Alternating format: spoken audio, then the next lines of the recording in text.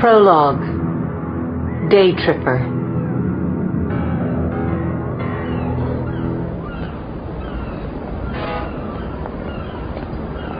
Chapter 1. A Killer in Waiting. Fred Brinkley slumps in the blue upholstered banquette on the top deck of the ferry. The November sun glares down like a big white eye as the catamaran plows the San Francisco Bay, and Fred Brinkley glares right back at the sun. A shadow falls across him, a kid's voice asking, "Mister, could you take our picture?" Fred shakes his head. No. Anger winding him up like a watch spring, like a wire tightening around his head. He wants to smash the kid like a bug. Fred averts his eyes, sings inside his head, "Ay, ay, ay, ay, Sausalito lindo," trying to shut down the voices. He puts his hand on Bucky to comfort himself, feeling him through his blue nylon windbreaker, but still the voices pound in his brain like a jackhammer. Loser. Dog shit.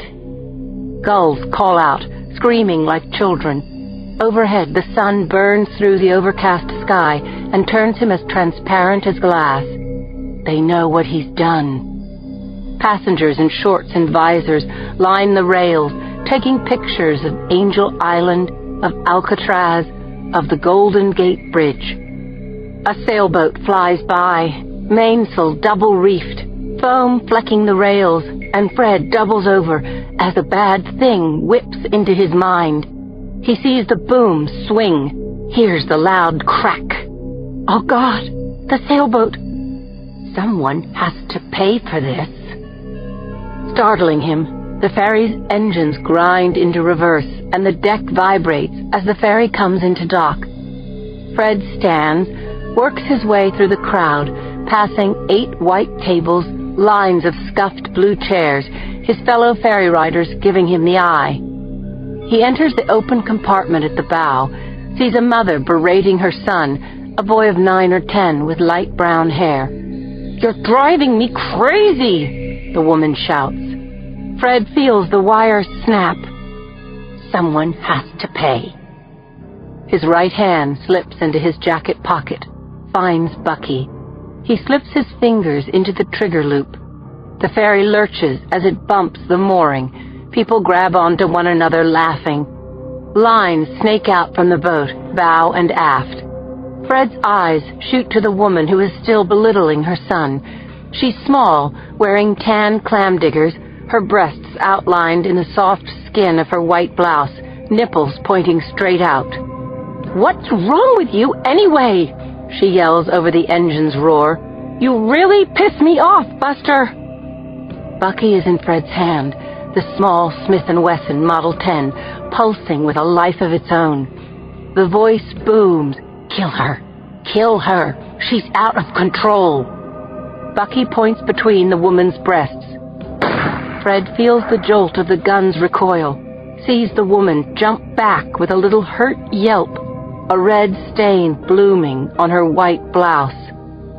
Good. The little boy follows his mother's fall to the deck with his big round eyes, strawberry ice cream plopping out of his cone, pee spreading across the front of his pants. The boy did a bad thing too.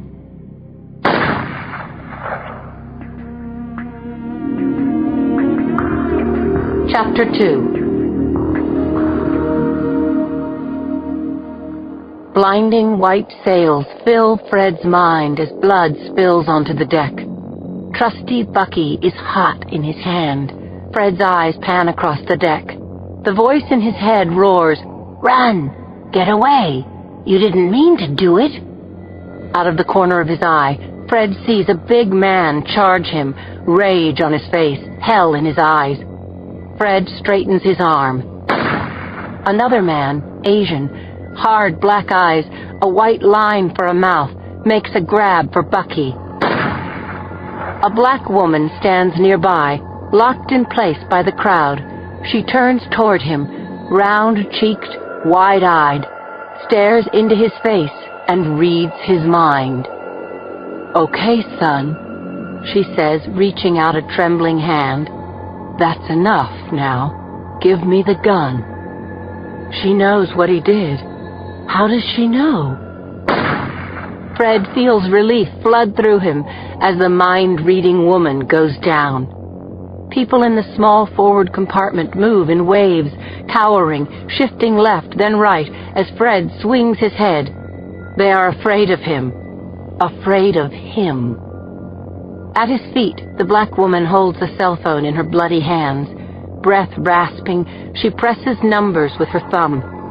"No, you don't." Fred steps on the woman's wrist. Then he bends low to look into her eyes. "You should have stopped me," he says through clenched teeth. "That was your job."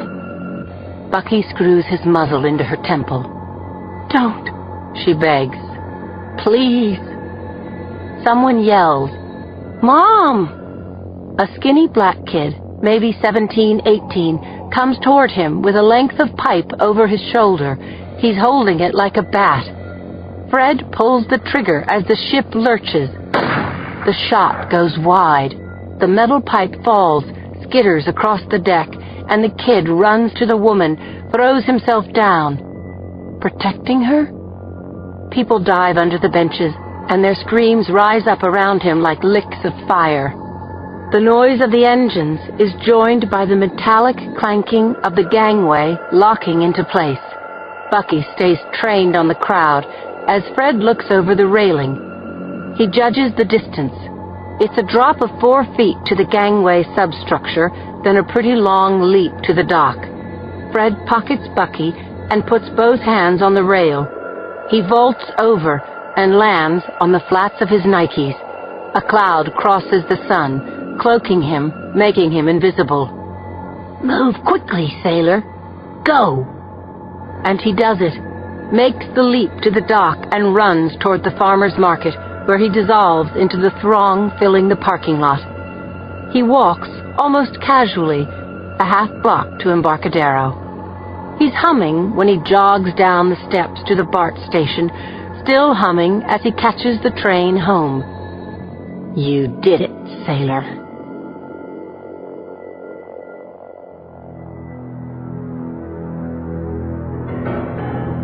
Part 1. Do you know this man? Chapter 3.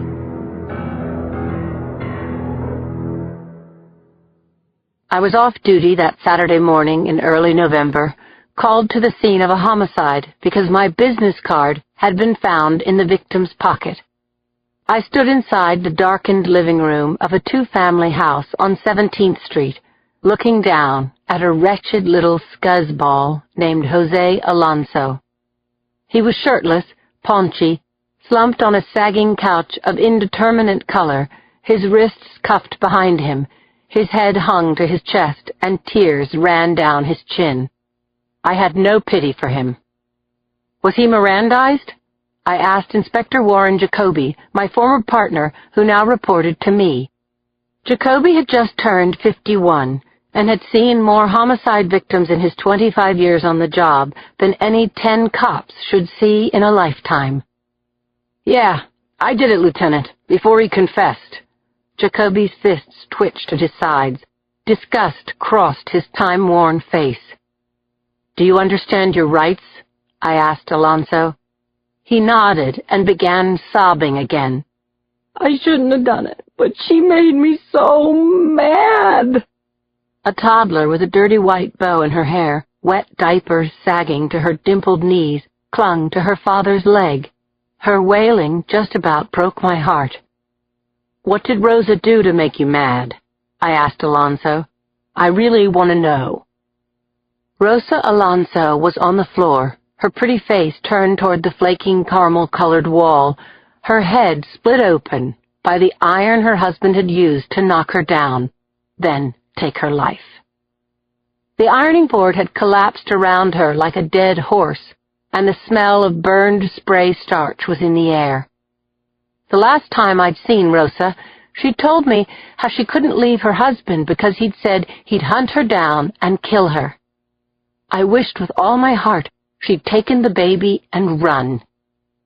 Inspector Richard Conklin, Jacoby's partner, the newest and youngest member of my squad, walked into the kitchen. Rich poured cat food into a bowl for an old orange tabby cat that was mewing on the red formica table. Interesting. He could be here for a long time, Conklin said over his shoulder.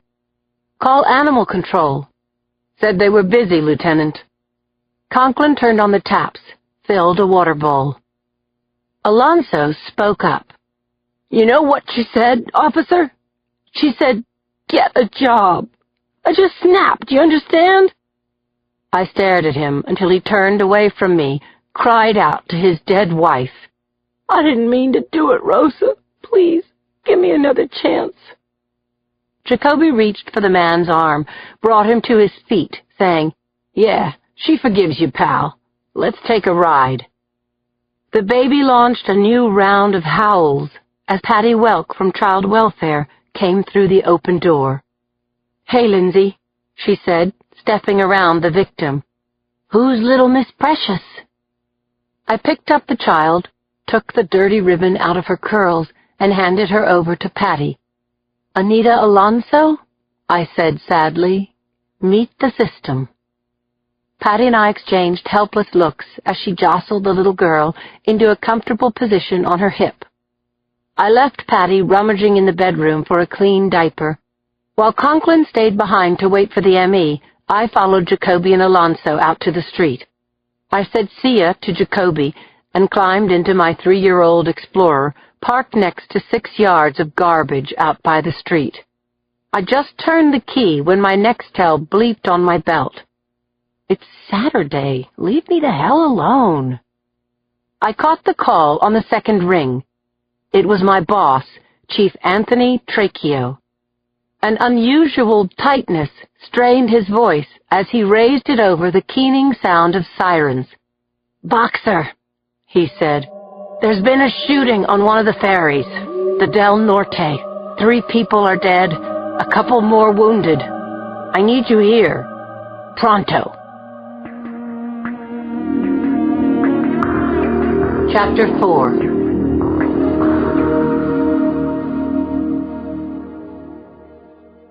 I had a really bad feeling, thinking ahead to whatever hell had brought the chief out of his comfy home in Oakland on a Saturday. The bad feeling mushroomed when I saw half a dozen black and whites parked at the entrance to the pier and 2 more patrol cars up on the sidewalk at either end of the ferry building. A patrolman called out, "This way, Lou," and waved me down the south driveway leading to the dock. I drove past the police prowlers, ambulances, and fire rigs and parked outside the terminal. I opened my door and stepped out into the 60-degree haze. About a 20-knot breeze had whipped up a stiff chop on the bay, making the Del Norte rock at her mooring. The police activity had excited the crowd, and 1,000 people shifted between the ferry building and the farmer's market, taking pictures, asking cops what had happened. It was as if they could smell gunpowder and blood in the air. I ducked under the barrier tape cordoning off the dock, nodded to the cops I knew, looked up when I heard Trachio call my name. The chief was standing at the mouth of the Del Norte. He was wearing a leather blazer and dockers and sporting his signature Vitalis comb-over. He signaled to me to come aboard, said the spider to the fly. I headed toward him, but before I got 5 feet up the gangway, I had to back up and let 2 paramedics pass with a rolling stretcher bouncing between them. I dropped my eyes to the victim, a large African-American woman, her face mostly covered with an oxygen mask, an IV line running into her arm. Blood soaked the sheet tucked tightly over her body.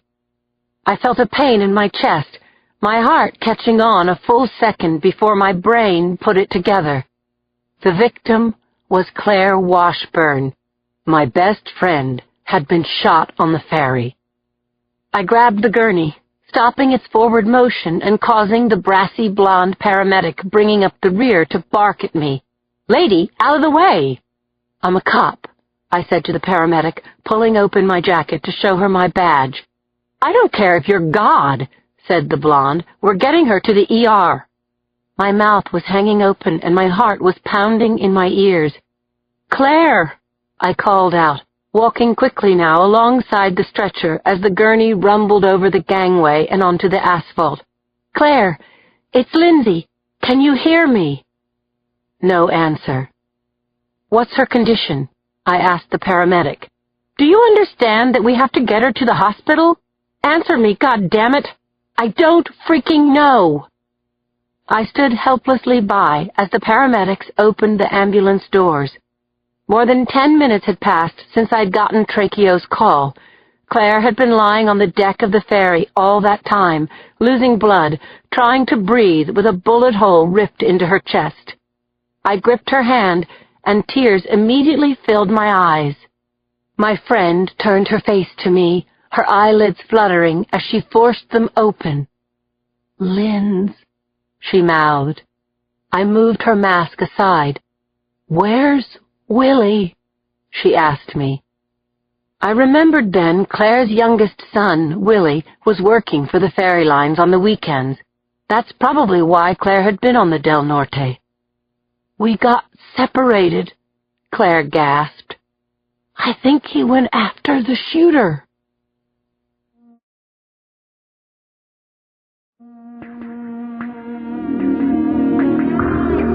Chapter 5.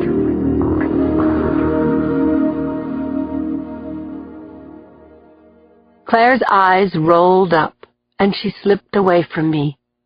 The knees of the gurney buckled, and the paramedics slid the stretcher out of my grasp and into the ambulance. The doors slammed, the siren started up its blaring whoop, and the ambulance carrying my dearest friend headed into traffic toward St. Francis Hospital. Time was working against us. The shooter was gone, and Willie had gone after him. Tracheo put his hand on my shoulder. "We're getting descriptions of the doer, Boxer." "I have to find Claire's son," I said.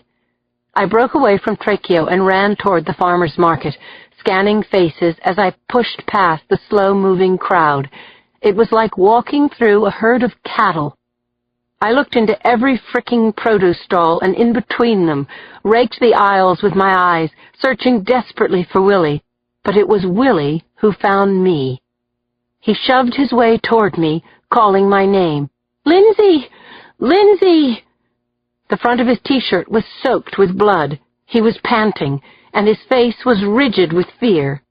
I grabbed his shoulders with both hands, tears welling up again. "Willie, where are you hurt?" He shook his head. "This isn't my blood. My mom's been shot."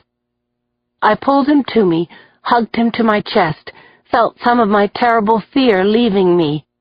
At least Willie was okay. "She's on her way to the hospital," I said, wishing I could add, "She'll be fine." "You saw the shooter? What does he look like?" "He's a skinny white man," Willie said as we bumped through the mob. "Has a beard, long brown hair. He kept his eyes down, Lindsay. I never saw his eyes." "How old is he?" "Like maybe a few years younger than you. Early 30s? Yeah, and he's taller than me, maybe 6'1", wearing cargo pants and a blue windbreaker. Lindsay, I heard him say to my mom that she was supposed to stop the shooting, that it was her job. What's that supposed to mean?" Claire is chief medical examiner of San Francisco. She's a forensic pathologist, not a cop. "You think it was personal? That he targeted your mom? Knew her?" Willie shook his head. "I was helping to tie up the boat when the screaming started," he told me. "He shot some other people first. My mom was the last one. He had a gun right up to her head. I grabbed an iron pipe," he said. "I was going to brain him with it, but he shot at me. Then he jumped overboard. I went after him, but I lost him." It really hit me then, what Willie had done. My voice was loud, and I grabbed his shoulders. "What if you'd caught up with him? Willie, did you think about that? That skinny white man was armed. He would have killed you." Tears jumped out of Willie's eyes, rolled down his sweet young face. I relaxed my grip on his shoulders, took him into my arms. "But you were very brave, Willie," I said. "You were very brave to stand up to a killer to protect your mom. I think you saved her life."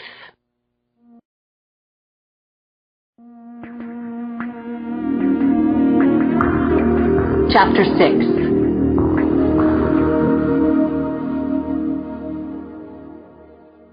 I kissed Willie's cheek through the open patrol car window.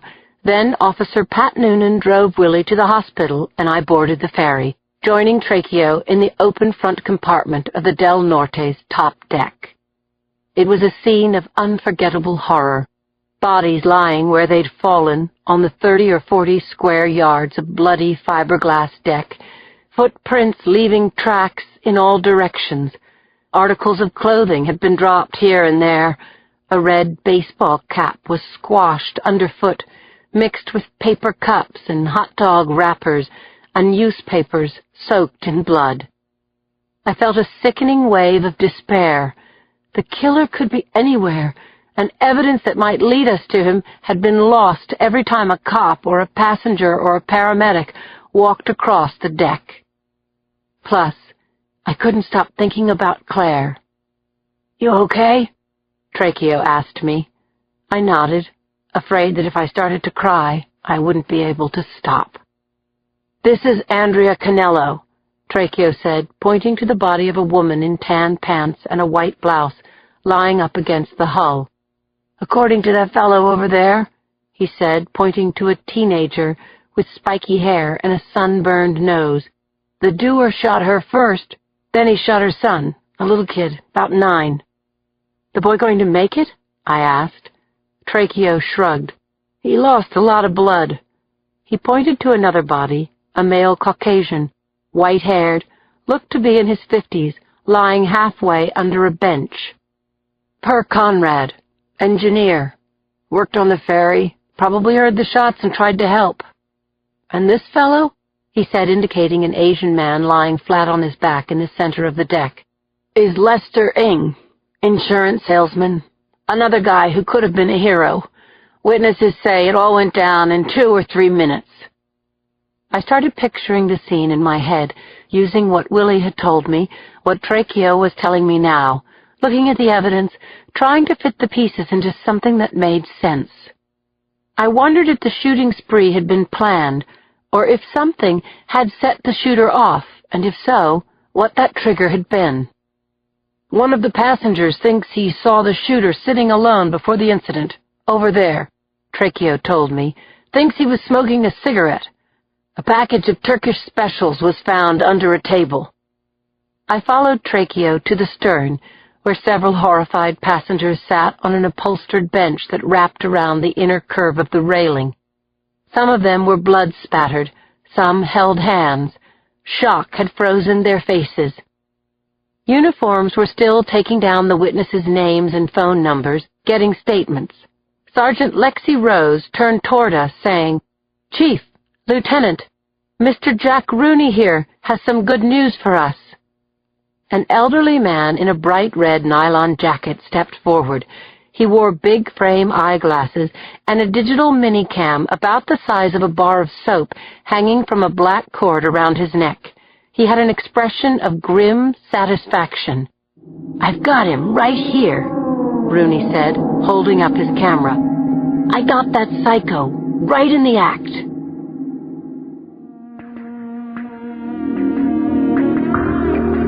Chapter 7.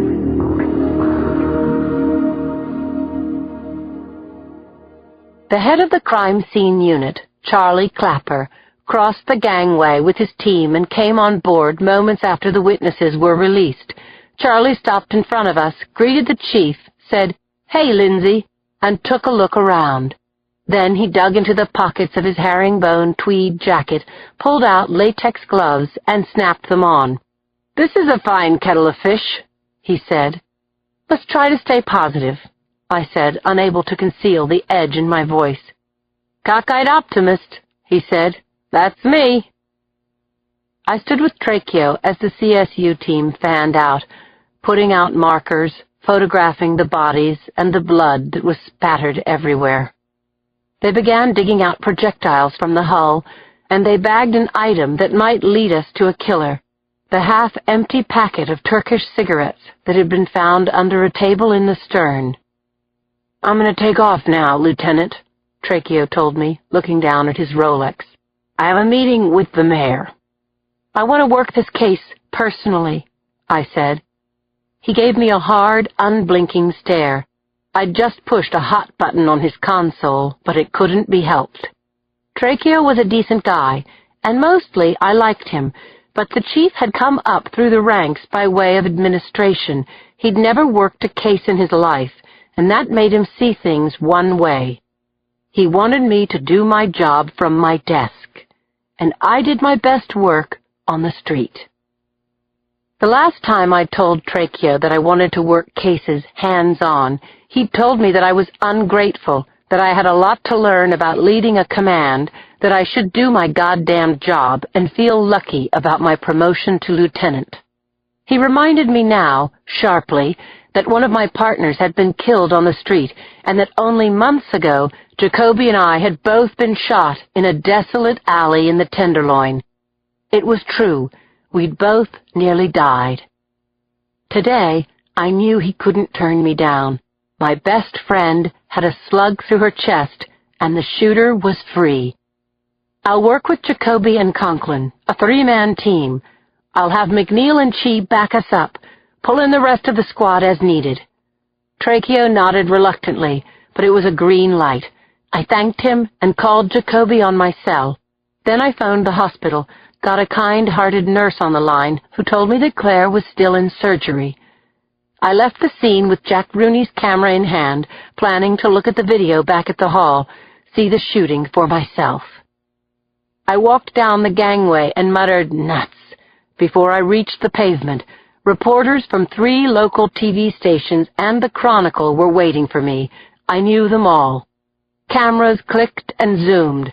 Microphones were pushed up to my face. "Was this a terrorist attack, Lieutenant? Who did the shooting? How many people were killed?"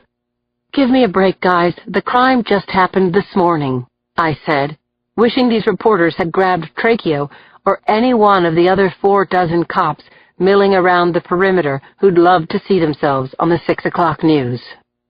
"We'll release the names of the victims after we've contacted their families, and we will find whoever did this terrible thing," I said with both hope and conviction. "He will not get away."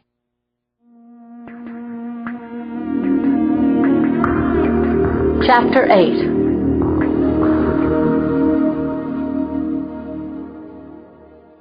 It was 2 o'clock in the afternoon when I introduced myself to Claire's doctor, Al Sassoon, who was standing with Claire's chart in hand at the hub of the ICU. Sassoon was in his mid-40s, dark-haired, with laugh lines fanning out from the corners of his mouth. He looked credible and confident, and I trusted him immediately. "Are you investigating the shooting?" he asked me. I nodded. "Yes, and also, Claire's my friend." "She's a friend of mine, too." He smiled, said, "So here's what I can tell you. The bullet broke a rib and collapsed her left lung, but it missed her heart and major arteries. She's going to have some pain from the rib, and she's going to have a chest tube inside her until that lung fully expands. But she's healthy, and she's lucky, and she's got good people here watching out for her." The tears that had been dammed up all day threatened to overflow. I lowered my eyes and croaked, "I'd like to talk to her. Claire's assailant killed 3 people." "She'll wake up soon," Sassoon told me. He patted my shoulder and held open the door to Claire's room, and I walked inside. The back of Claire's bed was raised to make it easier for her to breathe. There was a cannula in her nose and an IV bag hanging from a pole, dripping saline into a vein. Under her thin hospital gown, her chest was swaddled in bandages, and her eyes were puffy and closed. In all the years I've known Claire, I've never seen her sick. I've never seen her down. Claire's husband, Edmund, had been sitting in the armchair beside the bed, but he jumped to his feet the moment I walked in the door. He looked awful, his features twisted with fear and disbelief. I set down my shopping bag and went to him for a long hug, Edmund saying into my hair, "Oh, God, Lindsay, this is too much." I murmured all the things you say when words are just plain inadequate. "She'll be on her feet soon, Eddie. You know I'm right." "I wonder," Edmund said when we finally stepped apart. "Even saying she heals up okay, have you gotten over being shot?" I couldn't answer. The truth was, I still woke up some nights sweating, knowing I'd been dreaming again about that bad night on Larkin Street. I could still feel the impact of those slugs in my mind, remembering the helplessness and the knowledge that I might die. "And what about Willie?" Edmund was saying. "His whole world turned inside out this morning. Here, let me help you with that." Edmund held the sides of the shopping bag apart so that I could extract from it a big silver get-well balloon. I tied the balloon to the frame of Claire's bed, then reached over and touched her hand. "Has she said anything?" I asked. "She opened her eyes for a couple of seconds, said, 'Where's Willie?' I told her he's home, safe. She said, 'I gotta get back to work.' Then she conked out. That was a half-hour ago." I searched my mind for the last time I'd seen Claire before the shooting. Yesterday. We'd waved goodbye in the parking lot across from the hall as we'd left work for the day, just a casual flap of our hands. "See you, girlfriend. Have a good one, Butterfly." It had been such an ordinary exchange, taking life for granted. What if Claire had died today? What if she had died on us?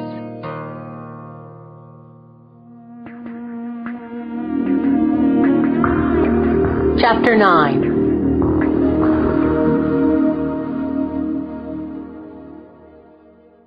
I was gripping Claire's hand as Edmund returned to the armchair, switched on the overhead TV with the remote. Keeping the sound on low, he asked, "You've seen this, Lindsay?" I looked up, saw the disclaimer. "What you are about to see is very graphic. Parental discretion is advised."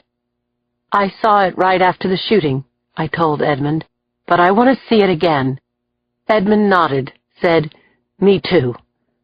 And then Jack Rooney's amateur film of the ferry shooting came on the screen. Together we watched again what Claire had lived through only hours before.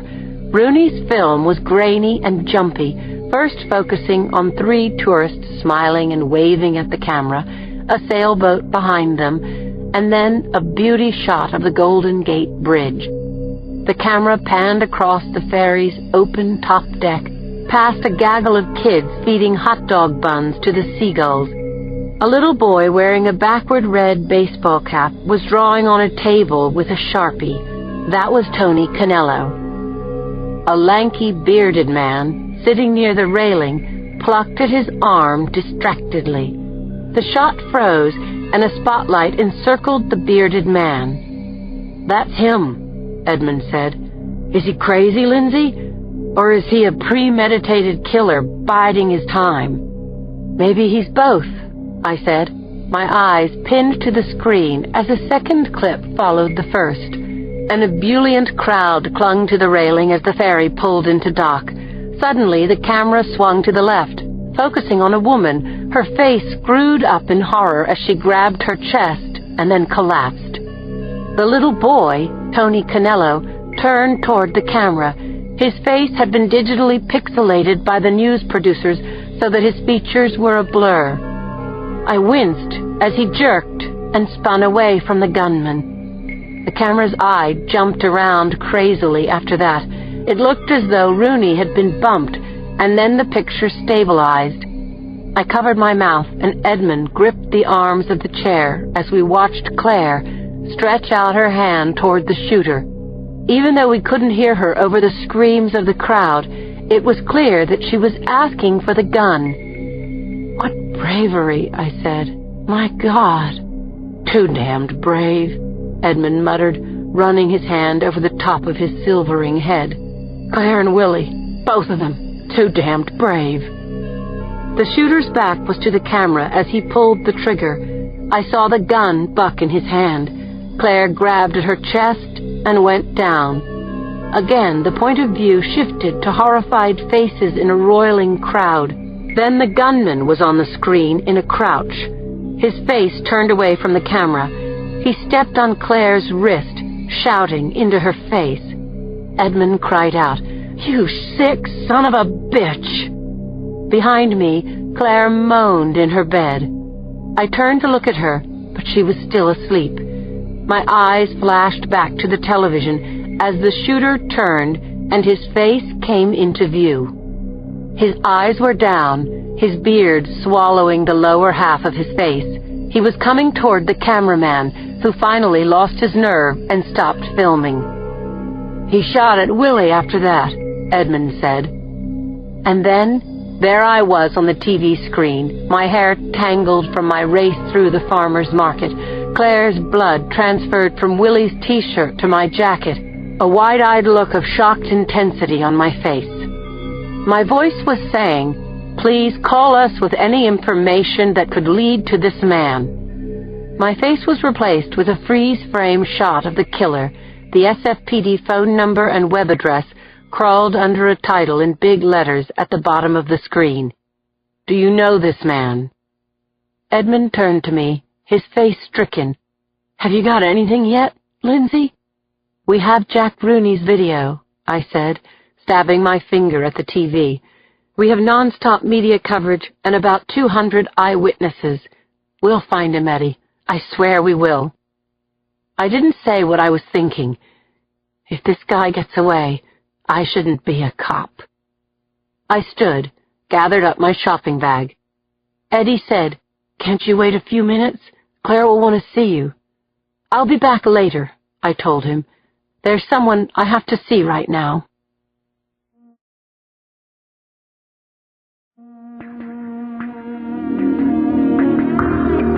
Chapter 10.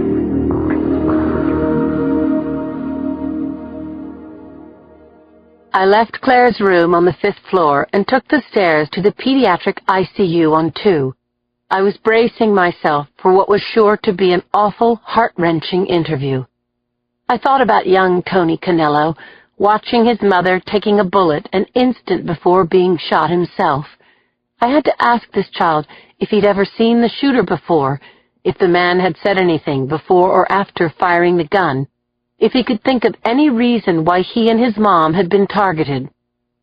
I shifted my shopping bag from my right hand to my left as I took the last flight of stairs, knowing that how I handled this interview was going to stay with this little boy forever. The police department keeps a stash of teddy bears to give to children who've been traumatized, but those small toys seemed too cheap to give to a kid who'd just seen his mother violently killed.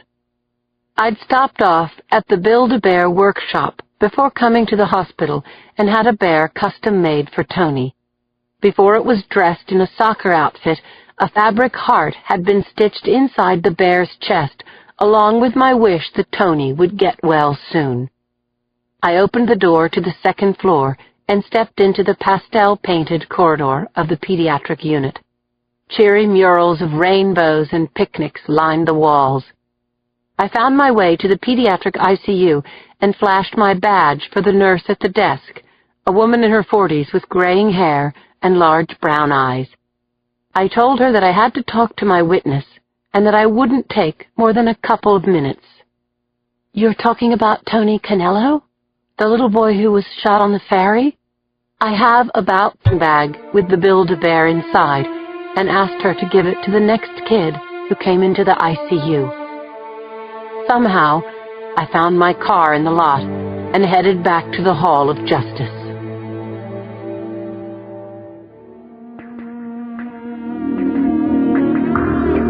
Chapter 11.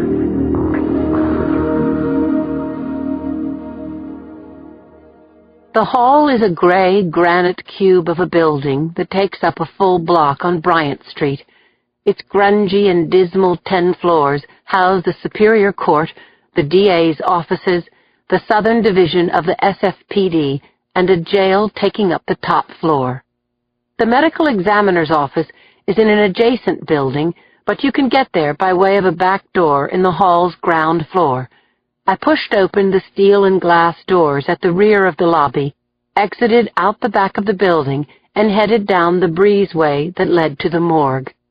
I opened the door to the autopsy suite and was immediately enveloped by the frosty air. I walked through the place as if I owned it, a habit encouraged by my best friend, Claire, the chief medical examiner. But of course Claire wasn't on the ladder, taking overhead shots of the deceased woman on the table. The deputy chief, a 40-something white man, 5'8" or so, with salt and pepper hair and black horn-rimmed glasses, had taken her place. "Dr. G," I said, barreling into the autopsy room. "Watch where you're stepping, Lieutenant."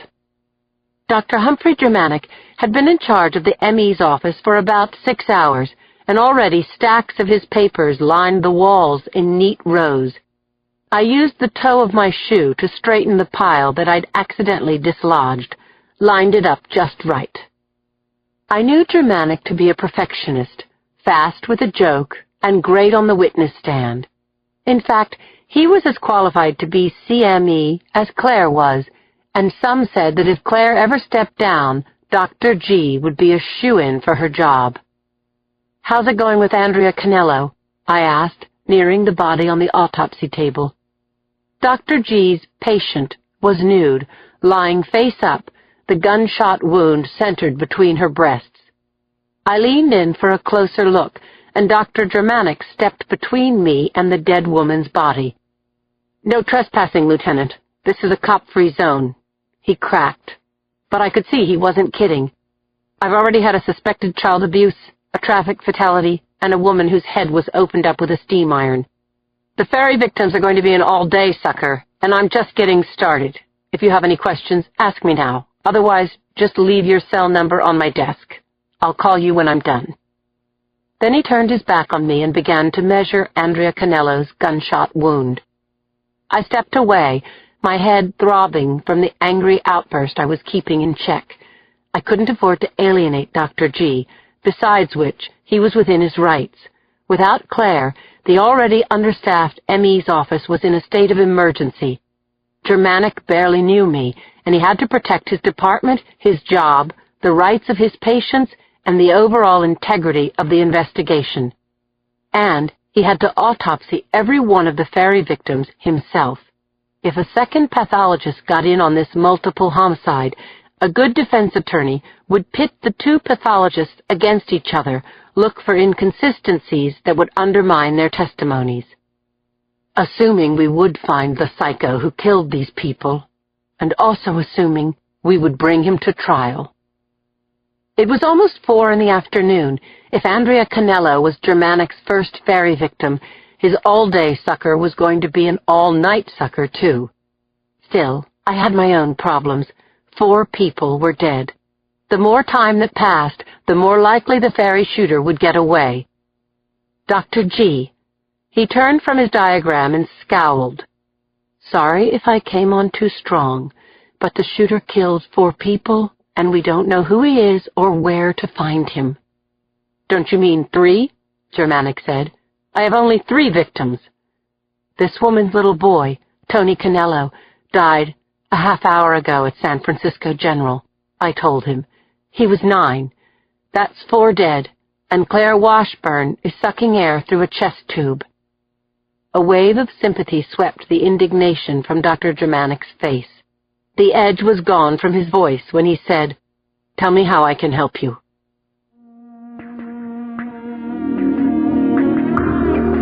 Chapter 12.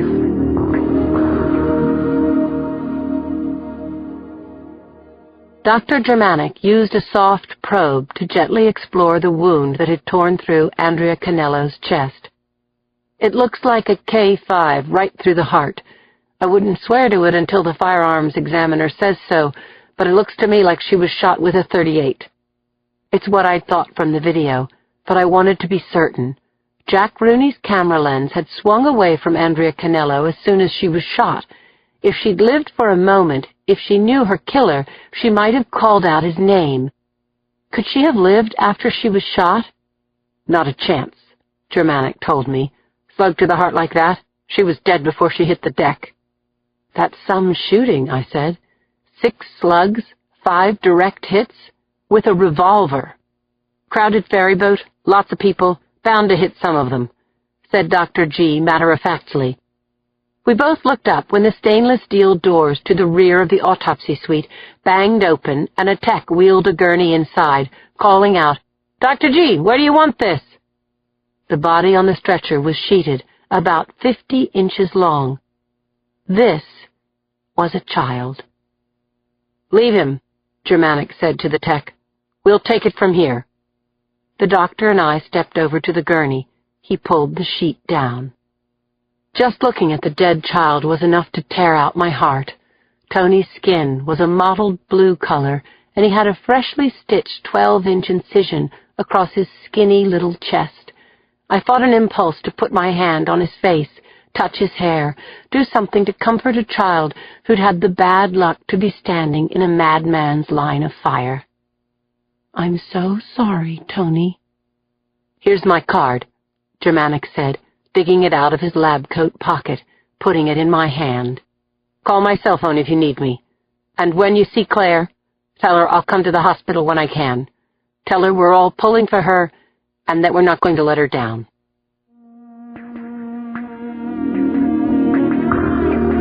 Chapter 13.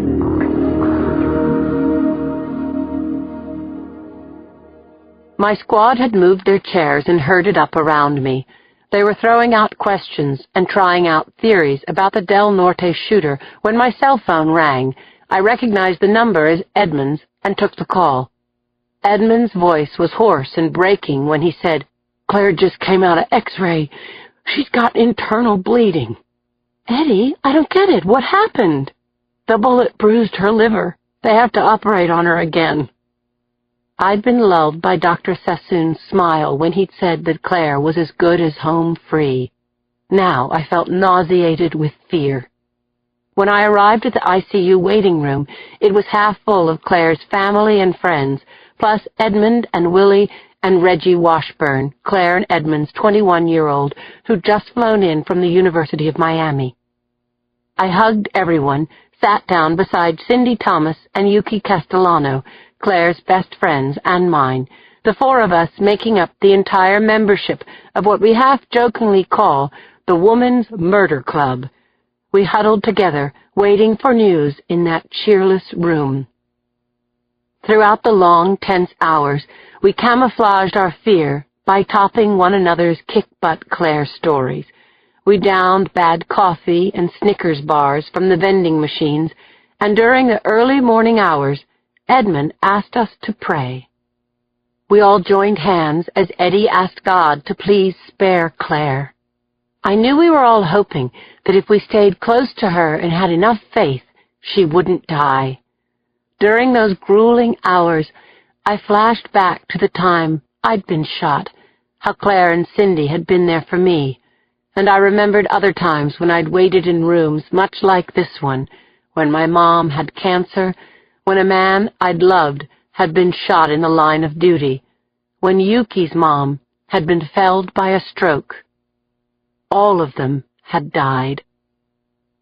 Cindy said, "Where is that son-of-a-bitch shooter right now? Is he having a smoke after his dinner, sleeping in a nice soft bed, planning another shooting spree?" "He's not sleeping in a bed," Yuki said. $10 says that dude is sleeping in a Maytag box." At around 5 in the morning, a weary Dr. Sassoon came out to give us the news. "Claire's doing fine," he said. "We've repaired the damage to her liver, and her blood pressure is picking up. Her vital signs are good." A cheer went up, and spontaneously we all started to clap. Edmund hugged his sons, tears in all their eyes. The doctor smiled, and I had to admit he was a warrior. I made a quick trip home to take a sunrise run around Potrero Hill with Martha, my border collie. Then I called Jacoby as the sun rose over the roof of my car. I met him and Conklin at the elevator bank inside the hall at 8. It was Sunday. They brought coffee and donuts. I loved these guys. "Let's get to work," I said.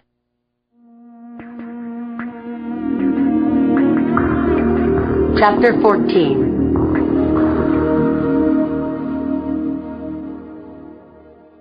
Conklin, Jacoby, and I had just settled into my glass cubicle office in the corner of the squad room when Inspectors Paul Chee and Cappy McNeil entered the dingy 20-by-30-foot workspace that's home base to the 12 members of the homicide crew.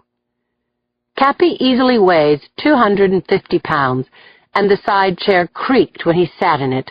Chee is lithe. He parked his small butt on my credenza next to Jacoby, who was having one of his not infrequent bouts of coughing. With all the seats taken, Conklin chose to stand behind me, his back against the window and its view of the on-ramp to the freeway, one foot casually crossing the ankle of the other. My office felt overcrowded, like a shot glass stuffed with a fistful of crayons.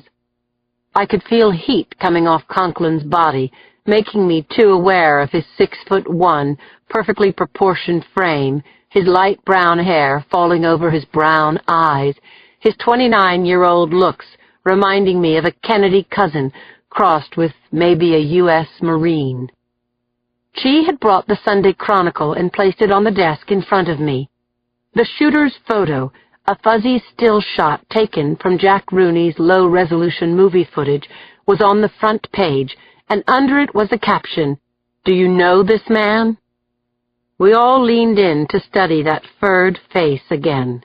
The shooter's dark hair hung around to his jaw, and his beard hid everything from his top lip down to his Adam's apple.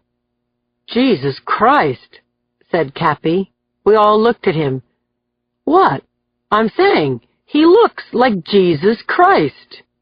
I said, "We won't be getting anything back from the lab on a Sunday morning, but we have this." I took the photocopy of the brown-wrapped package of Turkish specials out of my inbox. And we have all this. I put my hand on the 2-inch pile of witness statements, phone messages, and email printouts that our PA, Brenda, had taken off the SFPD website yesterday. "We can divvy it up," said Jacoby. Loud discussion followed until Chee said emphatically, "Hey, cigarettes are big business. Any place that's going to sell a brand like Turkish Specials is going to be one of your mom-and-pop stores. And one of those moms or pops might remember this shooter." I said, "Okay, you guys run with it." Jacoby and Conklin took 2/3 of the witness statements out of their desks in the squad room and got on the phones while Chee and McNeil made a few calls before hitting the streets. Alone in my office, I looked over what Brenda had gathered on the victims, all solid citizens, every one. Was there a connection between the killer and any of the people he'd shot? I started dialing the numbers on the witness statements, but nothing in the first few calls lifted me out of my seat. Then I reached a fireman who'd been standing only 10 feet from Andrea Canello when the shooter opened fire. "She was yelling at her kid when the shooter popped her," the witness said. "I was about to tell her to take it easy. The next minute, she was dead." "What was she saying? Do you remember?" "You're driving me crazy, buddy," something like that. Terrible to think. "Did the boy make it?" "I'm sorry to say, no, he didn't." I made more notes, trying to fit fragments together into pieces, pieces into a whole. I slugged down the last of my coffee and dialed the next person on my list. His name was Ike Quintana, and he had called late yesterday afternoon, saying maybe he'd been friends with the shooter some 15 years before. Now Quintana said to me, "It looks like the same guy for sure. If that's him, we were both at Napa State Hospital in the late 80s. I gripped the phone, pressing my ear hard against the receiver. Didn't want to miss a syllable. "You know what I mean?" Quintana asked me. "We were both locked up in the cuckoo's nest."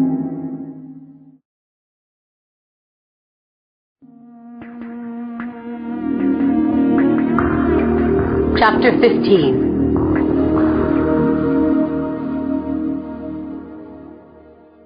I scribbled a star next to Ike Quintana's phone number. "What's your friend's name?" I asked him, pressing the receiver against my ear, but suddenly Quintana was evasive. "I don't want to say, in case it turns out not to be him," he said. "I have a picture. You can come over and look, if you come now.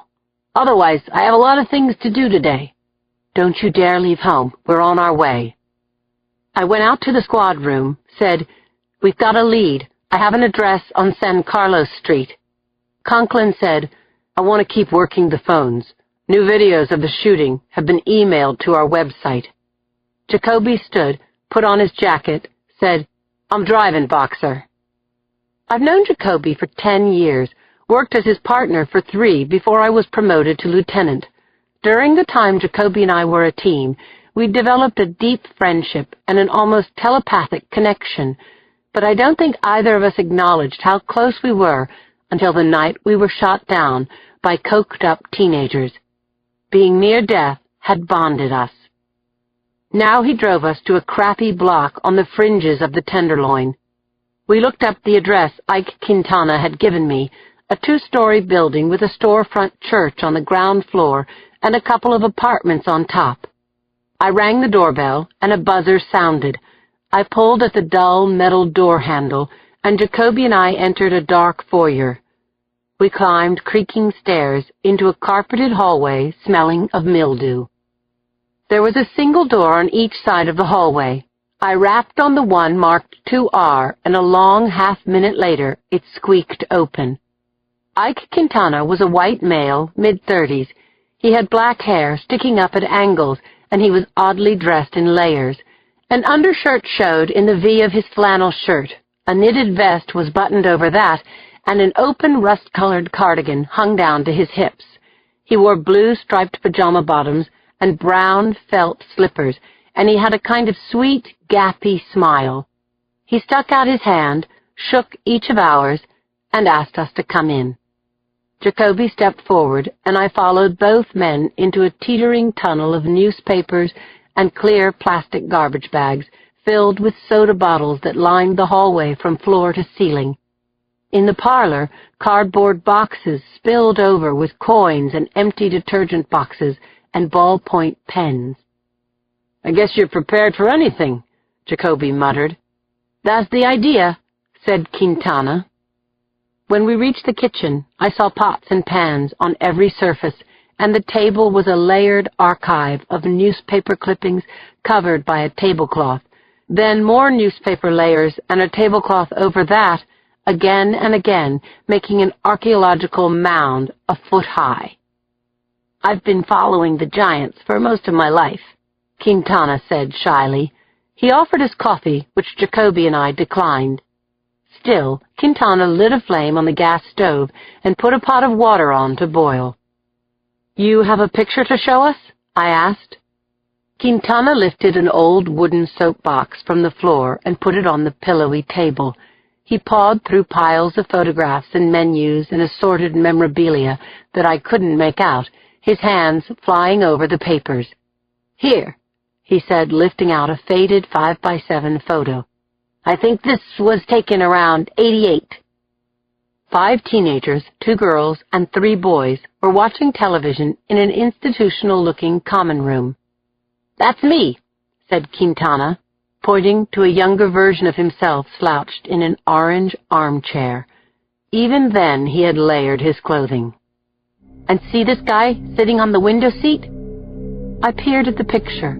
The boy was thin, had long hair, and an attempt at a beard. His face was in profile. It could be the shooter. It could be anyone. "See how he's pulling at the hairs on his arm?" Quintana said. I nodded. "That's why I think it could be him. He used to do that for hours. I loved that guy. Called him Fredolito Lindo, after a song he used to sing." "What's his real name?" I asked. "He was very depressed," Quintana said. "That's why he checked into Napa. Committed, you know. There was an accident. His little sister died. Something with a sailboat, I think." Quintana turned off the stove, walked away. I had a fleeting thought. What miracle has prevented this building from burning to the ground? Mr. Quintana, don't make us ask you again, okay? Jacoby growled.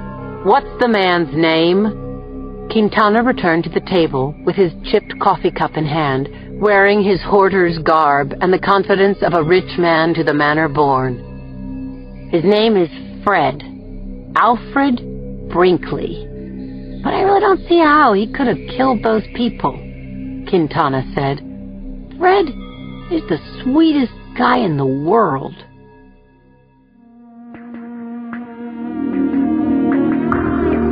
Chapter 16.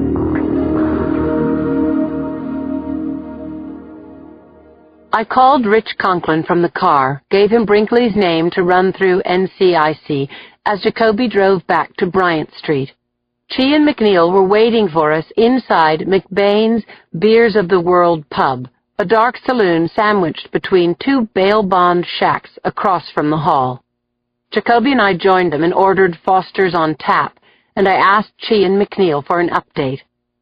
We interviewed a guy at the smoke shop on Polk at Vallejo, said Chi, getting right into it. Old geezer who owns the place says, yeah, I sell Turkish specials, about 2 packs a month to a regular customer. He takes the carton off the shelf to show us. It's down, 2 packs. Conklin came in, took a seat, and ordered a Dos Equis and an Angus burger rare. Looked like he had something on his mind. My partner gets excited, said Cappy, by a carton of cigarettes. So who's the fool? She asked McNeil. Get to it, okay? Jacoby grumbled. The beer came, and Jacoby, Conklin, and I lifted our glasses to Don McBain, the bar's owner, a maverick former SFPD captain whose portrait hung in a frame over the bar. She continued, So, the geezer says this customer is a Greek guy about 80 years old. But hold on a minute, he says. Let me see that picture again. Cappy picked up where Chi left off. So I pushed the photo of the shooter up to his snoot, and he says, This guy, I used to see this guy every morning when he bought his paper. He's the guy who did the shootings? Jacoby called the waitress over again, said, Sid, I'll have a burger too, medium rare with fries. Chi talked over him. So the smoke shop geezer says he doesn't know our suspect's name, but thinks he used to live across the street, 1513 Vallejo. So we go over there, Cappy said. Please put me out of my misery, Jacoby said. His elbows were on the table and he was pressing his palms into his eye sockets, waiting for the story to pay out or be over. And we got a name, Cappy finished. The apartment manager at 1513 Vallejo positively ID'd the photo, told us that the suspect was evicted about 2 months ago, right after he lost his job. Drum roll, please, said Chi. The shooter's name is Alfred Brinkley. It was sad to see the disappointment on the faces of McNeil and Chi, but I had to break it to them. Thanks, Paul. We know his name. Did you find out where he used to work? Right, Lou.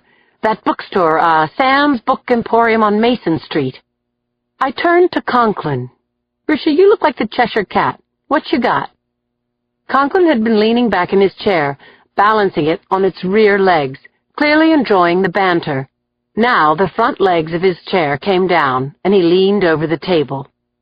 Brinkley doesn't have a sheet, but he served at the Presidio for 2 years, medical discharge in '94. He got into the Army after being in a nut house? Jacoby asked. He was a kid when he was at Napa State, said Conklin. His medical records are sealed. Anyway, the Army recruiters wouldn't have been too picky. The fuzzy image of the shooter was starting to come clear. Scary as it was, I knew the answer to what had been messing with my mind since the shooting. Brinkley was a sure-shot marksman because he'd been trained by the Army.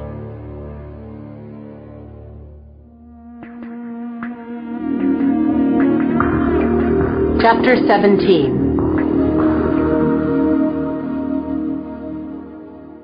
At 9 the next morning, Jacoby, Conklin, and I parked our unmarked cars on Mason near North Point.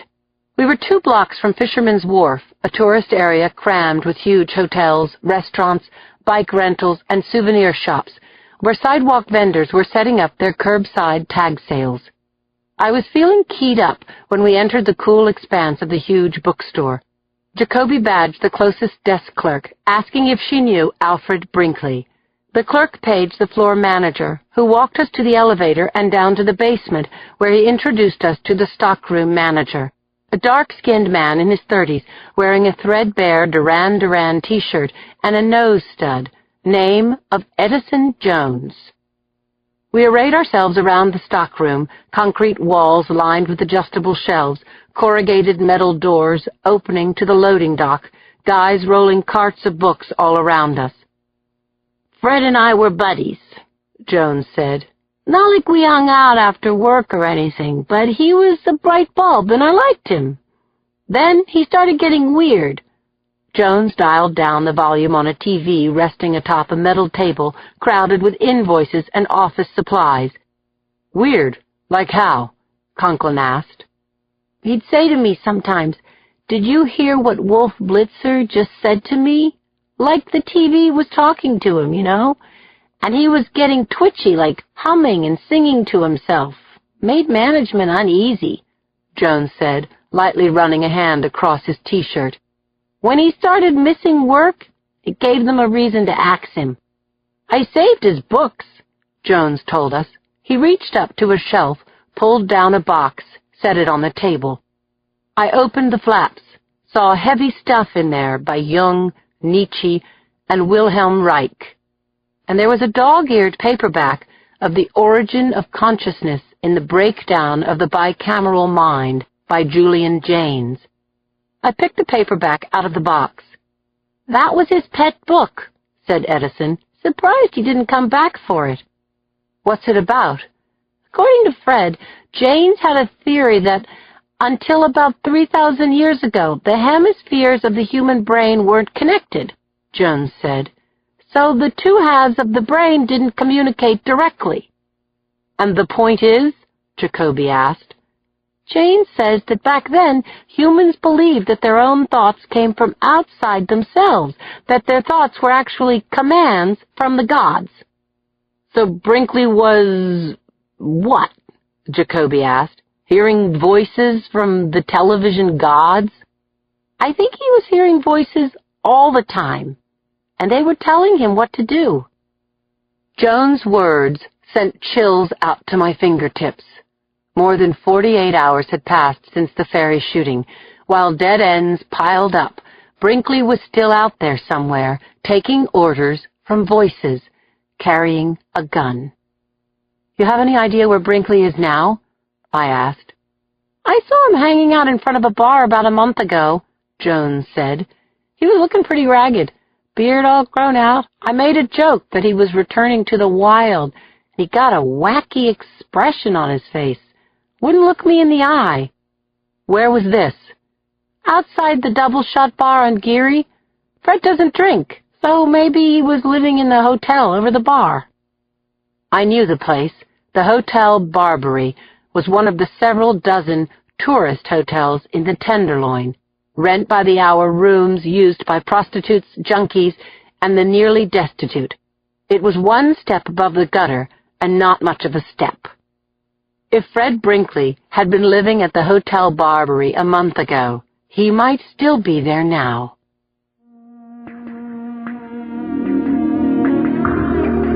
Chapter 18.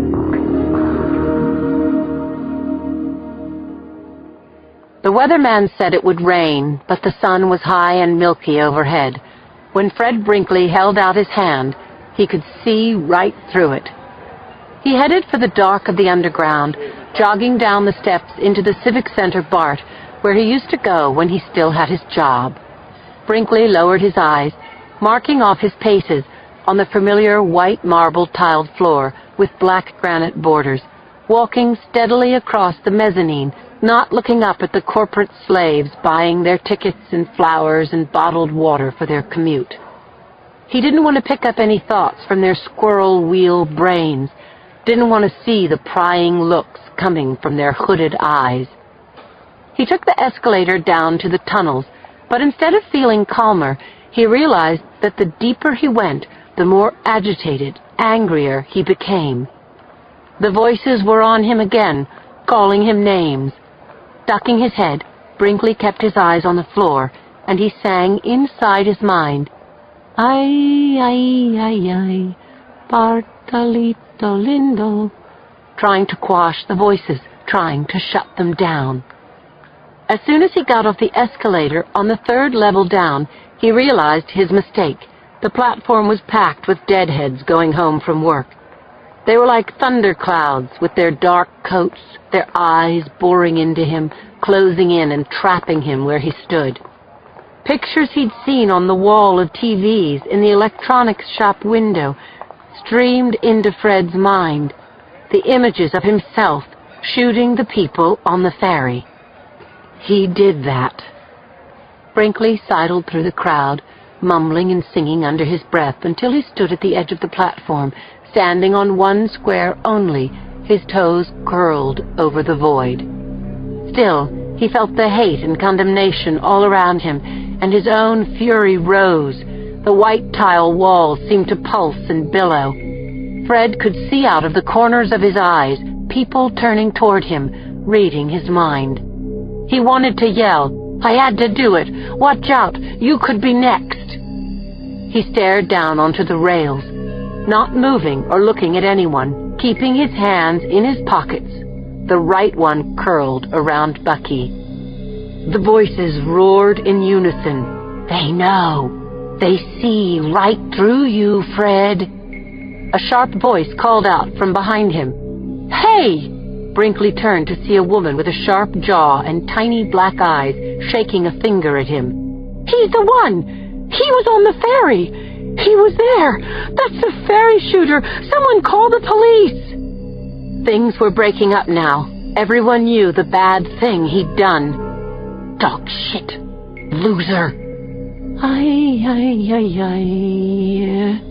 Fred pulled Bucky out of his pocket, waved it above the crowd.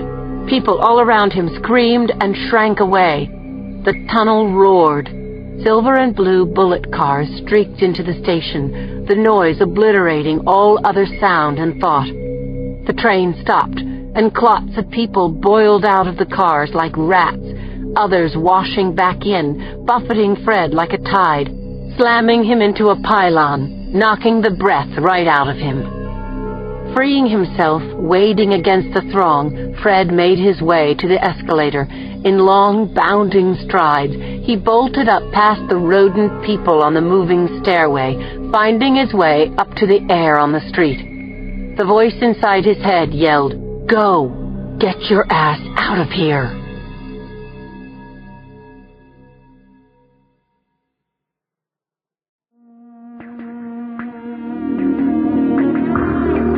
Chapter 19.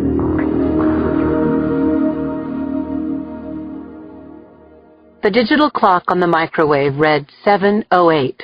I was physically wrung out and mentally fried after combing the tenderloin all day, coming up with nothing more than a list of all the places where Alfred Brinkley didn't live. I wasn't just frustrated either. I felt dread. Fred Brinkley was still out there. I put a healthy choice macaroni and cheese into the microwave, pressed the minute button 5 times. As my dinner revolved, I ran the day through my mind again, searching for anything we might have overlooked in our tour of 6 dozen sleazy hotels, the interviews with useless desk clerks and scores of low-rent tenants. Martha brushed up against me, and I stroked her ears, poured dog chow into a bowl. She lowered her head, wagged her plumy tail. "You're a good girl," I said. "Light of my life." I had just cracked open a beer when my doorbell rang. Oh, what now? I limped to the window to see who had the audacity to ring my bell, but I didn't know the man staring up at me from the sidewalk. He was clean-shaven, half in shadow, holding up an envelope. "What do you want?" "I have something for you, Lieutenant. It's urgent. I have to deliver this to you personally." What was he, a process server? A tipster? Behind me, the microwave beeped, alerting me that dinner was ready. "Leave it in the mailbox," I shouted down. "I could do that," said my visitor, "but you said on TV, 'Do you know this man? Remember?' 'Do you know him?' I called. 'I am him. I'm the one who did it.'"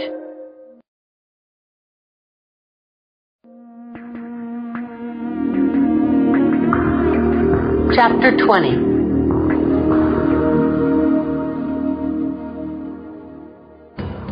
I had an instant of stunned confusion. The fairy shooter was at my door? Then I snapped to. "I'll be right there," I shouted down. I grabbed my gun and holster from the back of a chair, clipped my cuffs to my belt. As I rounded the second-floor landing, I called Jacoby on my cell phone, knowing full well that I couldn't wait for him to arrive. I could be walking into a shooting gallery, but if the man downstairs was Alfred Brinkley, I couldn't chance letting him get away. My Glock was in my hand as I cracked the front door a couple of inches, using it as a blind. "Keep your hands where I can see them," I called out. The man looked volatile. He seemed to hesitate, move back into the street, then forward toward my doorway. His eyes darted everywhere, and I could make out that he was singing under his breath. God, he was crazy, and he was dangerous. Where was his gun? "Hands up! Stay where you are!" I yelled again. The man stopped walking around. He raised his hands, flapping his envelope side to side like a white flag. I scanned his face, trying to match what I saw against my mental picture of the shooter. This guy had shaved, and he'd done a poor job of it. Wisps of beard showed dark against his pale skin. In every other way, I saw a match. He was tall, skinny, wearing clothes similar or identical to those worn by the shooter about 60 hours ago. Was this Alfred Brinkley? Had a violent killer simply rung my doorbell to turn himself in? Or was this a different kind of lunatic looking for a spotlight? I stepped out onto the moon-shadowed sidewalk, gripping my Glock in both hands, pointing at the man's chest. The unwashed smell of him wafted toward me. "It's me," he said, staring down at his shoes. "You said you were looking for me. I saw you on TV, in the video store." "Get on the ground," I barked at him. "Face down and keep your hands where I can see them." He swayed on his feet. I shouted, "Get down!" and he dropped to the sidewalk. "What's your name?" I asked, dragging back each stick-thin arm until the cuffs snapped around his wrists. "Fred Brinkley," he said, his voice filling with agitation. "You know me. You said to come in, remember? We will find whoever did this terrible thing. I wrote it all down." I holstered my Glock and ran my hands over the suspect's body, checking for weapons, images from Rooney's video flickering through my mind the whole time. I pulled the gun from his jacket pocket, stuck it into the back of my waistband. Then I picked the envelope up from the sidewalk and stuffed it into my front pocket. The pictures from the Rooney video looped in my head. I saw this man shoot 5 people. I saw him shoot Claire. I took his wallet from his hip pocket with a shaking hand, flipped it open, saw his driver's license by the dim light of the street lamp across the road. It was Alfred Brinkley. I had him. I read Brinkley his rights, and he waved them, saying again, "I did it. I'm the fairy shooter." "How did you find me?" I asked. "Your address is on the internet at the library," Brinkley told me. "Lock me up, okay? I think I could do it again." Jacoby's car pulled up just then, brakes squealing. He bolted out of the driver's seat with his gun in hand. "You couldn't wait for me, Boxer?" "Mr. Brinkley is cooperating, Jacoby. Everything is under control." But seeing Jacoby, knowing that the danger was over, sent waves of relief through me, making me want to laugh and cry and shout "Woohoo!" all at the same time. "Nice work," I heard Jacoby say. I felt his hand on my shoulder. I gulped air, trying to calm myself as Jacoby and I got Brinkley to his feet. As we folded him into the back seat of Jacoby's car, Brinkley turned toward me. "Thank you, Lieutenant," he said, his crazy eyes still darting, his face crumpling as he broke into tears. "I knew you would help me."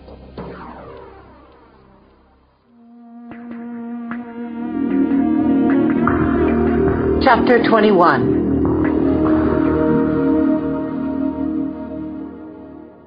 Jacoby followed me into my office, our nerves strung so tight we could have played them like guitars. As we waited for Brinkley to be processed, we hunched over my desk, drinking coffee, talking over what we needed to do next. Brinkley had confessed to being the ferry shooter, and he'd refused counsel, but the written statement he'd given me was a rambling screed of nonsense about white light and rat people and a gun named Bucky. We had to get Brinkley's confession on the record, show that while Alfred Brinkley might be mentally disturbed, he was rational now. After I called Tracheo, I phoned Cindy, who was not only my good friend, but top dog on the Chronicle's crime desk, to give her a heads-up on Brinkley's capture. Then I paced around the squad room, watching the hands of the clock crawl around the dial as we waited for Tracheo to arrive. By 9:15, Alfred Brinkley had been printed and photographed, his clothes swapped out for a prison jumpsuit so that his garments could be tested for blood spatter and gunshot residue. I asked Brinkley to let a medical tech take his blood, and I told him why. "I want to make sure you're not under the influence of alcohol or drugs when we take your confession." "I'm clean," Brinkley told me, rolling up his sleeve. Now Brinkley waited for us in interview room number 2, the box with the overhead video camera that worked most of the time. Jacoby and I joined Brinkley in the gray-tiled room, pulling out the chairs around the scratched metal table, taking our seats across from the killer. My skin crawled when I looked at his pale and scruffy face. Remembered what he'd said. "I'm the one who did it."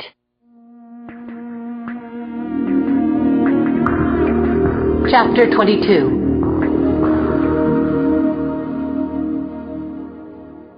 Brinkley was jumpy. His knees were thumping under the underside of the table, and he had crossed his cuffed wrists so that he could pluck at the hairs on his forearm. "Mr. Brinkley, you understand that you have the right to remain silent?" I asked him. He nodded as I took him through Miranda once more, and he said yes when I asked, "Do you understand your rights?" I put a waiver in front of him, and he signed it. I heard a chair scraping in the observation room behind the glass, and the faint whir of the camera overhead. This interview was on. "Do you know what day of the week this is?" "It's Monday," he told me. "Where do you live?" "BART stations, computer stores, the library sometimes." "You know where you are right now?" "The Hall of Justice, 850 Bryant Street." "Very good, Mr. Brinkley. Now, can you tell me this? Did you travel on the Del Norte ferry on Saturday, the day before yesterday?" "Yep, I did. It was a really nice day. I found the ticket when I was at the farmer's market," he said. "I don't think it was a crime to use that ticket, was it?" he asked. "Did you take it from someone?" "No, I found it on the ground." "We'll just let it slide then," Jacoby told Brinkley. Brinkley looked calmer now and much younger than his years. It was starting to irk me that he seemed childish, even harmless, like some kind of victim himself. I had a thought about how he would come across to a jury. Would they find him sympathetic?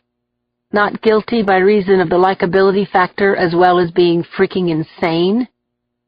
"On the return trip, Mr. Brinkley," I said, "you can call me Fred." "Okay, Fred. As the Del Norte was docking in San Francisco, did you pull a gun and fire on some of the passengers?" "I had to do it," he said, his voice breaking, suddenly strained. "The mother was—" "Listen, I did a bad thing. I know that, and I want to be punished." "Did you shoot those people?" I insisted. "Yes, I did it. I shot that mother and her son, and those 2 men, and that other woman who was looking at me like she knew everything inside my head. I'm really sorry. I was having a very nice time until it all went wrong." But you planned this shooting, didn't you? I asked, keeping my voice level, even giving Brinkley an encouraging smile. Isn't it true that you were carrying a loaded gun? I always carry, Bucky, Brinkley said, but I didn't want to hurt those people. I didn't know them. I didn't even think they were real until I saw the video on TV. Is that right? So why'd you shoot them? Jacoby asked. Brinkley stared over my head into the glass of the two-way mirror. The voices told me to do it. Was that the truth, or was Brinkley staging his insanity defense right now? Jacoby asked him what kind of voices he was talking about, but Brinkley had stopped answering. He dropped his chin toward his chest, mumbling, I want you to lock me up. Will you do that? I really need some sleep. I'm pretty sure we can find you an empty cell on the 10th floor, I said. I knocked on the door, and Sergeant Steve Hall came into the interrogation room. He stood behind the prisoner. Mr. Brinkley, I said as we all came to our feet, you've been charged with the murders of 4 people, attempted murder of another, and about 14 lesser crimes. Make sure you get a good lawyer. Thank you, Brinkley said, looking me in the eyes for the first time. You're an honorable person. I really appreciate all you've done.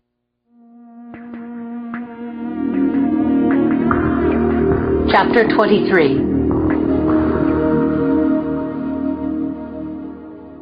The newspaper was waiting outside my front door the next morning, the headline huge over Cindy's byline, Ferry Shooter in Dry Dock. When I arrived at the Hall of Justice, a knot of reporters was waiting for me. How do you feel, Lieutenant? Fantastic, I said, grinning. Doesn't get any better than this. I answered questions, praised my team, and smiled for a few pictures before going into the building, taking the elevator to the 3rd floor. When I walked through the gate to the squad room, Brenda struck a little gong she kept at her station, and then stood up and hugged me. I could see the flowers on my desk from across the room. I gathered everyone together and thanked them for all they'd done. And when Inspector Lemke asked if I could give lessons in how to conjure up murderers, we all cracked up. I've got the nose-twitching part down pat, he said, but nothing happens. You gotta twitch your nose, cross your arms, and blink at the same time, Rodriguez shouted. I was pouring coffee for myself in the lunchroom before diving into the thick pile of paperwork taking up half my desktop when Brenda peeked around the doorway saying, The chief is on line 1. I went to my office, moved a huge basket of flowers from my desk, glanced at the small cards sticking up between the roses. There were a whole lot of X's and O's on the note from Joe, my wonderful guy. I was still smiling when I pressed the blinking button on my phone, the chief's voice all mellow, asking me to come upstairs to his office. Let me get the team, I said, but he told me, no, just come by yourself. I let Brenda know I'd be back in a few minutes and took the stairs to Trachio's walnut-paneled office on the 5th floor. The chief stood up when I entered, reached his meaty hand across his desk, grasping mine, saying, Boxer, bringing down that whack job makes this a good day for the SFPD. I want to thank you again for your excellent work. I said, Thanks, Chief, and thanks for backing me up. I was readying to leave, but an embarrassed look came over the chief's face, a look I hadn't seen him wear before. He gestured for me to sit down, and he did the same, rolling his chair back and forth on the acrylic rug protector a couple of times before locking his hands across his midsection. Lindsay, I've come to a conclusion that I've been fighting tooth and nail. He was going to give me more manpower? A bigger overtime budget? I've watched firsthand how you worked this case, and I'm impressed at how much tenacity and determination you showed in the investigation.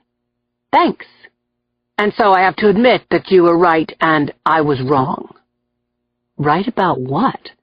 My mind raced ahead of his words, trying to gain a half-second on him, and failing. As you've told me, Trachio continued, you belong on the street, not chained to a desk. And I get it now. I finally understand. Simply put, administrative work is a waste of your talent. I stared at the chief as he put a badge down on the desktop in front of me. "Congratulations, Boxer, on your well-earned demotion to sergeant."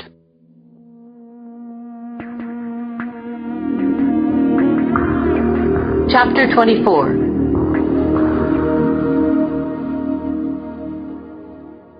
Suddenly, I was dizzy with disbelief. I heard Tracheo speaking, but it was as if his desk had shot back through the wall and he was talking to me from somewhere over the freeway. "You'll have a dotted line reporting relationship to me. Keep your current pay grade, of course." Inside my head, I was screaming, "Demotion? You're demoting me? Today?" I made a grab for the edge of his desk, needing to hold on. I saw Tracheo fall back into his chair, the expression on his face telling me that he was as stunned by my reaction as I was by his announcement. "What is it, Boxer? Isn't that what you wanted? You've been nagging me for months." "No, yes, I have, but I wasn't expecting—" "Come on, Boxer, what are you telling me? I spent all night clearing this up and down the line because you said it's what you wanted." I opened my mouth, closed it again. "Give me some time to get my head around this, okay, Tony?"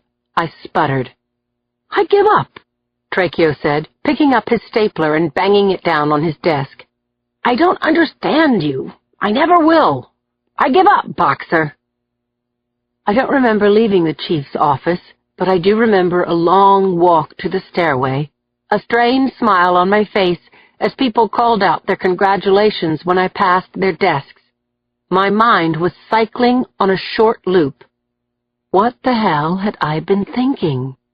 And what did I want? I found the stairwell and was leaning heavily on the banister, making my way down to the squad room, when I saw Jacoby coming up the other way. "Warren, you're not going to believe this." "Let's get out of here," he said. We took the stairs to the ground floor and out onto Bryant, heading toward the flower mart. "Tracheo called me last night," Jacoby said as we walked. I looked up at him. Jacoby and I have never had any secrets from each other, but I read pain on his face, and that jolted me. "He offered me the job, Lindsay. Your job, but I told him I wouldn't take it unless it was okay with you." The rumble under my feet was surely the Caltrain coming into the station, but it felt like an earthquake. I knew what I was supposed to say. "Congratulations, brilliant choice, you'll be great, Jacoby." But I couldn't get out the words. "I need some time to think, Jacoby. I'm taking the day off," I sputtered. "Sure, Lindsay, nobody's going to do anything unless—" "Maybe 2 days. Lindsay, stop, talk to me." But I was gone. I jaywalked across the street, got my car out of the lot, and drove down Bryant to 6th, and from there got onto the 280 South, heading toward Potrero Hill. I jerked my phone off my belt and auto-dialed Joe's cell phone as I drove, listened to the ringtone as I floored my Explorer and took it into the fast lane. It was 1 p.m. in Washington. "Pick up, Joe." The ring went into his voicemail, so I left a message. "Call me, please." Then I phoned San Francisco General. I asked the operator to put me through to Claire.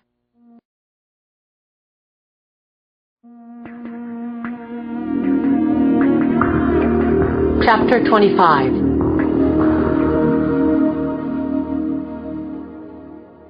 I was hoping to hear Claire's voice, but Edmund answered the phone. He sounded as if he'd spent another night sleeping in a chair. "How is she?" I asked through the crimp in my throat. "Having another MRI," he said. "Tell Claire we got the shooter," I said. "He confessed, and we've got him locked up." I told Edmund that I'd check in with Claire later. Then I dialed Joe again. This time I got the voicemail at his office, so I tried him at home. Got his voicemail there, too.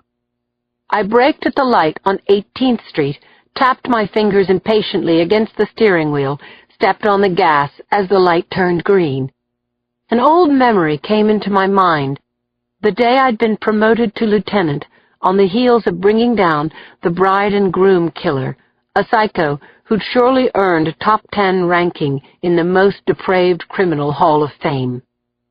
At the time, I viewed my promotion as pretty much a political appointment, No woman had held the job before. I'd stepped up, let them pin a gold shield on me, without ever knowing if the power and responsibility of the job were what I wanted. I guess I still didn't know.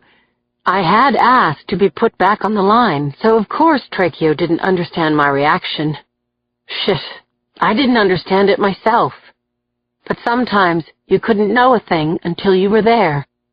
A dotted line reporting to Tracheo was bullshit. I'd be going backward in rank. Could I handle taking orders from Jacoby? I told him I wouldn't take it unless it was okay with you, he'd said. I needed to talk to Joe. I pulled the phone back from the passenger seat and hit redial, the sound of Joe's voice on his outgoing message, calling up so many memories, the storybook trips we'd taken together, our love-making, little things about Joe that I adored, every moment savored because I didn't know when I'd see him again.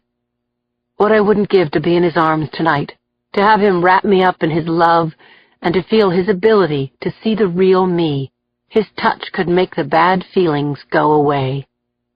I clicked off my phone without leaving a message, called Joe's other 2 numbers. Same thing. I pulled my car into a parking spot, set the handbrake, and sat there stupidly, looking at nothing, wishing that I could see Joe. And then a bright idea broke through. Hey, I can. Chapter 26.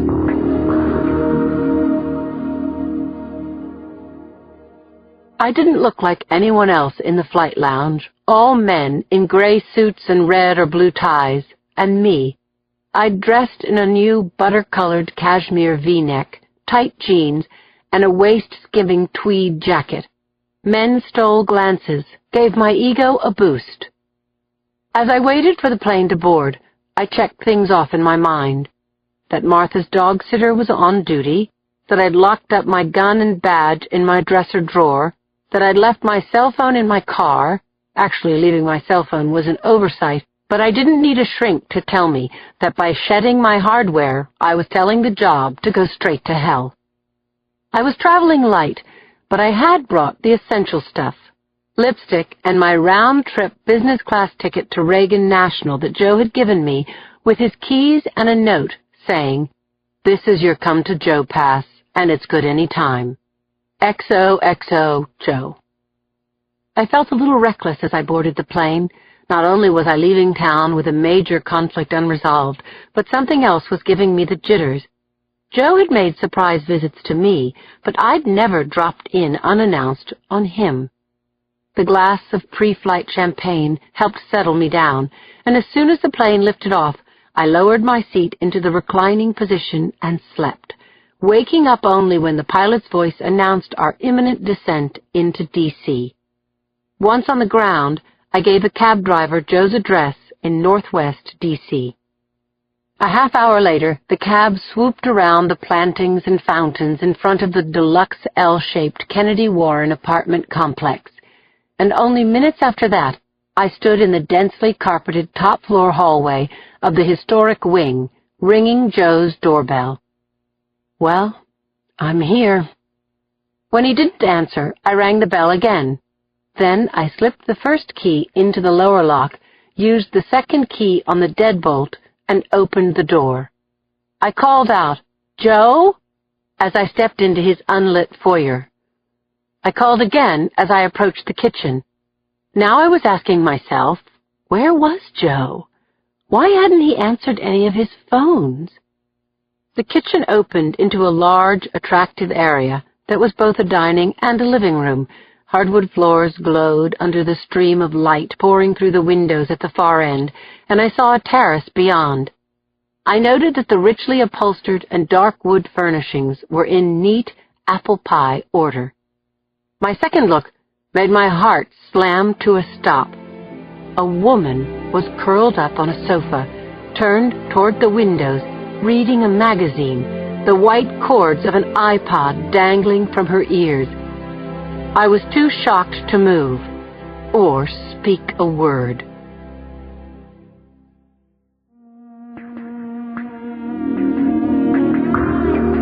Chapter 27.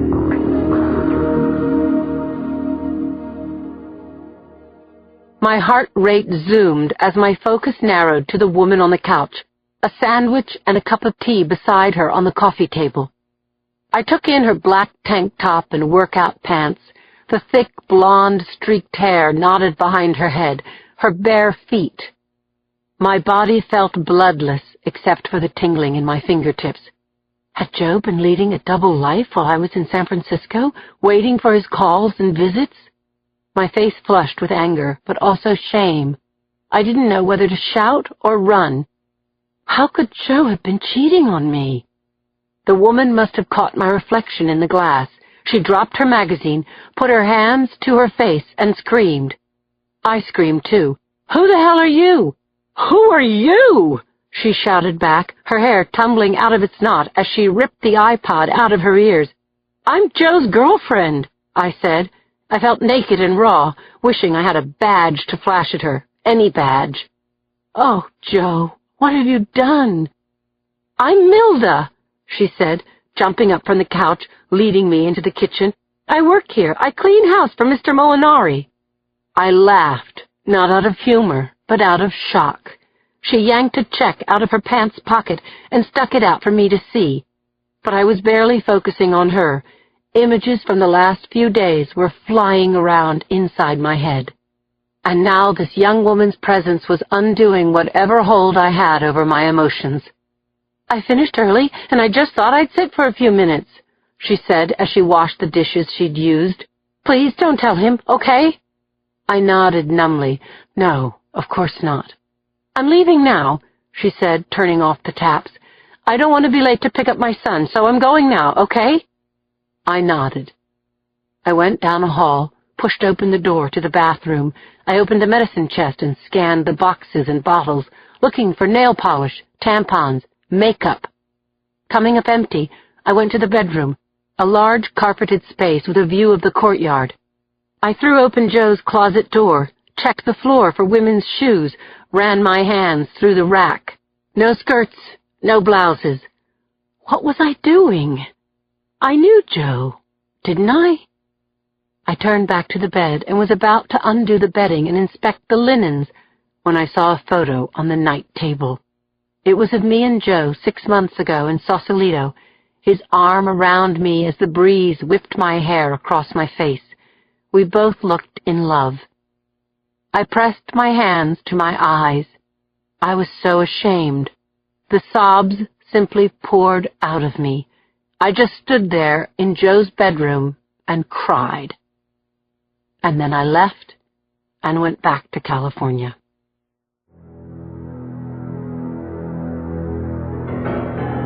Part 2. Brown-Eyed Girl. Chapter 28.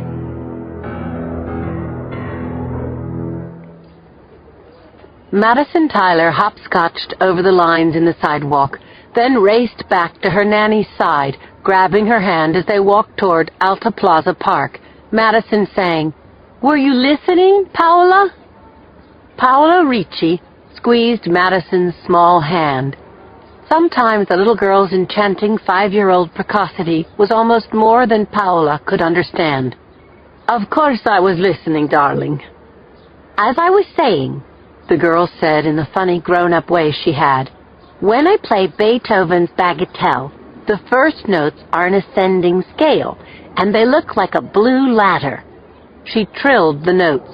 "Then, the next part, when I play C, D, C, the notes are pink, green, pink," she exclaimed. "So you imagine that those notes have colors?" "No, Paola," the little girl said comically, patiently. "The notes are those colors. Don't you see colors when you sing?" "Nope. I guess I'm a ninny," Paola said. "A ninny-nanny." "I don't know what a ninny-nanny is," Madison said, her dazzling smile setting off sparks in her big brown eyes. "But it sounds very funny." The two laughed hard, Madison grabbing Paola around the waist, burying her face in the young woman's coat as they passed the exclusive Waldorf school, only a block and a half from where Madison lived with her parents. "It's Saturday, Madison whispered to Paola. I don't have to even look at school on Saturday. Now the park was only a block away, and seeing the stone walls surrounding it, Madison got more excited and changed subjects. Mommy says I can have a red Lakeland Terrier when I get a little older, Madison confided as they crossed the Visadero. I'm going to name him Wolfgang. What a serious name for a little dog, Paola said, intent on crossing the street safely. She barely glanced at the black minivan idling outside the park's fence. Expensive black minivans were as common as crows in Pacific Heights. Paola swung Madison's arm, and the child jumped up onto the curb, then stopped suddenly as someone got out of the vehicle and came quickly toward them. Madison said to her nanny, Paola, who is that? What's wrong? Paola called to the man stepping out of the van. Trouble at home. You've both got to come with us right now. Madison, your mom took a fall down the stairs. Madison stepped out from behind her nanny's back, shouting, My daddy told me never to ride with strangers, and believe me, you're strange. The man picked up the child like a bag of birdseed, and as she shouted, Help! Put me down! He tossed her into the back seat of the van. Get in, the man said to Paola. He was pointing a handgun at her chest. Either get in or kiss this kid goodbye.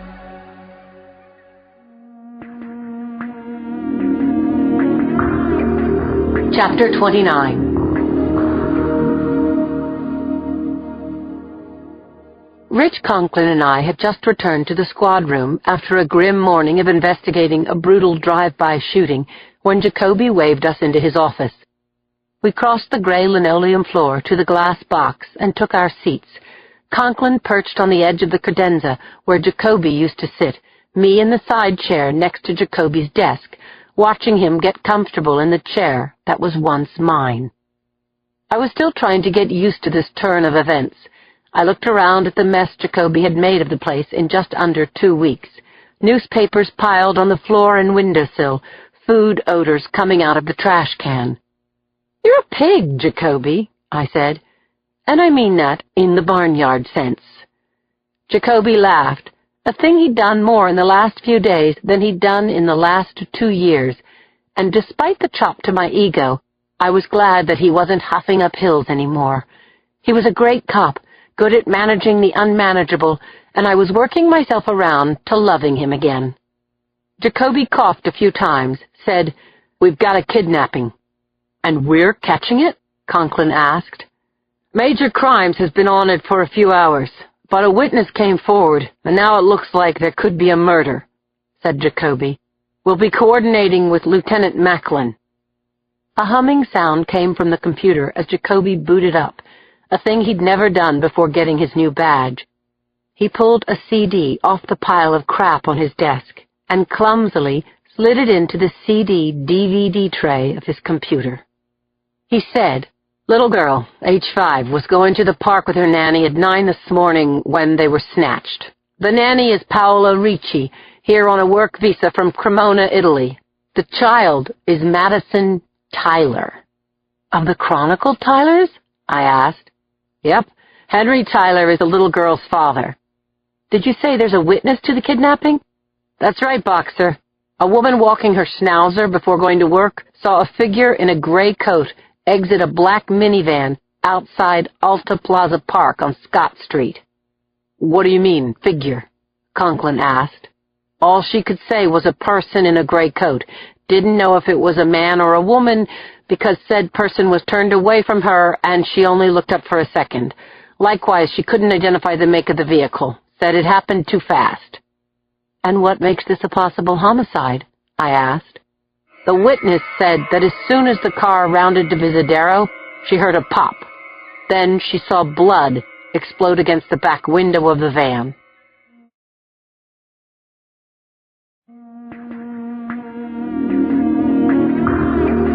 Chapter 30.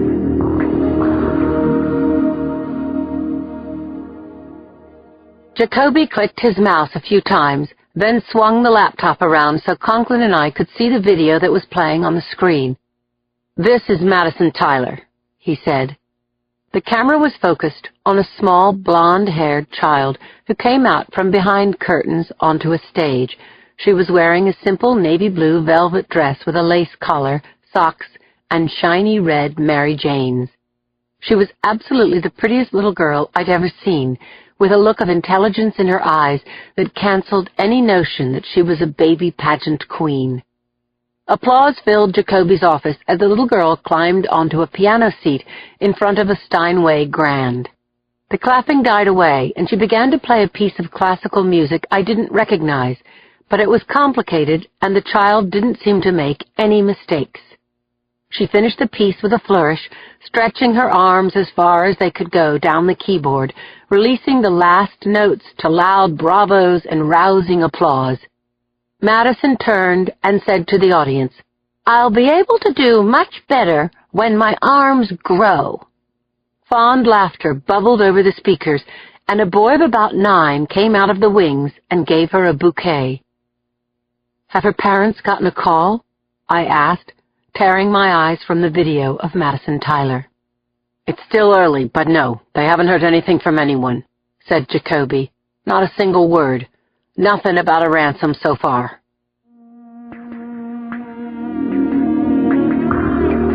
Chapter 31.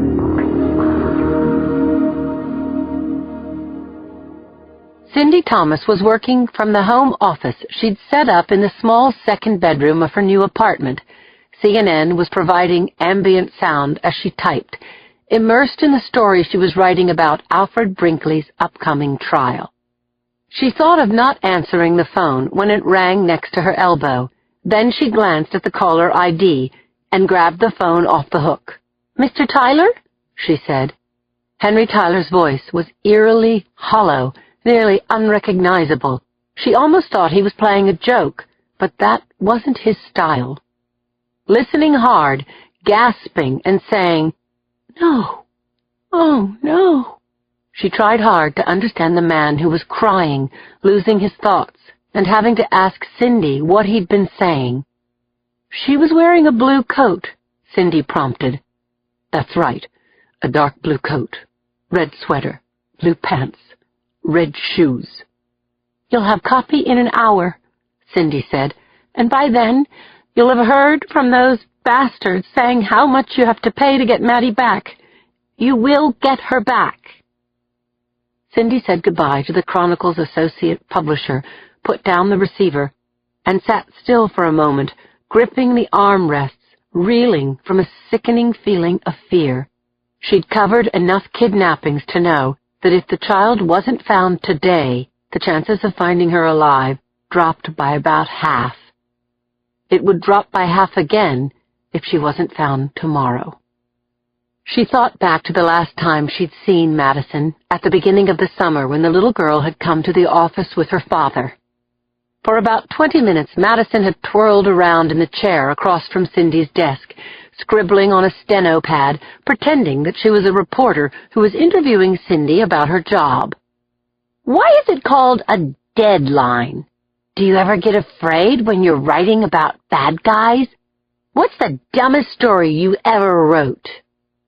Maddie was a delightful kid, funny and unspoiled, and Cindy had felt aggrieved when Tyler's secretary had returned saying, "Come on, Madison, Miss Thomas has work to do." Cindy had impetuously kissed the child on the cheek, saying, "You're as cute as 10 buttons, you know that?" And Madison had flung her arms around her neck and returned the kiss. "See you in the funny papers," Cindy had called after her, and Madison Tyler had spun around, grinning. "That's where I'll be." Now Cindy turned her eyes to her blank computer screen, paralyzed with thoughts of Madison being held captive by people who didn't love her, wondering if the girl was tied up inside a car trunk, if she'd been sexually molested, if she was already dead. Cindy opened a new file on her computer, and after a few false starts, felt the story unspool under her fingers. The 5-year-old daughter of Chronicle associate publisher Henry Tyler was abducted this morning, only blocks from her house. She heard Henry Tyler in her head, his voice choked with misery. "Write the story, Cindy, and pray to God we'll have Madison back before we run it." Chapter 32. Yuki Castellano sat 3 rows back in the gallery of Superior Court 22, waiting for the clerk to call the case number. She'd been with the DA's office only about a month, and although she'd worked as a defense attorney in a top law firm for several years, switching to the prosecution side was turning out to be dirtier, more urgent, and more real than defending white-collar clients in civil lawsuits. It was exactly what she wanted. Her former colleagues would never believe how much she was enjoying her new life on the dark side. The purpose of today's hearing was to set a trial date for Alfred Brinkley. There was an ADA in the office whose job it was to attend no-brainer proceedings like this one and keep the master calendar. But Yuki didn't want to delegate a moment of this case. She'd been picked by senior ADA Leonard Parisi to be his second chair in a trial that mattered very much to Yuki. Alfred Brinkley had murdered 4 people.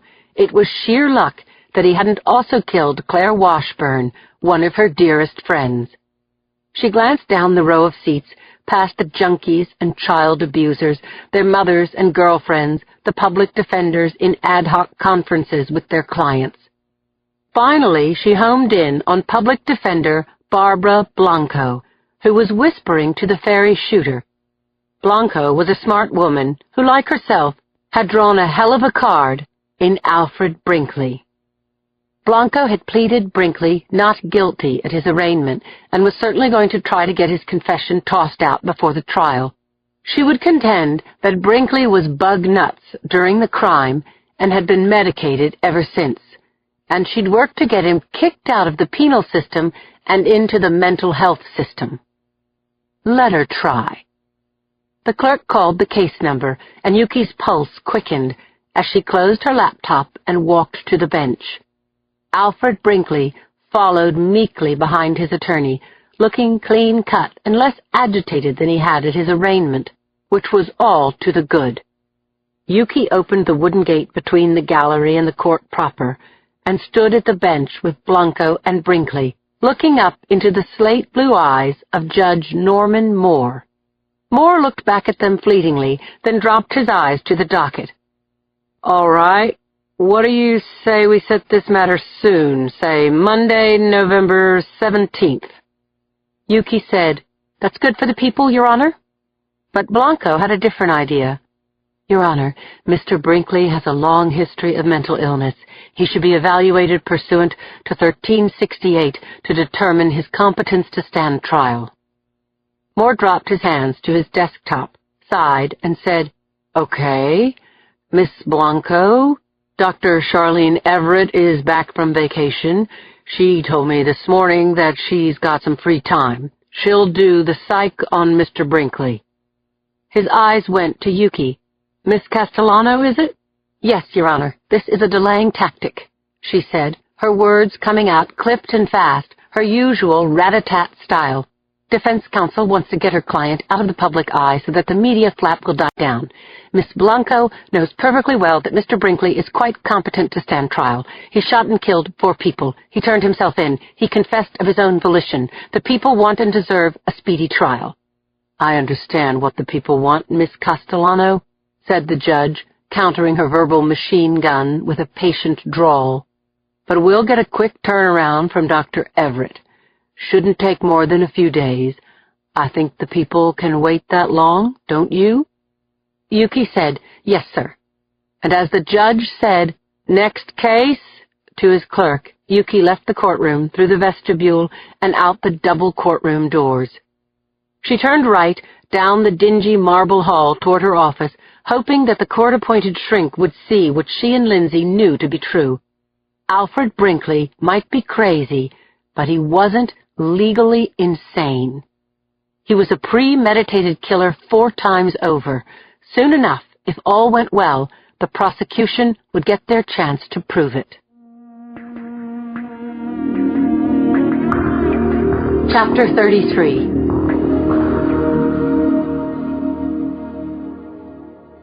I tossed the keys to Conklin and got into the passenger side door of the squad car. Conklin whistled nervously through his teeth as we pulled onto Bryant, headed north on 6th Street for a few blocks, then went across Market Street and north toward Pacific Heights. "If there was ever a thing that would make you not want to have kids, this is it," he said. "Otherwise?" "I'd want a whole tribe." We theorized about the kidnapping, whether or not there really had been a murder, and if the nanny could have played a part in the abduction. "She was inside," I said. "She would have known everything that went on in the household, how much money they had, their patterns and movements. If Madison trusted her, the abduction would have been a piece of cake." "So why pop the nanny?" said Conklin. "Well, maybe she outlived her usefulness. One less person to cut in on the ransom. Still, to shoot her in front of the little girl." "Was it the nanny?" I asked. "Or did they shoot the child?" We lapsed into silence as we turned onto Washington, one of the prettiest streets in Pacific Heights. The Tyler house stood in the middle of the tree-lined block, a stately Victorian, pale yellow with gingerbread under the eaves and plants cascading over the sides of the flower boxes. It was a dream house, the kind of place you never imagined being visited by terror. Conklin parked at the curb, and we took the Napa stone path 6 steps up to the front door landing. I lifted the brass knocker and let it fall against the striker plate on the old oak door, knowing that inside this beautiful house were 2 people absolutely steeped in fear and grief. Chapter 34.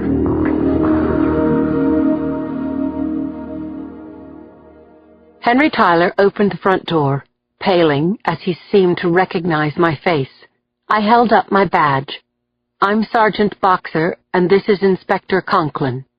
"I know who you are," he said to me. "You're Cindy Thomas's friend. From Homicide."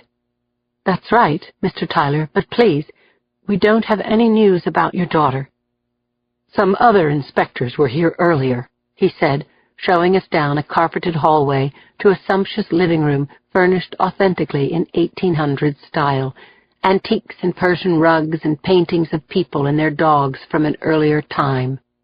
A piano was angled toward the windows and a $1,000,000 panoramic view of the bay. Tyler invited us to sit, taking a seat across from us on a velvet camelback sofa.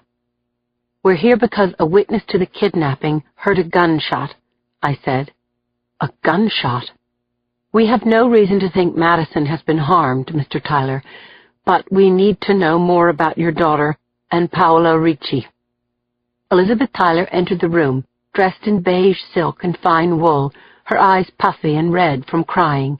She sat down beside her husband and clasped his hand. "The sergeant just told me that the woman who saw Madison kidnapped heard a gunshot." "Oh, my God!" said Elizabeth Tyler, collapsing against her husband.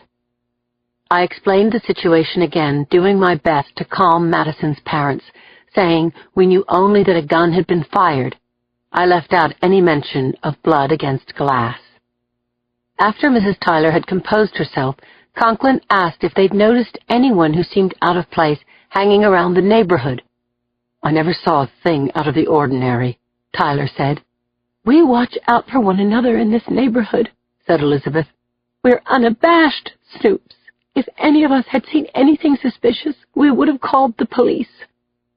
We asked the Tylers about their movements over the past days and about their habits, when they left the house, when they went to bed at night. "Tell me about your daughter," I said. "Don't leave anything out." Mrs. Tyler brightened for a moment. "She's a very happy little girl, loves dogs, and she's a musical genius, you know." "I saw a video. She was playing the piano," I said. "Do you know she has synesthesia?" Elizabeth Tyler asked me. I shook my head. "What is synesthesia?" "When she hears or plays music, the notes appear to her in color. It's a fantastic gift." "It's a neurological condition," Henry Tyler said impatiently. "It has nothing to do with her abduction. This has got to be about money. What else could it be?" "What can you tell us about Paola?" I asked. "She spoke excellent English," Tyler said. She'd been with us only a couple of months. When was it, sweetie? September, right after Mala went home to Sri Lanka. Paola was highly recommended, Mrs. Tyler said, and Maddie took to her instantly. Do you know any of Paola's friends? No, Mrs. Tyler told us. She wasn't allowed to bring anyone to the house. She had Thursdays and Sunday afternoons off, and what she did on those days, I'm sorry, we really don't know. She was always on her cell phone, Tyler said. Madison told me that. So she had to have friends. What are you suggesting, Inspector? You think she was behind this? Does that seem possible to you? Sure, said Tyler. She saw how we live. Maybe she wanted some of this for herself, or maybe some guy she was seeing put her up to it. Right now we can't rule anything out, I said. Whatever it takes. Whoever did it, Henry Tyler said, his wife starting to break down beside him. Just please find our little girl.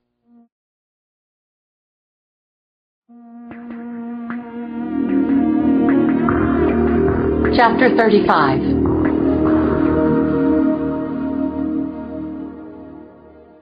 Paola Ricci's room in the Tylers' house was compact and feminine. A poster of an Italian soccer team was on the wall opposite her bed, and over the headboard was a hand-carved crucifix. There were 3 doors in the small room, one leading out to the hallway, one opening into a bathroom, and another connected to Madison's room. Paola's bed was made up with a blue chenille spread, and her clothes hung neatly in her closet, tasteful jumpers and plain skirts, and blouses, and a shelf of sweaters in neutral colors. A few pairs of flat-soled shoes were lined up on the floor, and a black leather bag hung from the knob of the closet door. I opened Paola's handbag, went through her wallet. According to her driver's license, Paola was 19 years old. She's 5'9", brown-haired, blue-eyed, and she likes her weed. I waggled the baggie with 3 joints I'd found in a zipper pocket. But there's no cell phone here, Richie. She must have taken it with her. I opened one of the drawers in Paola's dresser while Conklin tossed the vanity. Paola had white cotton work-a-day underwear, and she also had her days-off satin lingerie in tropical colors. A little bit naughty, I said. A little bit nice. I went into the bathroom, opened the medicine cabinet, saw her various lotions and potions for clear skin and split ends, and an opened box of orthotricycline, the patch for birth control. Who was she sleeping with? A boyfriend? Henry Tyler? It wouldn't be the first time a nanny had gotten involved with the man of the house. Was something twisted going on? An affair gone wrong? Here's something, Lou, Conklin called out. I mean, Sarge. I stepped back into the bedroom. If you can't call me Boxer, I said, try Lindsay. Okay, he said, his handsome face lighting up with a grin. Lindsay, Paola keeps a diary. Chapter 36.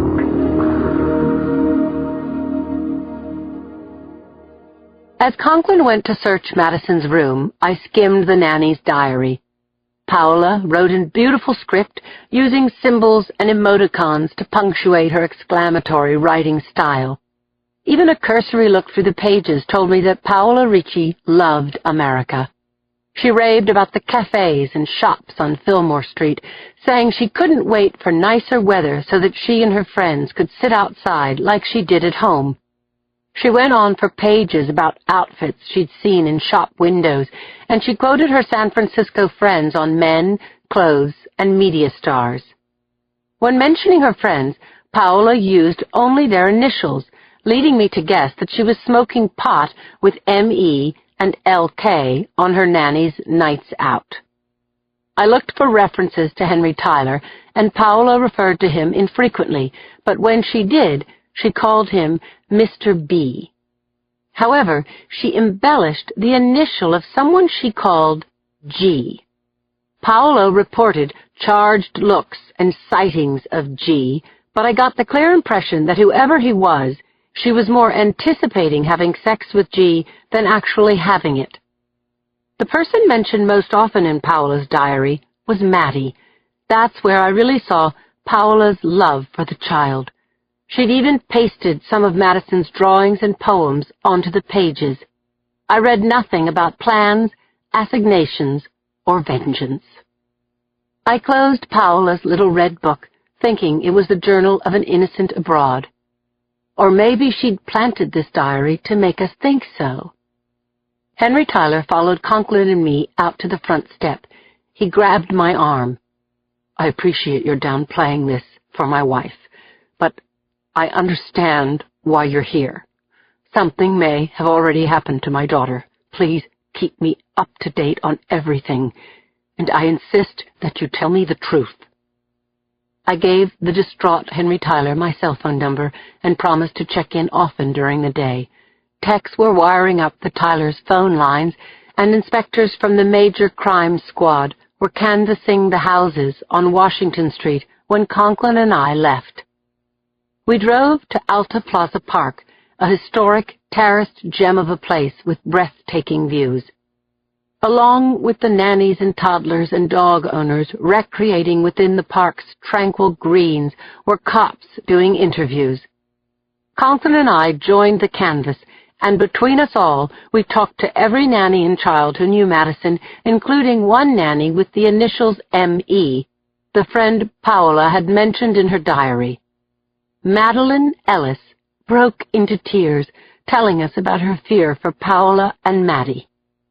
"It's like everything I know has been turned upside down," she said. "This place is supposed to be safe." Madeline rocked the carriage with a baby inside, her voice choking as she said, "She's a nice girl, and she's very young for her age." She told us that the G in Paola's diary was George, last name unknown, a waiter at the Rhapsody Cafe. He had flirted with Paola, and she with him, but Madeline was positive that Paola and George had never had a date. We found George Henley working the tables outside the Rhapsody Cafe on Fillmore, and we questioned him. We drilled him, tried to scare him, but my instincts told me he wasn't involved in a kidnapping or a murder. He was a kid, just a regular kid, working his way through night school, trying to get his degree in fine arts. George wiped his hands on his apron, took Paola's driver's license from my hand, looked at her picture. "Oh, sure. I've seen her around here with her girlfriends," he said. "But until this minute, I never knew her name."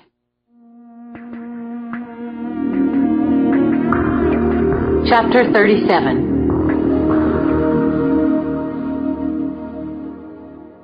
The sun was going down on Pacific Heights as we left the apartment of a handyman named Willie Evans, who lived over the garage of one of the Tylers' neighbors. Evans was a creep with unbelievably dirty fingernails and 2 terrariums inhabited by snakes and lizards. But as slithery as Willie Evans was, he had a solid alibi for the time Madison and Paola were abducted. Conklin and I buttoned our coats and joined the canvass of the neighborhood, showing pictures of Paola and Madison to homeowners just returning from work. We scared the hell out of a lot of innocent people and didn't get a single lead in return. Back at the hall, we converted our notes and thoughts into a report, noting the interviews we'd done, and that the Devines, a family living next door to the Tylers, were on vacation before, during, and after the abduction, and weren't interviewed, and that Paola Ricci's friends thought she was a saint. A deep sadness was weighing on me. The only witness to the abduction had told Jacoby that she'd heard a pop and saw blood explode on the inside of the rear window of the van at 9 this morning.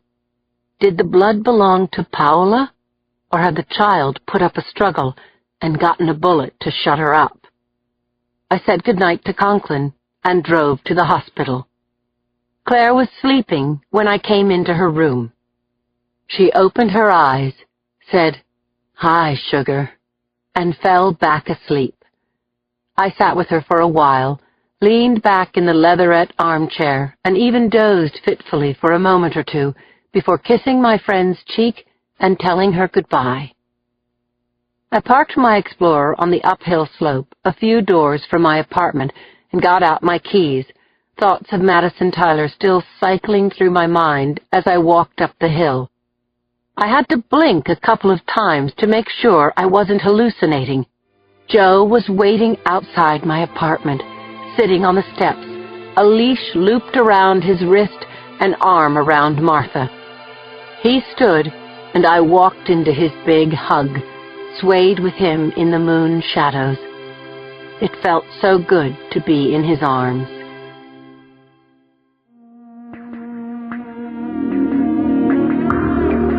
Chapter 38.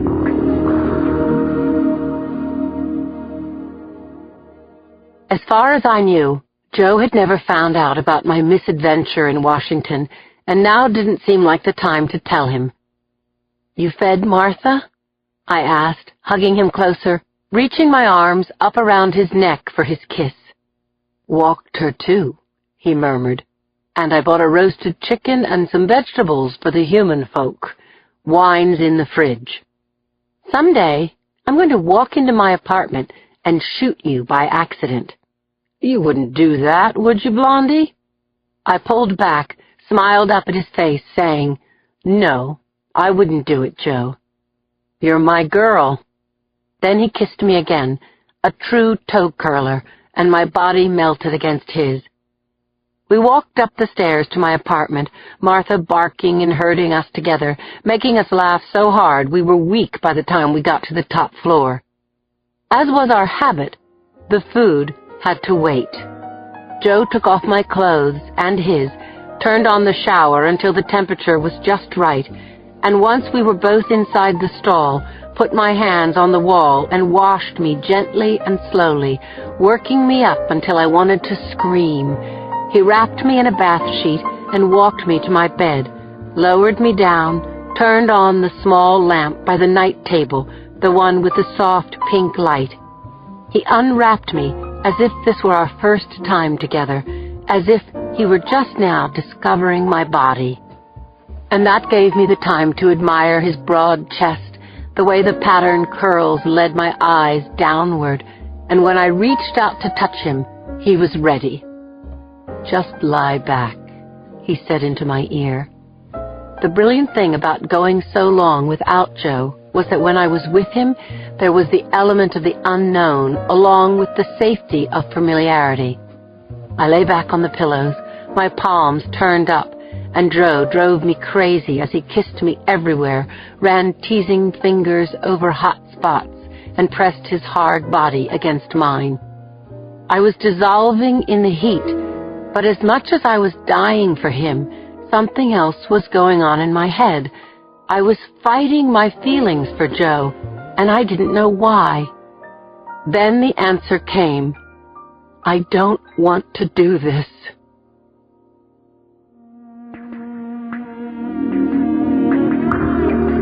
Chapter 39.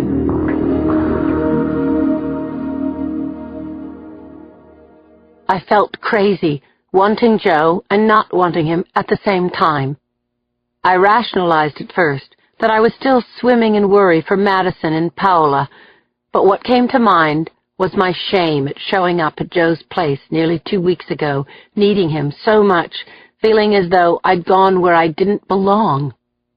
He was lying beside me now, his hand on the plane of my belly. "What is it, Lindsay?" I shook my head. "No, nothing's wrong." But Joe turned me toward him, made me look into his deep blue eyes. "I had a horrible day," I told him. "Sure," he said. "That's not new. But your mood is." I felt tears spring from my eyes, and that embarrassed me. I didn't want to be vulnerable with Joe, not now anyway. "Start talking, Blondie," he said. "Great time. Please, if you love me, let me go." After Joe kissed me goodbye, I lay on my bed, staring at the ceiling for a long time, tears soaking my pillow. I wondered what the hell I had done.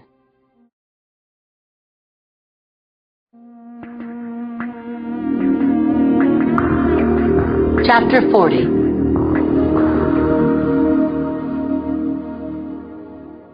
It was Saturday night, almost midnight. Cindy was sleeping in the bedroom of her new apartment at the Blakely Arms, alone, when she was awoken by a woman shouting her lungs out in Spanish on a floor somewhere over her head. A door slammed, there were running footsteps, then a hinge creaked, and another door slammed, this one closer to Cindy's apartment. Maybe it was the door to the stairwell. She heard more shouting, this time down on the street. Men's voices rose up to her third-floor windows. Then there was the sound of scuffling. Cindy was having thoughts she'd never had in her old apartment building. Was she safe here? Was the great buy she got on this place a poor bargain after all? She threw back the covers, left her bedroom, and went out to her new airy living room and foyer. She peeked through the peephole, saw no one. She twisted the knob of the deadbolt, left, right, before going to her desk. She ran her hands through her hair, pulled it up into a band. Geez, her hands were shaking. Maybe it wasn't just the nightlife in the building. Maybe she was giving herself the creeps because of the story she was writing about child abduction. Since Henry Tyler's phone call, she'd been surfing the web, reading more than she'd ever known about the thousands of children who were abducted in the United States every year. Most of those kids were taken by family members, found and returned, but a few hundred children every year were strangled, stabbed, or buried alive by their abductors, and the majority of those kids were murdered within the first hours of their abduction. Statistically, it was far more likely that Madison had been grabbed by an extortionist than a child-molesting, murdering freak. The only problem with that scenario was that it left a huge, chilling question in her mind. Why hadn't the Tylers been contacted about paying a ransom? Cindy was halfway back to her bedroom when the doorbell rang. She froze, heart jumping inside her chest. She didn't know a soul in this building. So who could be ringing her doorbell? The bell rung again, insistently. Clutching her robe, Cindy went to the door and peered through the peephole. She couldn't believe who was peering back. It was Lindsay, and she looked like hell.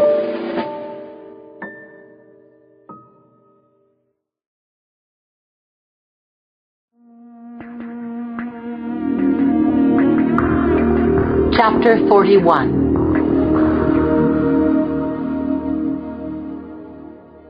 I was about to turn around and go when Cindy opened the door in her pink PJs, her curls rubber-banded into a pom-pom on the top of her head. She was looking at me as if she'd just seen the dead. "You okay?" I asked. "Me? I'm fine, Lindsay. I live here, remember? What's wrong with you?" "I would have called," I said, hugging my friend, using the moment to try to get a grip on myself. But clearly Cindy had scanned and memorized the shock on my face, and frankly, she didn't look so good herself. "But I didn't know I was coming until I was here." "Come in, and for God's sake, sit down," she said, staring at me anxiously as I made for the couch. Cardboard cartons were stacked against the walls, and layers of bubble wrap wafted around my feet. "What happened, Lindsay? As Yuki would say, you look like you've been dragged through a duck's ass." I managed a weak laugh. "That's about how I feel." "What can I get you? Tea? Maybe something stronger?" "Tea would be great." I fell back onto the sofa cushions, and a few minutes later, Cindy returned from the kitchen, pulled up a footstool to sit on, and handed me a mug. "Talk to me," she said. No joke, Cindy was a perfect paradox. All pink ruffles and curls on the outside, never leaving home without lipstick and the perfect shoes, but inside that girly girl was a bulldog who would get a grip on your leg and hang on until you had no choice but to tell her what she wanted to know. I felt idiotic. Just seeing Cindy changed my mood for the better, and I no longer wanted to open myself up and talk about Joe. "I wanted to see your apartment. Give me a break. You're relentless. Blame it on my choice of career. And proud of it." "Absolutely." Bitch. I found myself laughing. Go ahead, get it off your chest, she said. Give me your best shot. Calling you a bitch was my best shot. Okay then, what gives, Linz? I covered my face with a throw pillow, shutting out the light, feeling myself tumbling down. I sighed. I broke up with Joe. Cindy grabbed the pillow away from my face. You're kidding, right? Be nice, okay, Cindy, or I'll throw up on your rug. Okay. So why did you do that? Joe's smart. He's gorgeous. He loves you. You love him. What's wrong with you? I pulled my knees up and hugged them tight with my arms. Cindy sat down next to me on the couch. She put an arm around me. I felt as if I were holding on to a skinny tree while being lashed by a tidal wave. I'd been crying so much lately, I thought I might be losing my mind. Take your time, honey. I'm here. The night is young. Sort of. So I gave in, blurted out the story about my totally embarrassing trip to D.C. and how I felt about the whole mood-swinging affair with Joe. It really, really hurt, Cindy, but I did the right thing. It's not just because you got your feelings hurt when he wasn't home and you saw that girl. No. Hell no. Oh, God, Linz, I didn't mean to make you cry. Lie down here. Close your eyes. Cindy pushed me gently onto my side, put a pillow under my head. A moment later, a blanket floated over me. The light went off, and I felt Cindy tuck me in. It's not over, Linz. Trust me, it's not over. You're wrong once in a while, you know, I muttered. Want to bet? Cindy kissed my cheek, and then I was swept along by whatever dream featured me in a starring role. I sunk into a deep hole of agonized sleep, waking only as sunlight streamed through Cindy's bare windows.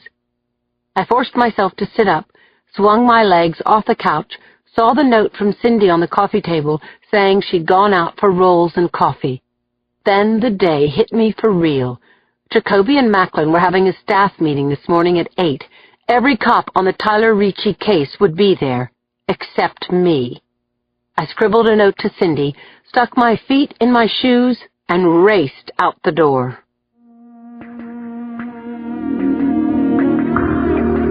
Chapter 42.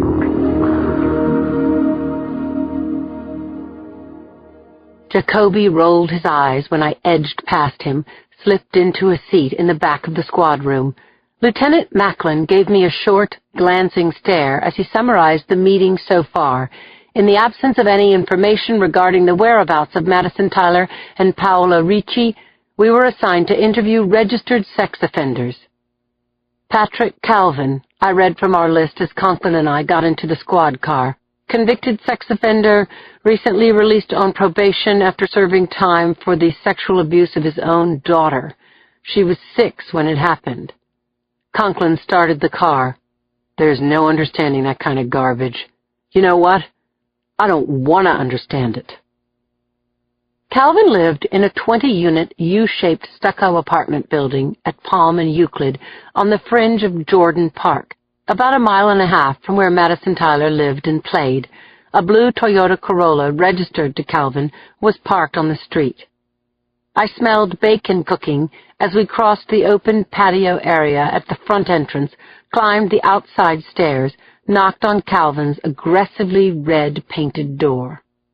The door opened, and a tousle-haired white male, no more than 5'3", stood in the doorway, wearing plaid pajamas and white socks. He looked about 15 years old, making me want to ask, "Is your father home?" But the faint gray shadow on his jowls and the prison tats on his knuckles gave Pat Calvin away as a former inmate of our prison system. "Patrick Calvin?" I said, showing him my badge. "What do you want?" "I'm Sergeant Boxer. This is Inspector Conklin," I said. "We have a few questions. Mind if we come in?"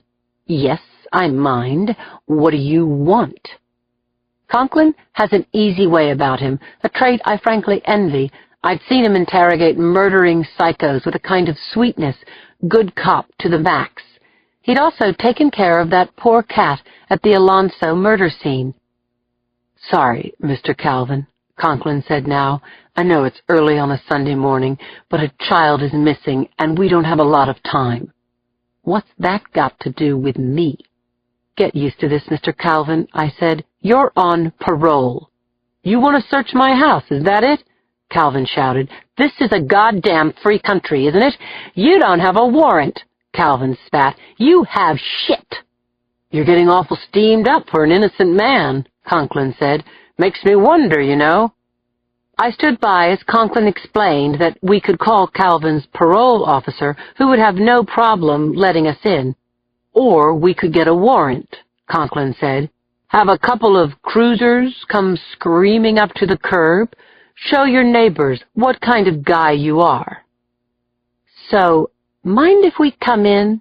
I asked. Calvin countered my scowl with a dark look of his own. "I've got nothing to hide," he said, and he stepped aside.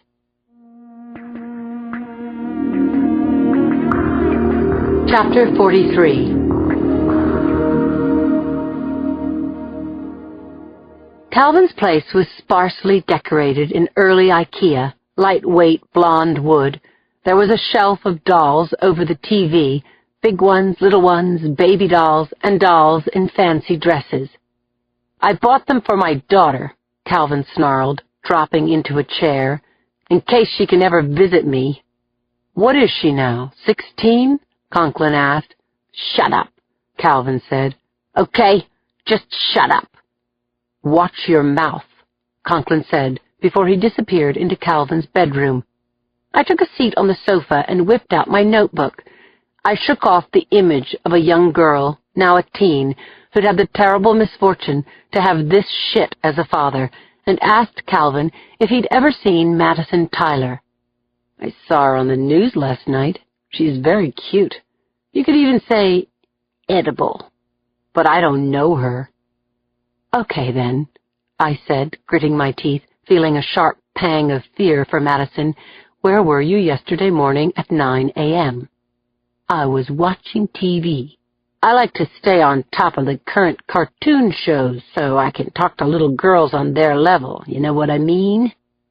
At 5'10", I'm a head taller than Calvin and in better shape, too. Violent fantasies were roiling in my mind, just as they had when I'd arrested Alfred Brinkley. I was stressing too much. Too much. "Can anyone vouch for your whereabouts?" "Sure. Ask Mr. Happy," Calvin said, patting the fly of his pajama bottoms, grabbing himself there. "He'll tell you anything you want to know." I snapped. I grabbed Calvin's collar, bunching up the flannel tight around his neck. His hands flew out as I lifted him off his chair, thumped him against the wall. Dolls scattered. Conklin came out of the bedroom as I was about to thump Calvin again. My partner pretended that he didn't see anything crazy in my face and leaned casually against the doorframe. I was alarmed at how close I was to the edge. What I didn't need now was a complaint for police brutality. I released Calvin's pajamas. "Nice photo collection you have, Mr. Calvin," Conklin said conversationally. "Pictures of little kids playing in Alta Plaza Park." I shot a look at Conklin. Madison and Paola were snatched from the street just outside that park. "Did you see my camera?" Calvin said defiantly. 7 megapixels and a 12 times zoom. I shot those pictures from a block away. I know the rules, and I didn't break any of them. "Sergeant," Conklin said to me, "there's a little girl in one of those pictures. Could be Madison Tyler." I got Jacoby on the phone, told him that Patrick Calvin had photos we should look at more closely. "We need 2 patrolmen to sit on Calvin while Conklin and I come in to write up a warrant," I said. "No problem, Boxer. I'll send a car. But I'll have Chi take care of the warrant and bring Calvin in." "We can handle it, Jacoby," I said. "You could," Jacoby said, "but a child matching Madison Tyler's description was just called in from Trans Bay Security." "She's been seen?" "She's there right now."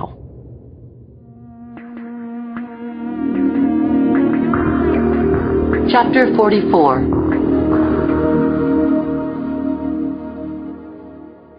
The Transbay Terminal on 1st and Mission is an open-air, rusty-roofed concrete block shed. Inside the cinder block shell, half-dead fluorescent lights sputter overhead, throwing faint shadows on the homeless souls who camp out in this oppressive place so that they can use the scant facilities. Even in daytime, this terminal is creepy. I felt an urgent need to find Madison Tyler and get her the hell out of here. Conklin and I jogged down the stairs to the terminal's lower level, a dark, dingy space dominated by a short wall of ticket booths and a security area. 2 black women wearing navy blue pants and shirts with Private Security Services patches sewn to their pockets sat behind the desk. We flashed our badges and were buzzed in. The security office was glassed in on 2 sides, painted grimy beige on the other 2, and furnished with 2 desks, unmatched file cabinets, 3 exit doors with keypad access, and 2 vending machines. And there, sitting beside the station master's desk, was a little girl with silky yellow hair falling over her collar. Her blue coat was unbuttoned, she had on a red sweater over blue pants, and she wore shiny red shoes. My heart did a little dance. We'd found her. Oh my God, Madison was safe. The station master, a big man, 40-something with gray hair and matching mustache, stood up to introduce himself. "I'm Fred Zimmer," he said, shaking our hands, "and we found this little lady wandering all by herself about 15 minutes ago, weren't you, honey? I couldn't get her to talk to me." I put my hands on my knees and looked into the little girl's face. She'd been crying, and I couldn't get her to look me in the eyes. Her cheeks were dirt-streaked, and her nose was running. Her lower lip was swollen, and she had a scrape along the side of her left cheek. I threw Richie a look. My relief at seeing Madison alive was swamped by a new concern for what had been done to her. She looked so traumatized that I was having a hard time matching up her face to the image of the little dazzler I'd seen playing the piano on videotape. Conklin stooped to the little girl's level. "My name is Richie," he smiled. "Is your name Maddie?" The child looked at Conklin, opened her mouth, and said, "Maddie." I thought, this little girl has been scared to death. I took her small hands in mine. They were cold to the touch, and she stared right through me. "Call EMS," I said softly, trying not to frighten her further. "Something's wrong with this child."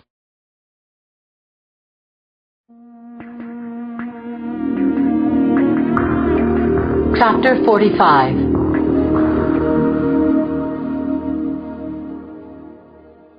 Conklin and I paced restlessly outside the hospital's emergency room when the Tylers rushed in and embraced us like family.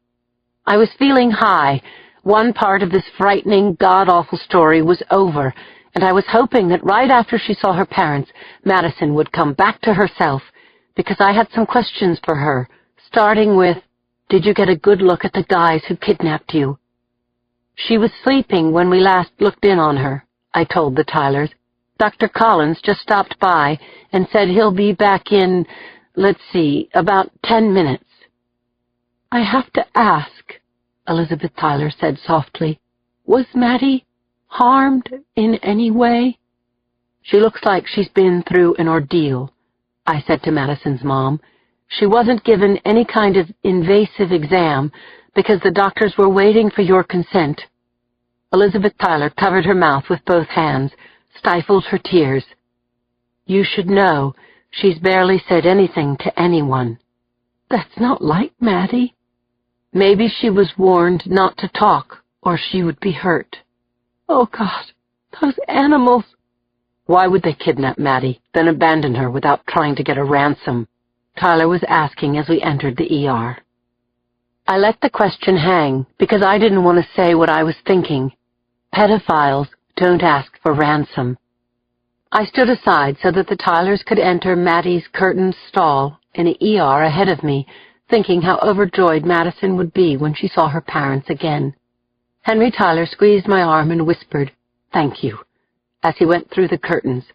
I heard Elizabeth Tyler calling her daughter's name, then cry out with an agonized moan. I jumped aside as she ran past me. Henry Tyler emerged next and put his face right up to mine. "Do you know what you've done?" he said, his face scarlet with rage. "That girl isn't Madison. Do you understand? That's not Madison. That's not our baby."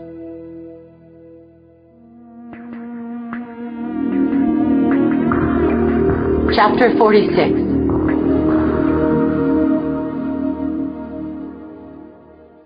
I apologized to the Tylers sincerely and profusely as they exploded all over me in the hospital parking lot, then stood flat-footed as their car tore past me, leaving rubber on the asphalt. My cell phone rang on my hip, and eventually I answered it. It was Jacoby. "A woman just called saying her daughter is missing. The child is 5, has long blonde hair." The caller's name was Sylvia Brodsky, and she was hysterical. She'd lost track of her daughter, Alicia, while shopping for groceries. Alicia must have wandered away, Mrs. Brodsky told the 911 operator, adding that her daughter was autistic. Alicia Brodsky could barely speak a word. Not long after Jacoby's call, Sylvia Brodsky came to the hospital and claimed her daughter, but Conklin and I weren't there to see it. We were back in our Crown Vic, talking it over, me taking responsibility for jumping the gun, saying I should have been more forceful when I told the Tylers that maybe we'd found their daughter, but we couldn't be sure. But I did say that we needed them to make a positive ID, didn't I, Rich? You heard me. They stopped listening after you said, "We may have found your daughter." Hey, it all clicked, Lindsay. She said her name was Maddie. Well, something like that. "The red shoes," he insisted. "How many 5-year-old blonde-haired kids have blue coats and red patent leather shoes?" 2, anyway. I sighed. Back at the hall, we interrogated Calvin for 2 hours, squeezed him until he wasn't smirking anymore. We looked at the digital photos still inside his camera, and we examined the photos Conklin had found in his bedroom. There were no pictures of Madison Tyler, but we kept our hopes up until the last frame that Calvin might have accidentally photographed the kidnapping in progress, that maybe he'd caught the black van in his lens. But the memory stick in his camera showed that he hadn't been taking pictures at Alta Plaza Park yesterday.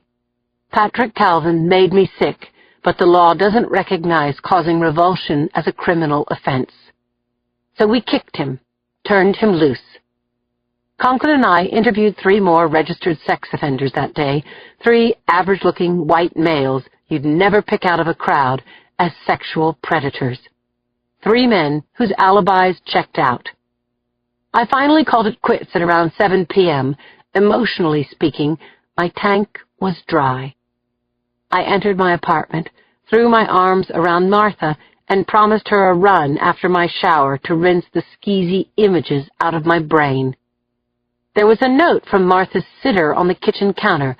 I went to the fridge, cracked open a Corona, and took a long pull from the bottle before reading it.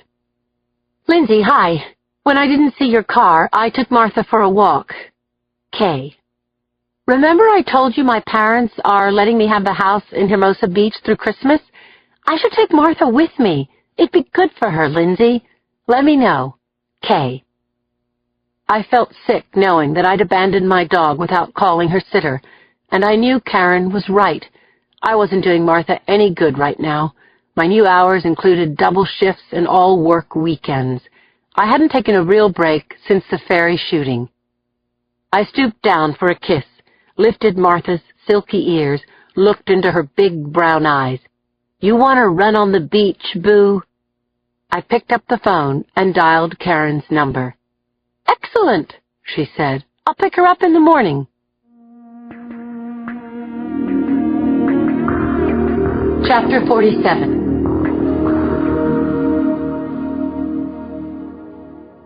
It was Monday morning, dawn.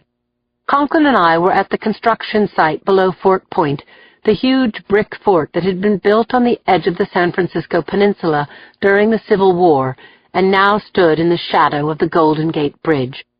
A damp breeze kicked up white caps on the bay, making the 50-degree temperature feel more like 35. I was shaking, either because of the wind chill factor or from my sickening sense of what we were about to find. I zipped up my fleece-lined jacket, put my hands inside my pockets as the whipping wind brought moisture to my eyes.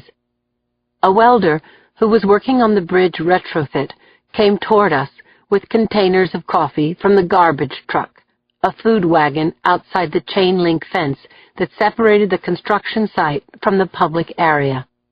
The welder's name was Wayne Murray, and he told me and Conklin how when he'd come to work that morning, he'd seen something weird hung up on the rocks below the fort. "I thought at first it was a seal," he said mournfully. "When I got closer, I saw an arm in the water. I never saw a dead body before." Car doors slammed, men coming through the chain-link gate, talking and laughing, construction workers, EMS, and a couple of Park Service cops. I asked them to rope off the area. I turned my eyes back to the dark lump down on the rocks below the seawall, a white hand and foot trailing in the foam-flecked water that streamed toward the ocean. "She wasn't dumped here," Conklin said. "Too much chance of being seen." I squinted up at the silhouette of the bridge security officer patrolling the structure with his AR-15 semi-automatic rifle. Yeah, depending on the time and the tides, she could have been dropped off one of the piers. The perps must have thought she'd float out to sea. "Here comes Dr. G," Conklin said. The ME was chipper this morning, his damp white hair still showing comb marks, his waders pulled up to mid-chest, his nose pink under the bridge of his glasses. He and one of his assistants took the lead, and we joined them, walking awkwardly across the jagged rocks that sloped at a 45-degree angle, 15 feet down to the lip of the bay. "Hang on there. Be careful," Dr. Germanic said as we approached the body. "Don't want anyone to fall and touch something." We stood our ground as Dr. G scrambled down the boulders, approached the body, put his scene kit down. Using his flashlight, he began his preliminary in situ assessment. I could see the body pretty well in his beam. The victim's face was darkened and swollen. "Got some skin slippage here," Dr. G called up to me. "She's been in the water a couple of days, long enough to become a floater." "Does she have a gunshot wound to the head?" "Can't tell. Looks like she's been banged up on the rocks. I'll give her a head-to-toe X-ray when we get her back to home base." Dr. G photographed the body twice from each angle, his flash popping every second or two. I took note of the girl's clothing, the dark coat, the turtleneck sweater, her short hair, similar to the distinctive bowl cut I'd seen in her driver's license picture when I'd gone through her wallet 2 days before. "We both know that's Paolo Ricci," Conklin said, staring down at the body. I nodded, except that yesterday we'd blown it, broken the Tylers' hearts by jumping to conclusions. "Right," I said, "but I'll believe it when we get a positive ID." Chapter 48.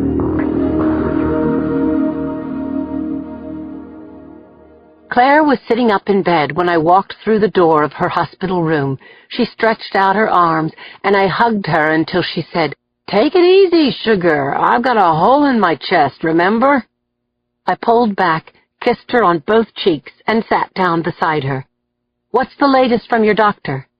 "He said I'm a big, strong girl." And then Claire started coughing. She held up the hand that wasn't covering her mouth, managing to finally say, "It hurts only when I cough." "You're a big, strong girl, and what?" I pressed her. "And I'm going to be fine. Getting out of this joint Wednesday, then some time at home in bed. After that, I should be good to go." "Thank God. I've been thanking God since that asshole shot me. Whenever that was. You lose track of time when you don't have an office job." "It happened 2 weeks ago, Butterfly. 2 weeks and 2 days. Claire pushed a box of chocolates toward me, and I took the first one my hand fell on. "You been sleeping in the trunk of your car?" she asked me. "Or did you trade Joe in for an 18-year-old boyfriend?"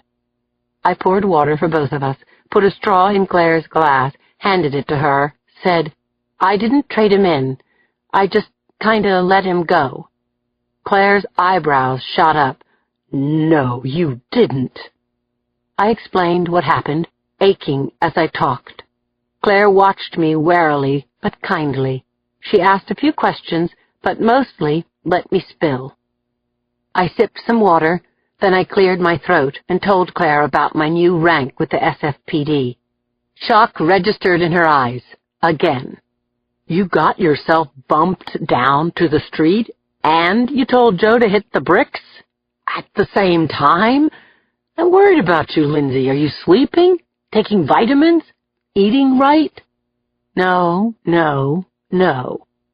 I threw myself back into the armchair as a nurse came in, bearing a tray with Claire's medication and dinner. "Here you go, Dr. Washburn. Down the hatch." Claire slugged down the pills, pushed her tray away once the nurse had gone. "Slop du jour," she said. Had I eaten today? I didn't think so. I appropriated Claire's meal, mashing the overcooked peas and meatloaf together on the fork, getting to the ice cream course before telling her that we had identified Paolo Ricci's body. The kidnappers shot the nanny within a minute of taking her and the child. Couldn't get rid of her fast enough. But that's all I've got, Butterfly. We don't know who did it, why, or where they've taken Madison. Why haven't those shits called the parents? That's the million-dollar question. Way too long without a ransom request. I don't think they want the Tylers' money. Damn. Yeah. I dropped the plastic spoon onto the tray and leaned back in the chair again, staring out at nothing. "Lindsay, I've been thinking that they shot Paola because she'd witnessed Madison's kidnapping. Makes sense. But if Madison witnessed Paola's murder, they're not going to let the child live after that."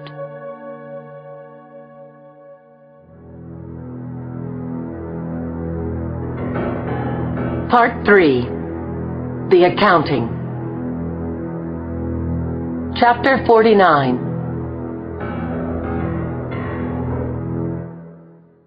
Cindy Thomas left her Blakely Arms apartment, crossed the street at the corner, and began her 5-block walk to her office at the Chronicle. 2 floors above Cindy's apartment, facing the back of the building, a man named Gary Tenning was having a bad morning. Tenning gripped the edges of the desk of his workroom and tried to stifle his anger. Down in the courtyard, 5 floors below, a dog was barking incessantly, each shrill note stabbing Tenning's eardrums like a skewer. He knew the dog. It was Barnaby, a rat terrier who belonged to Marjorie Glynn, a lumpen, dishwater blonde single mother of god-awful baby Oliver, all of them living on the ground floor, usurping the back courtyard as if it were theirs. Again, Tenning pressed on his special Max earplugs, soft wax that conformed exactly to the shape of his ear holes, and still he could hear Barnaby yipping through his Max. Tenning rubbed the flat of his hand across the front of his T-shirt as the dog's brainless yapping ripped the fabric of his repose. The tingling was starting now in his lips and fingers, and his heart was palpitating. God damn it! Was a little quiet too much to ask? On the computer screen in front of him, neat rows of type marched down the screen. Chapter 6 of his book, The Accounting, a statistical compendium of the 20th century. The book was more than a conceit or a pet project. The accounting was his raison d'etre and his legacy. He even cherished the rejection letters from publishers turning down his book proposal. He lovingly logged these rejections into a ledger, putting the originals in a folder inside his lockbox. He'd get his laugh when the accounting was published, when it became a critical reference work for scholars all over the world and for generations to come. Nobody would be able to take that away from him. As Tenning willed Barnaby to shut the hell up, he ran his eyes down the line of numbers. The fatal lightning strikes since 1900, the inches of snowfall in Vermont, the verified sightings of cows sucked into the air by tornadoes, when a garbage truck began its halting clamor up the block. He thought his fricking skull would crack open. He wasn't crazy either. He was having a perfectly reasoned response to a horrific assault on the senses. He clapped his hands over his ears, but the squeals, screeches, galvanized shimmies came through, and they set off Oliver. That goddamn baby! How many times had he been interrupted by that baby? How many times had his thoughts been derailed by that shitty-ass rat dog? The pressure in Tenning's chest and head was building. If he didn't do something, he would explode. Gary Tenning had had it.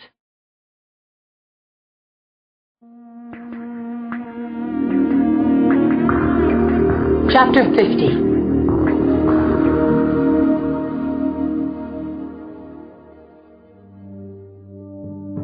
Even with quivering fingers, Tenning quickly tied the laces of his bald-treaded Adidas, stepping out into the hallway, and locked the apartment door behind him, pocketing his big wad of keys. He used the fire stairs to get down to the basement level. He never took the elevator. He passed the laundry room and entered the boiler room, where the senior furnace mumbled in its pipes, and the hateful new furnace roared with freshly minted enthusiasm. An 18-inch length of pipe, with a rusted ball joint affixed to one end, leaned against the concrete block wall. Tenning hefted it, socked the ball into the cupped palm of his hand. He turned right, walking down the incline toward the blinking light of the exit sign, murderous ideas igniting in his mind like a chain of firecrackers. The lock bar on the exit door opened against his forearm. He stood for a minute in the sunshine, getting his bearings.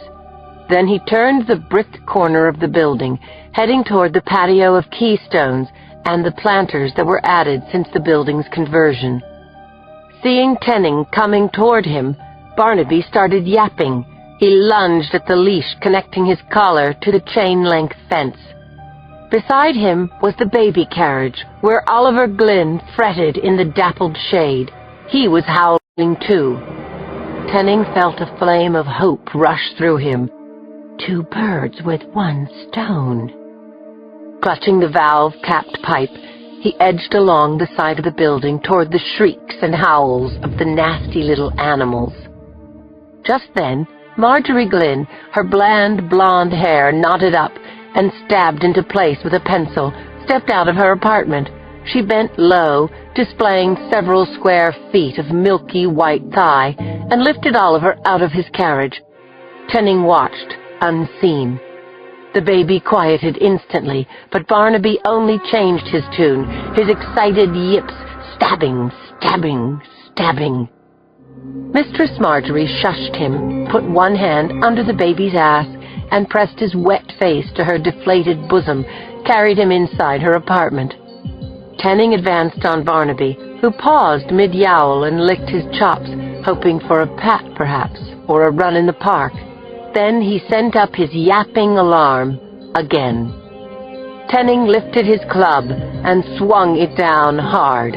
Barnaby squealed, made a feeble grab for Tenning's arm as the club rose high against the cloudless sky, and then slammed down a second time. The rat dog was completely still. As Tenning stuffed its body into a garbage bag, he thought, R.I.B.P. Rest in bloody peace.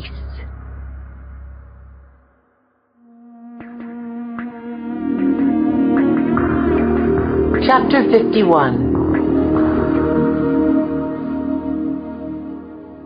3 days had passed since Madison Tyler had been taken from Scott Street and her nanny murdered only a few yards from Alta Plaza Park. We were all in the squad room that morning, Conklin, 4 homicide inspectors from the night tour doing overtime, Macklin, a half-dozen cops from major crimes, and me. Macklin looked around the small room and said, "I'll make this quick so we can get to work. We've got nothing but the talent in this room, so let's keep doing what we're doing, good, solid police work, and for those of you who pray, put in a word for a miracle." He handed out assignments, asked for questions, got none. Chairs scraped as everyone scrambled. I looked over the new list of pervs Conklin and I were assigned to interview. I got up from my desk and crossed the scuffed linoleum floor to Jacoby's office door. "Come in, Boxer." "Jacoby, there were 2 people involved in the abduction. There was the guy who did the coercing, and then there was a driver. Pretty odd, don't you think, for a pedophile to partner up?" "Got any other ideas, Boxer? I'm wide open." "I want to go back to square one. The witness. I want to talk to her." "After all these years, I can't believe you want to double-check an interview of mine," Jacoby groused. "Hang on. I have her statement right here." I sighed as Jacoby moved his coffee, his egg McMuffin, his newspaper, lifted a pile of manila folders. He sorted through those, found the one he was looking for, flapped it open. "Gilda Gray. Here's her number." "Thanks, Lou," I said, reaching for the folder. I felt a pang, as if I'd made a slip of the tongue. I'd never called Jacoby Lou before. I hoped he'd missed it, but no. Jacoby beamed at me. I smiled at him over my shoulder, walked back to the face-to-face desk arrangement I have with Conklin, dialed Gilda Gray's number, and got her on the phone. "I can't come in now. I've got a presentation with a client at 9:30, she protested. "A child is missing, Ms. Gray." "Look, I can tell you everything in about 10 seconds over the phone. I was walking our dog on Divisadero. I was following her, getting the newspaper into position, when the little girl and her nanny crossed the street." "Then what happened?" "My attention was on Shotzi. I was looking down, lining up that newspaper, you know. I thought I heard a child call out, but when I looked up, all I saw was someone in a gray coat sliding open a door to a black minivan, and I saw the back of the nanny's coat as she got inside." "Someone in a gray coat. Gotcha. Did you see the person at the wheel?" "Nope. I put the newspaper in the trash, and I heard the van turn the corner. Then, like I said, I heard a loud pop and saw what looked like blood splattering against the back window. It was horrible." "Anything you can tell me about the man in the gray coat?" "I'm pretty sure he was white. Tall, short, distinguishing features." "I didn't pay any attention. I'm sorry." I asked Ms. Gray when she could come in and look at mug shots, and she said, "You've got mug shots of the backs of people's heads?" I said, "Thanks anyway," and hung up. I looked into Conklin's light brown eyes, got lost there for half a second. "So, we're still on perv patrol?" he asked. "Yeah, we are, Rich. Bring your coffee."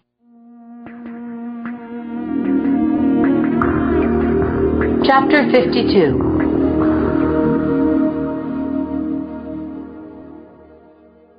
Kenneth Clausen was washing his silver Jaguar when we parked on the uphill slope outside his home on Vallejo.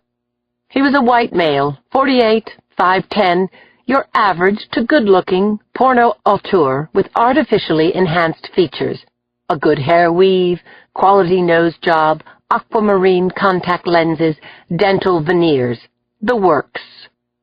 According to his sheet, Clausen had been caught in an online chat room sting, setting up a date with someone he thought was a 12-year-old girl. Turned out to be a 40-year-old cop. Clausen had cut a deal with the DA. In exchange for ratting out a child pornographer, he got a lengthy probation and a hefty fine. He was still making adult porn, which was completely legal, even in the upscale neighborhood of Pacific Heights. A look of delight brightened Clausen's face as Conklin and I left our Crown Vic on the curb and came toward him. "Well, well, well," he said, shutting off the hose, looking from me to Conklin and back to me, sizing us up. Then his smile hardened as he made us his cops.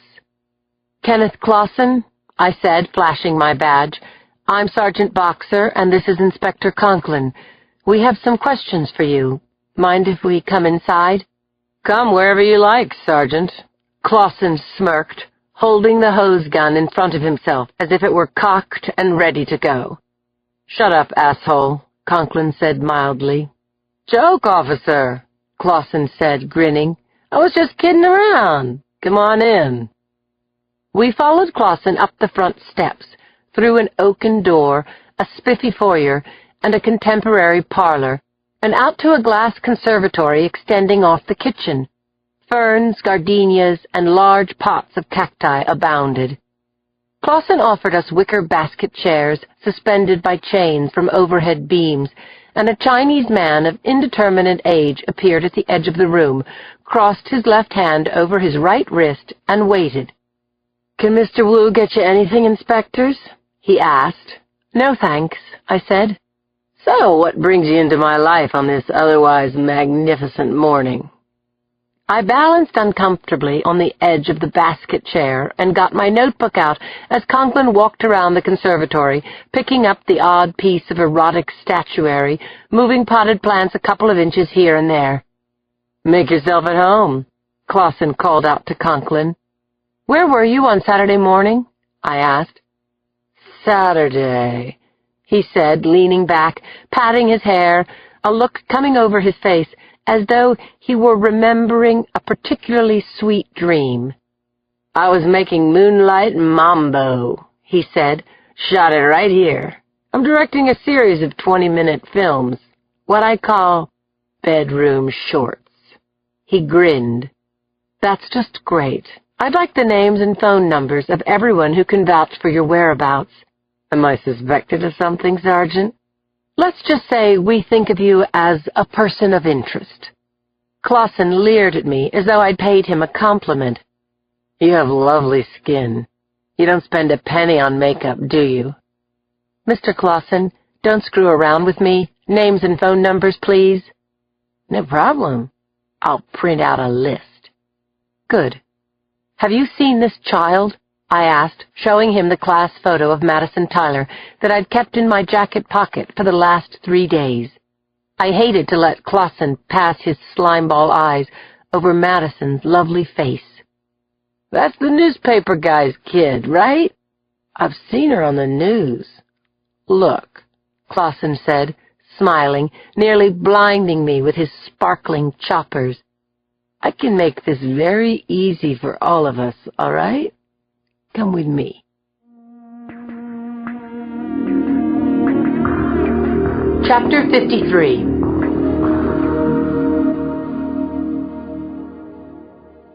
The elevator in Clausen's pantry was a knotty pine box about the size of a double-wide coffin. Conklin, Clausen, and I stepped inside, and I lifted my eyes to where the number board should have been, seeing only the numbers 1 and 4. No stops in between. The car opened on the top floor, a bright 40 by 50-foot space with furniture, lights, rolled-up carpets, and backdrops stacked against the walls. A high-tech computer station took up a back corner. It was a wide, open space, but I scanned it anyway for signs of a child. "It's all done digitally these days," Clausen was saying.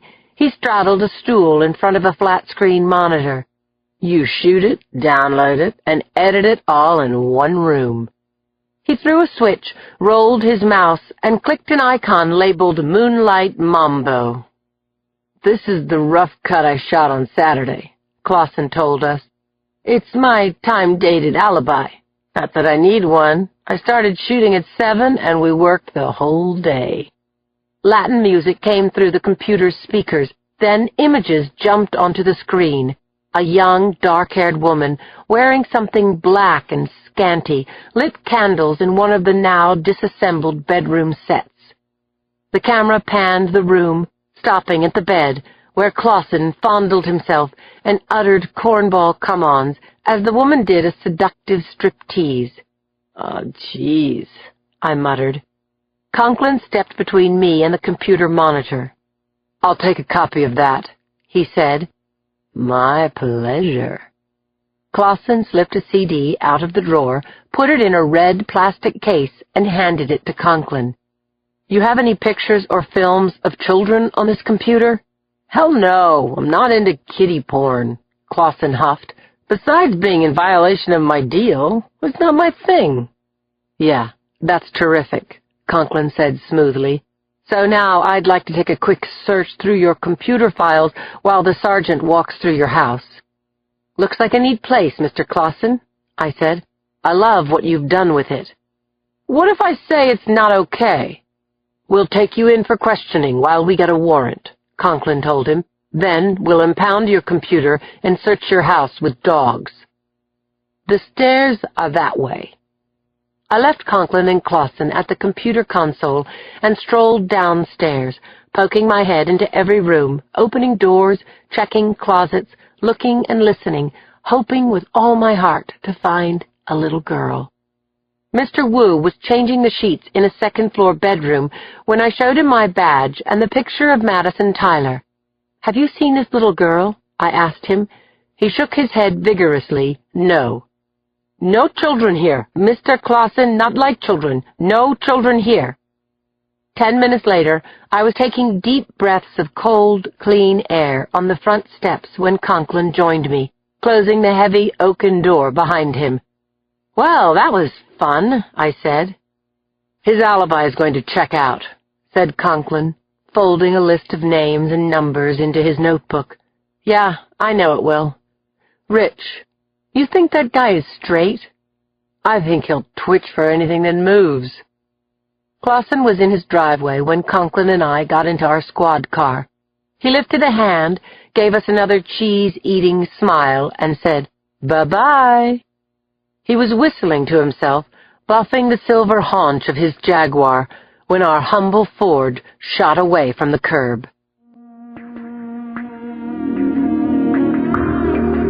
Chapter 54.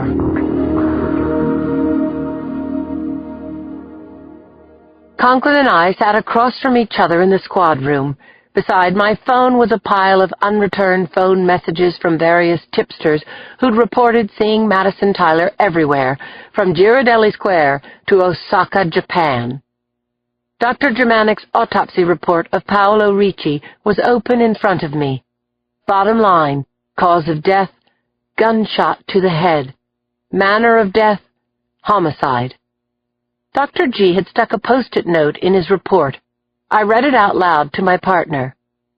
"Sergeant Boxer, clothing went to crime lab. I did a sexual assault kit just to say I've been there, but don't count on it coming back with anything positive due to total submersion, etc. Bullet was through and through, no projectile recovered. Regards, H.G." "Dead girl, dead end," Conklin said, running his hand through his hair. "The kidnappers have no problem with murder, and that's all we know." "So, what are we missing?" "We have a half-baked sighting from a witness who gave us non-descriptions of the perps and the car. We have no plate number, no physical evidence from the scene, no cigarette butts, no chewing gum, no shell casings, no tread marks, and no freaking ransom note." Conklin leaned back in his chair, said to the ceiling, "The perps acted like muscle, not like sexual predators. Shooting Paolo within a minute of capturing her? What's that? It's like the shooter was itchy, high on crack, like the job was subbed out to gangbangers. Or Paolo was excess baggage, so they offed her. Or she put up a fight and someone panicked," I said. "But you know, Richie, you're right. Totally right." His chair creaked as he returned it to an upright position. "We have to turn this investigation on its head. Work on solving Paolo Ricci," I said, planting my hand palm down on the autopsy report. "Even dead, she could lead us to Madison." Conklin was putting in a call to the Italian consulate when Brenda swiveled her chair toward me. She covered the mouthpiece of her phone with her hand. Lindsay, I've got a caller on line 4. Won't identify himself. Sounds scary. I asked for a trace. I nodded, my heartbeat ticking up a notch. I stabbed the button on the phone console. This is Sergeant Boxer, I'm only going to say this once, said the digitally altered voice that sounded like a frog talking through bubble wrap. I signaled to Conklin to pick up on my line. Who is this? I asked. Never mind. Madison Tyler is fine. How do you know? Say something, Maddie. Another voice came over the line, breathy, young, broken. Mommy? Mommy? Madison, I said into the phone. The frog voice was back. Tell her parents they made a big mistake calling the police. Call off the dogs, or we'll hurt Madison permanently. If you back off, she'll stay alive and well, but either way, the Tylers will never see their daughter again. And then the phone went dead. Hello? Hello? I jiggled the hook until I got a dial tone. Then I slammed the phone down. Brenda, get the call center. What was that? They made a big mistake calling the police? Conklin shouted. Lindsay, did that little girl sound like Madison? Jesus Christ, I couldn't tell. I don't know. What the hell? Conklin said, hurling a phone book against the wall. I felt dizzy, physically sick. Was Madison really fine? What did it mean that her parents shouldn't have called the police? Had there been a ransom demand or a phone call that we didn't know about? Everyone in the squad room was looking at me, and Jacoby was standing behind me, literally breathing down my neck, when the radio room called back with the result of the phone trace. The caller had used a no-name cell phone, and the location couldn't be traced. The voice was altered, I told Jacoby. I'll send the tape to the lab. Before you do that, get the parents to listen to it. Maybe we can get a positive ID on the child's voice. Could still be a sicko getting his rocks off, Conklin said as Jacoby walked away. I hope that's what it is, because we're not calling off the dogs. Not even close. I couldn't say what I was thinking, that we'd just heard Madison Tyler's last words.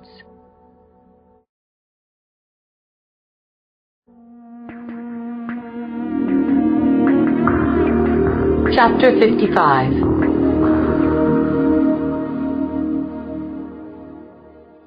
Brenda Fagosi had been the homicide squad assistant for some years, and at only 25 years old, was a natural mother hen. She was clucking sympathetically as I spoke to Henry Tyler on the phone, and when I hung up, she handed me a message slip.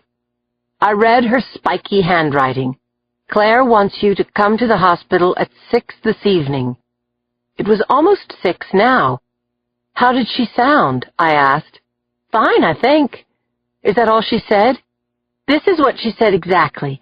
Brenda, please tell Lindsay to come to the hospital at 6. Thanks a lot. I'd just seen Claire yesterday. What was wrong? I drove toward San Francisco General, my mind swirling with terrible sinking thoughts. Claire once told me this thing about brain chemistry, the nub of it being that when you're feeling good, you can't ever imagine feeling bad again, and when you're feeling bad, it's impossible to imagine a time when you won't be circling the drain. As I sucked on an Altoids, a little girl's voice was crying "Mommy" in my head, and it was mixed up with the bad knee-jerk reaction I had to hospitals ever since my mother died in one almost 15 years ago. I parked in the hospital lot on Pine, thinking about how good it had been having Joe to talk to when I felt this low, frustrated from 3 days of staggering blindly into dead ends. My thoughts turned back to Claire as I stepped into the hospital elevator.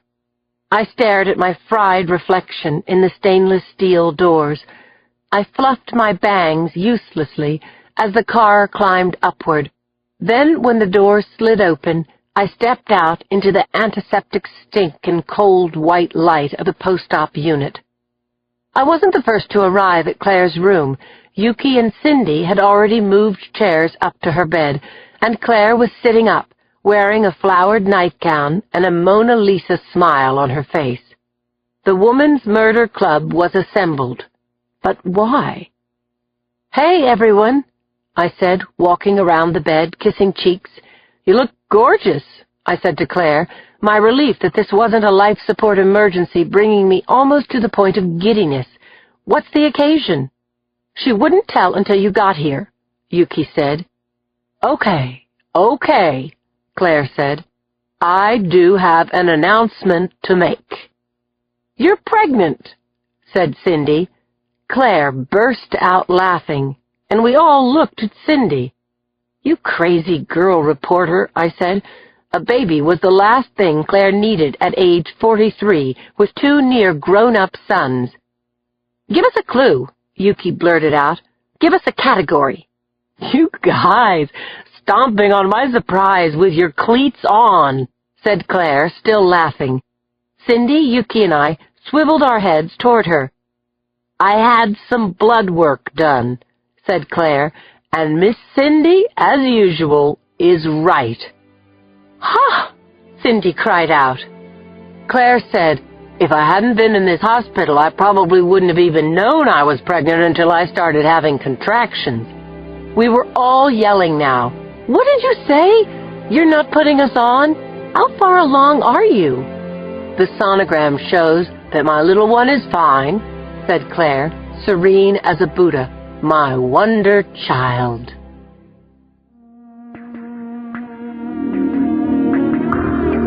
Chapter 56.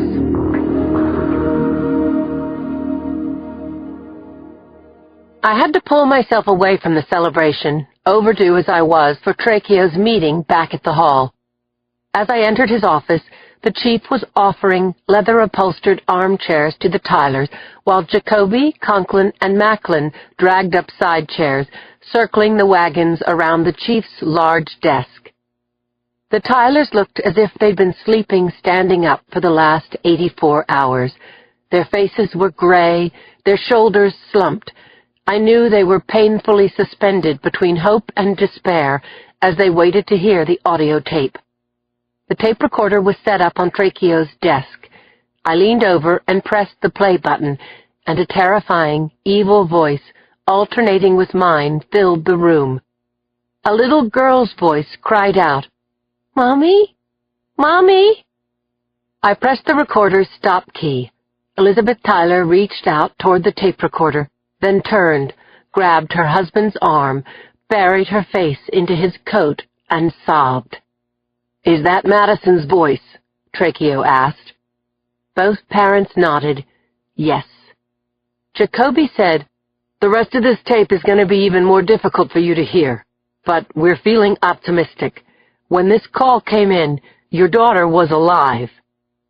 I pressed the play button again, watched the Tylers' faces as they heard the kidnapper say that Madison was fine, but that she would never be seen again. "Mr. and Mrs. Tyler, do you have any idea why the kidnapper said you made a big mistake calling the police?" I asked. "No idea at all," Henry Tyler snapped. "Why would they feel threatened? You've turned up nothing. You don't even have a suspect. Where is the FBI? Why aren't they trying to find Madison?" Macklin said, "We are working with the FBI. We're using their sources and their databases, but the FBI won't actively work this case unless we have some reason to believe that Madison was taken out of state." "So tell them that she was." Jacoby said, "Mr. Tyler, what we're asking is, did you receive a communication from the kidnapper telling you not to call the police? Anything like that happen?" "Nothing," said Elizabeth Tyler. "Henry, did you hear from them at the office?" "Not a word, I swear." I was thinking about Paola Ricci as I looked at the Tylers. I said, "You told us that Paola Ricci was highly recommended. Who recommended her?" Elizabeth Tyler leaned forward. "Paola came to us directly through her service." "What kind of service is that?" Macklin asked, stress showing in the grinding of his jaw. "It's an employment agency," said Elizabeth Tyler. "They screen, sponsor, and train well-bred girls from overseas. They get their work papers and find them jobs. Paola had tremendous references from the agency and from back home in Italy. She was a very proper young woman. We loved her. The service gets their fees from the employers? Jacoby asked. Yes, I think we paid them $18,000. The mentioning of money sent a prickling sensation along the tops of my arms and a swooping feeling in my stomach. What's the name of this service? I said. Westbury. No, the Westwood Registry, said Henry Tyler. You'll speak to them? Yes, and please don't say anything about this call to anyone, Jacoby cautioned the Tylers. Just go home, stay near your phone, and leave the Westwood Registry to us. You'll be in touch with them? Asked Henry Tyler again. We'll be all over them.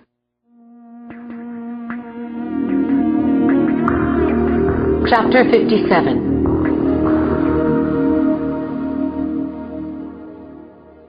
Cindy was on the phone with Yuki, loading the dishwasher as she talked.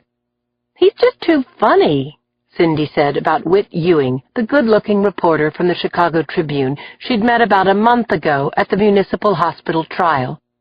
The guy with the glasses, right? The one who tore out of the courtroom by way of the emergency exit? Set off the alarm? Yuki chuckled, remembering. Yeah, see, and he can goof on himself. Whit says he's Clark Kent's nerdy younger brother. Cindy laughed. He's been threatening to fly into town and take me out to dinner. He's even angling to be assigned to the Brinkley trial. Oh, so wait a minute, Yuki said. You're not thinking of doing what Lindsay did. I mean, Whit lives in Chicago. Why start up an LDR when they're so freaking doomed? I'm thinking. It's been a while since I've had any, fun. Been a while for me, too, Yuki sighed. I not only don't remember when, I don't remember with whom. Cindy cackled. Then Yuki put her on hold so she could take an incoming call. When Yuki came back on the line, she said, Hey, girl reporter, Red Dog wants me, gotta scoot. Go, go, Cindy said. See you in court.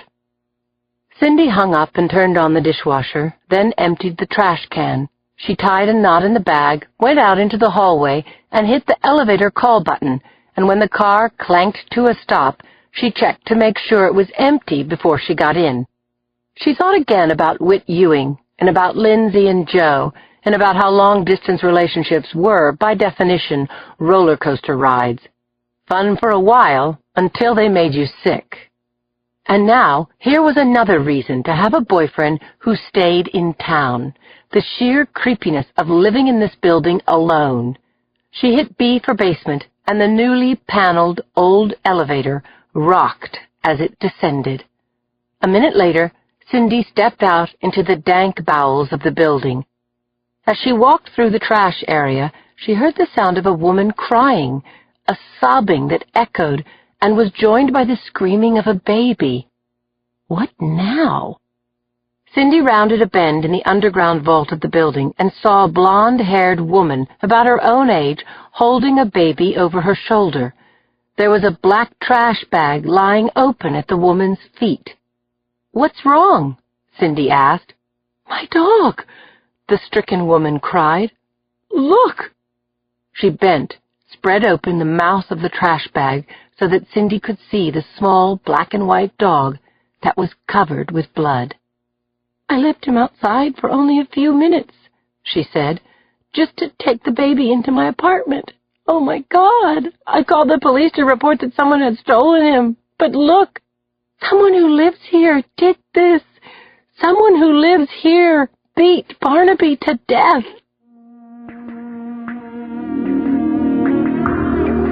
Chapter 58.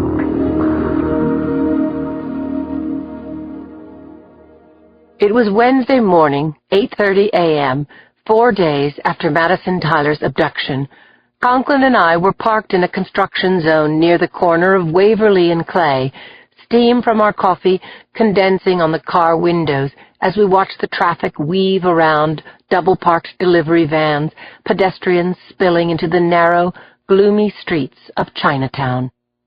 I was eyeballing one building in particular, a 3-story red brick house halfway down Waverly. Wong's Chinese Apothecary was on the ground floor.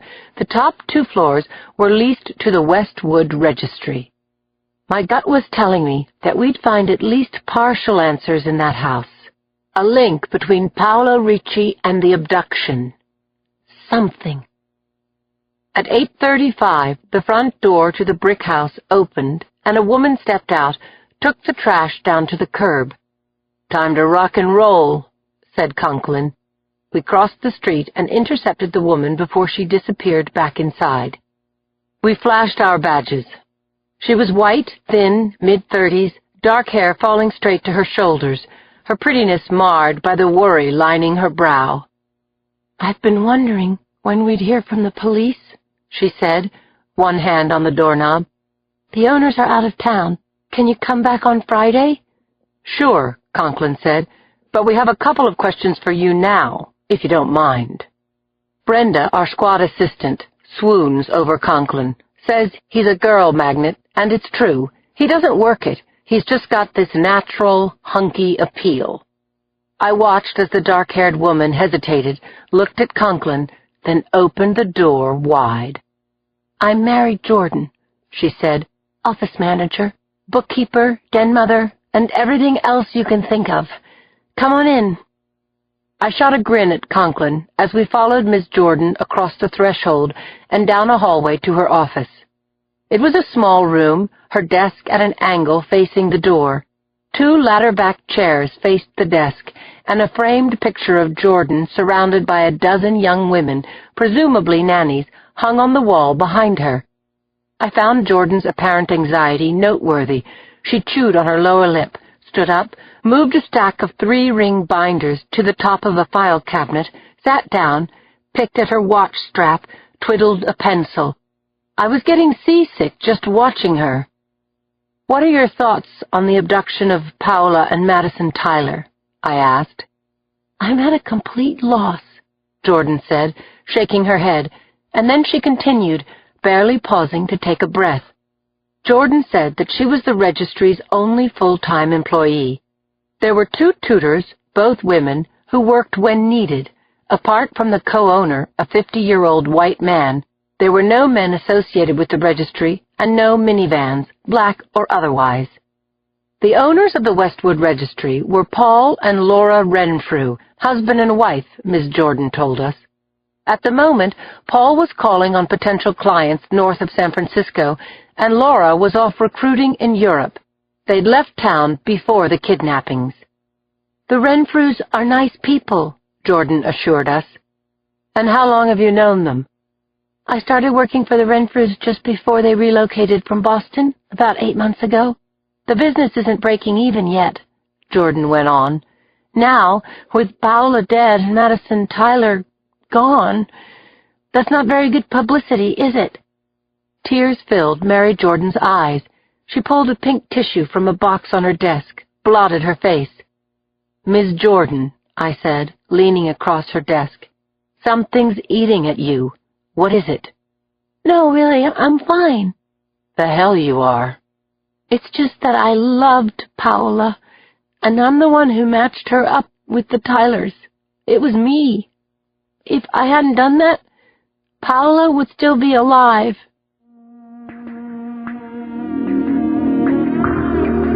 Chapter 59.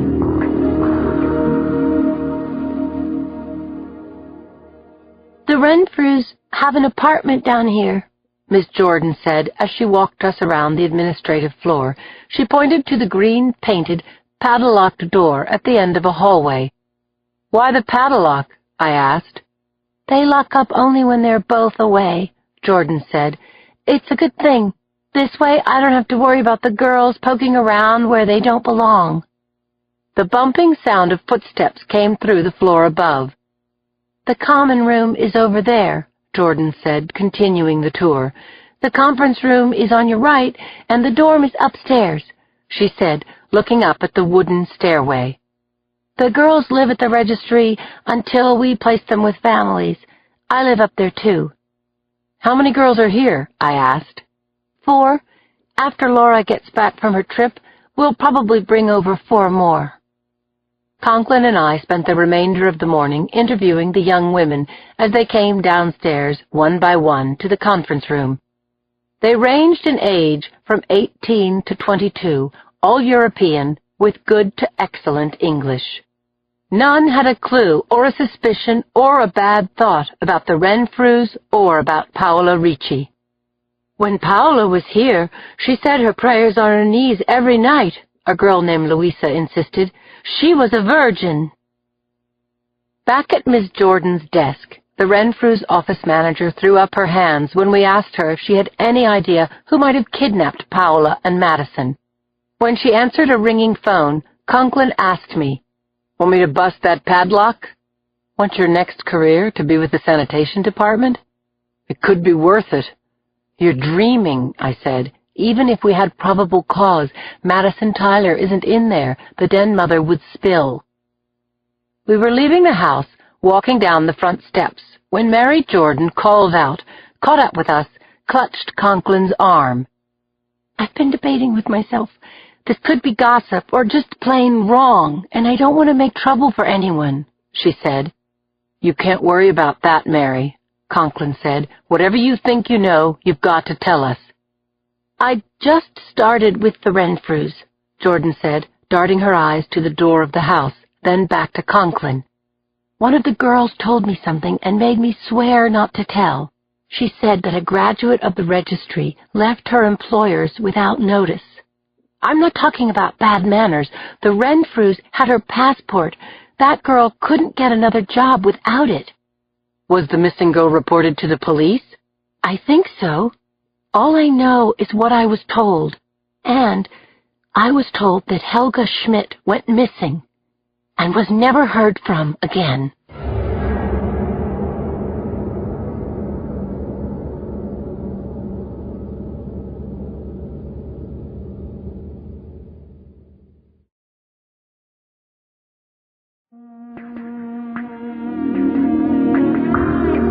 Chapter 60.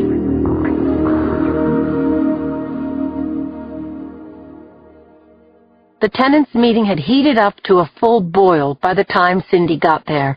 A couple hundred people, more or less, were crammed into the lobby.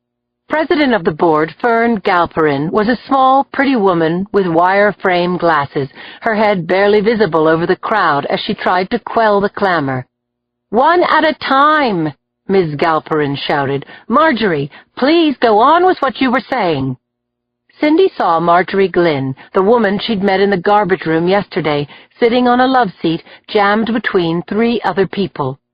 Glynn cried out, "The police sent me a form to fill out. They're not going to do anything about Barnaby, and Barnaby was family. Now I feel even more at risk because he's gone. Should I get another dog, or should I get a gun?" "I feel as scared and sick as you do," Galperin said, clutching her own small dog to her bosom. "But you can't be serious about getting a gun. Anyone else?"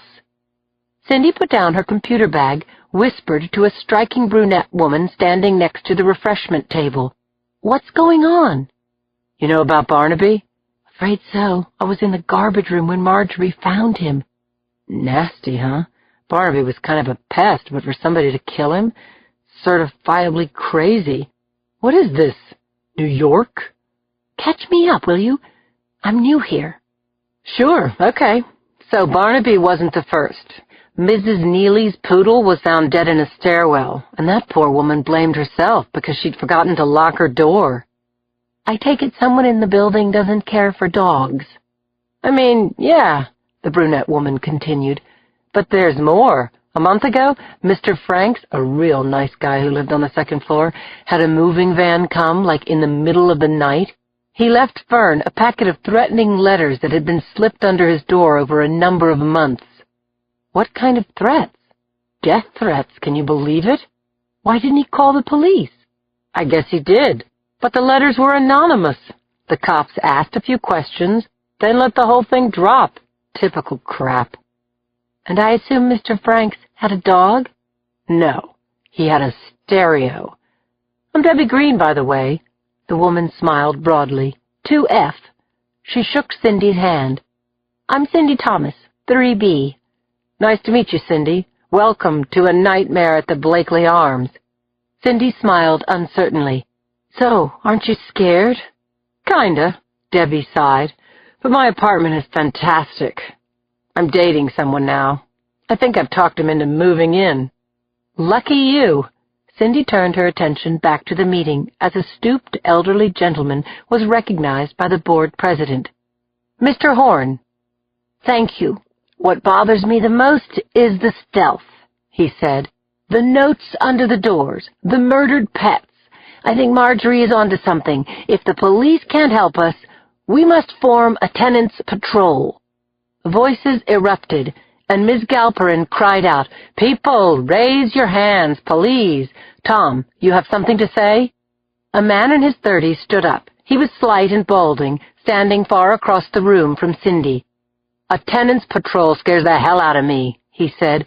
"Whoever is terrorizing the Blakely Arms could sign up to be on a patrol, and then he wouldn't have to sneak around. He could walk the halls with impunity. How scary would that be?"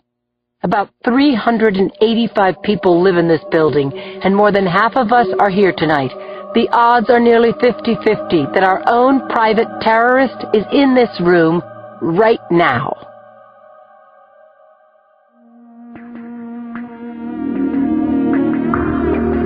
Chapter 61.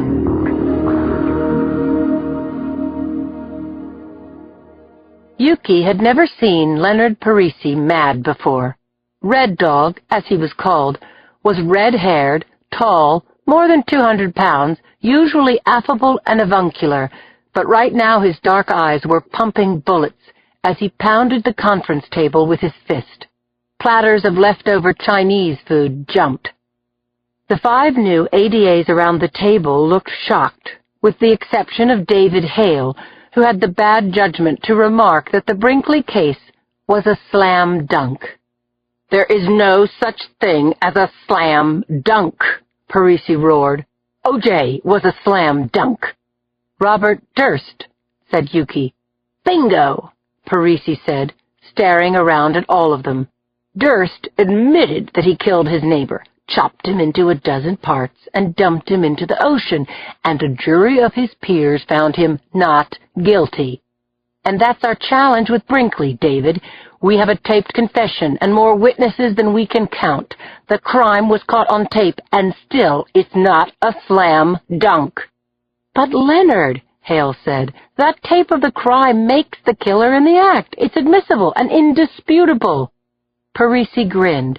"You're quite the bulldog, David. Good for you." "You all know about Rodney King?" Parisi asked, loosening his tie. Rodney King, a black parolee, refused to exit his car after he was stopped for speeding. He was pulled out of his vehicle and struck 56 times by 4 white cops, a massive bloody beating, all caught on videotape. The case went to trial, the cops were acquitted, and so began the race riots in L.A. So the tape didn't make the case a slam dunk. And maybe this is why. First time you see the Rodney King tape, you're horrified. Second time, you're outraged. But once you see it for the 20th time, your brain has been around every corner of that scene, and you remember it, sure, but the shock power's gone. Everyone in this country with a television set has seen Jack Rooney's tape of Alfred Brinkley shooting those people over and over and over again. By now, it's lost its shock power. Understand? That said, the tape is in. We should win this case, and we're going to do everything we can to put Brinkley on death row. But we're going against a smart and tenacious attorney in Barbara Blanco, Parisi said, leaning back in his chair, and she isn't working this crap public defender job for the money. She believes in her client, and the jury is going to feel that. We've got to be prepared for anything. And that's the end of today's lecture. A respectful silence fell over the conference room. Len Parisi was definitely the man around here. "Yuki, anything we forget to go over?" "I think we're covered." "Feeling good?" "Feeling great, Len. I'm ready to go. Can't wait." "Sure, you're 28, but I need my beauty sleep. I'll see you here at 7:30 a.m. Everyone else, stay tuned. We'll have a post-mortem at close of day tomorrow." Yuki said goodnight to her colleagues and left the room, feeling charged up and lucky that tomorrow morning she'd be Leonard Parisi's second chair. And despite Parisi's cautionary rant, Yuki did feel confident. Brinkley wasn't OJ or even Robert Durst. He had no star wattage, no media appeal. Only weeks ago, he was sleeping on the street with a loaded gun in his pocket. He'd killed 4 total strangers. No way a jury would chance letting that maniac back on the streets of San Francisco again. Would they?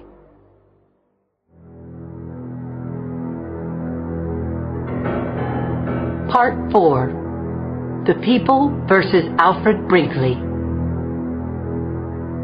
Chapter 62. Yuki put her briefcase next to Leonard's on the table outside Department 21. They passed through the metal detectors, walked through the first set of double doors into the small anteroom, then through the second set of doors and directly into the courtroom.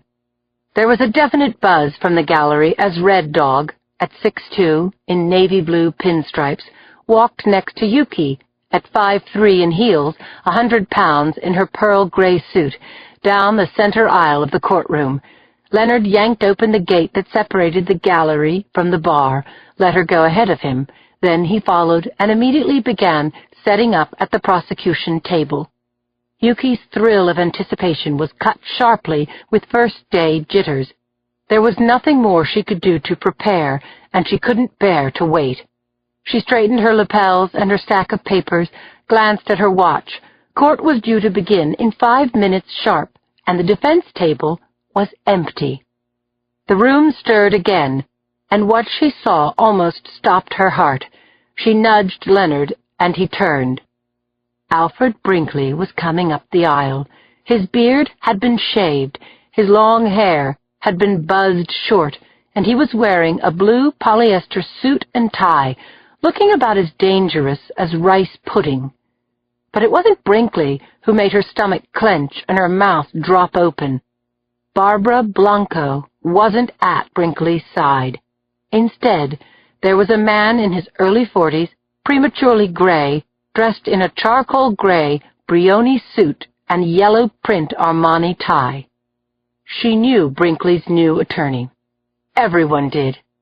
"Oh, fuck," Parisi said, smiling stiffly. "Mickey Sherman. You know him, don't you, Yuki?" "Sure do.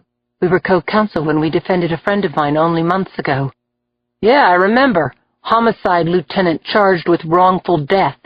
Parisi took off his glasses, polished them with his handkerchief, said to Yuki, "What'd I say last night?" "Be prepared for anything." "Sometimes I hate it when I'm right. What can you tell me, apart from the fact that Sherman's never seen a camera he doesn't like?" "He's a big-picture guy," Yuki said. "Leave the details to others. Stuff might fall through the cracks." Yuki was thinking how she'd read that Mickey Sherman had resigned his job as deputy corporation counsel for the city of San Francisco and opened a small private practice. He'd do the Brinkley case pro bono, but the media attention would be a hell of a launching pad for Sherman and Associates. If he won. "Well, he hasn't got a big staff anymore," Parisi said.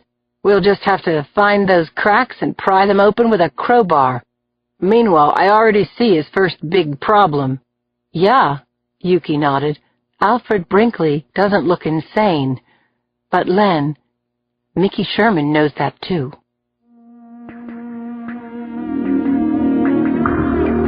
Chapter 63.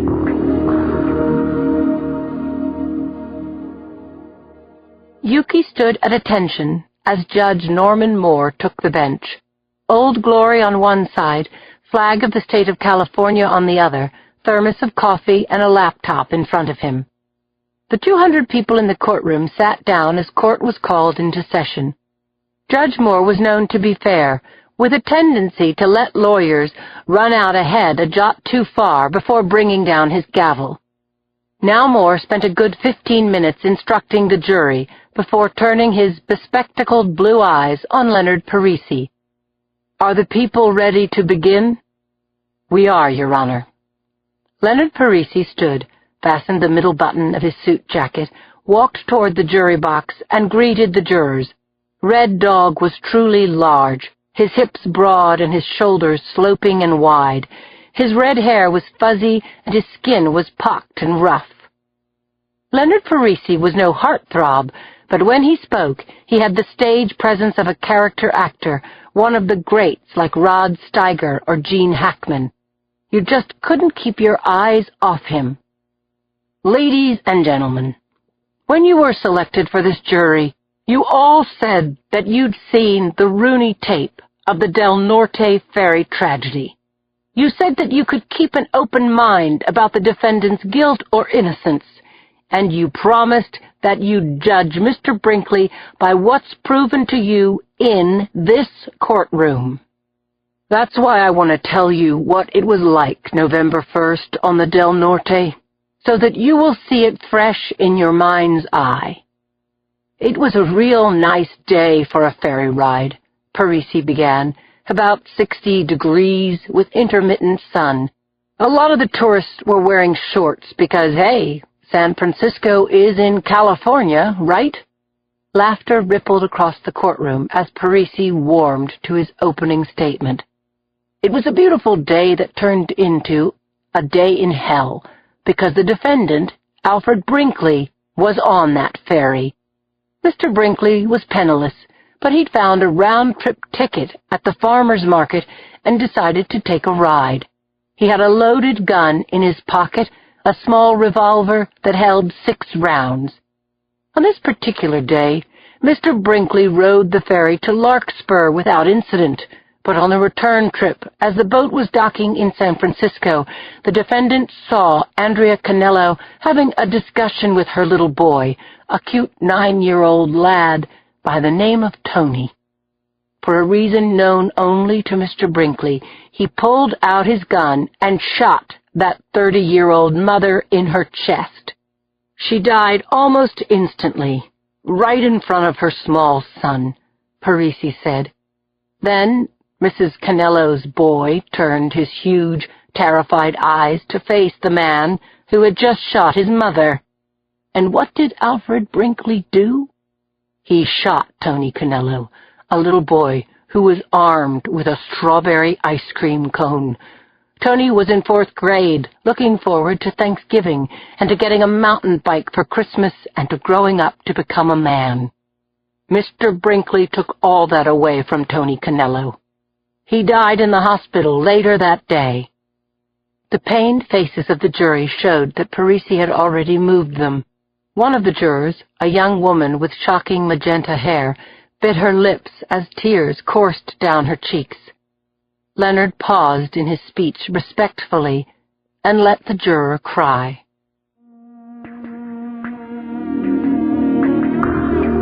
Chapter 64.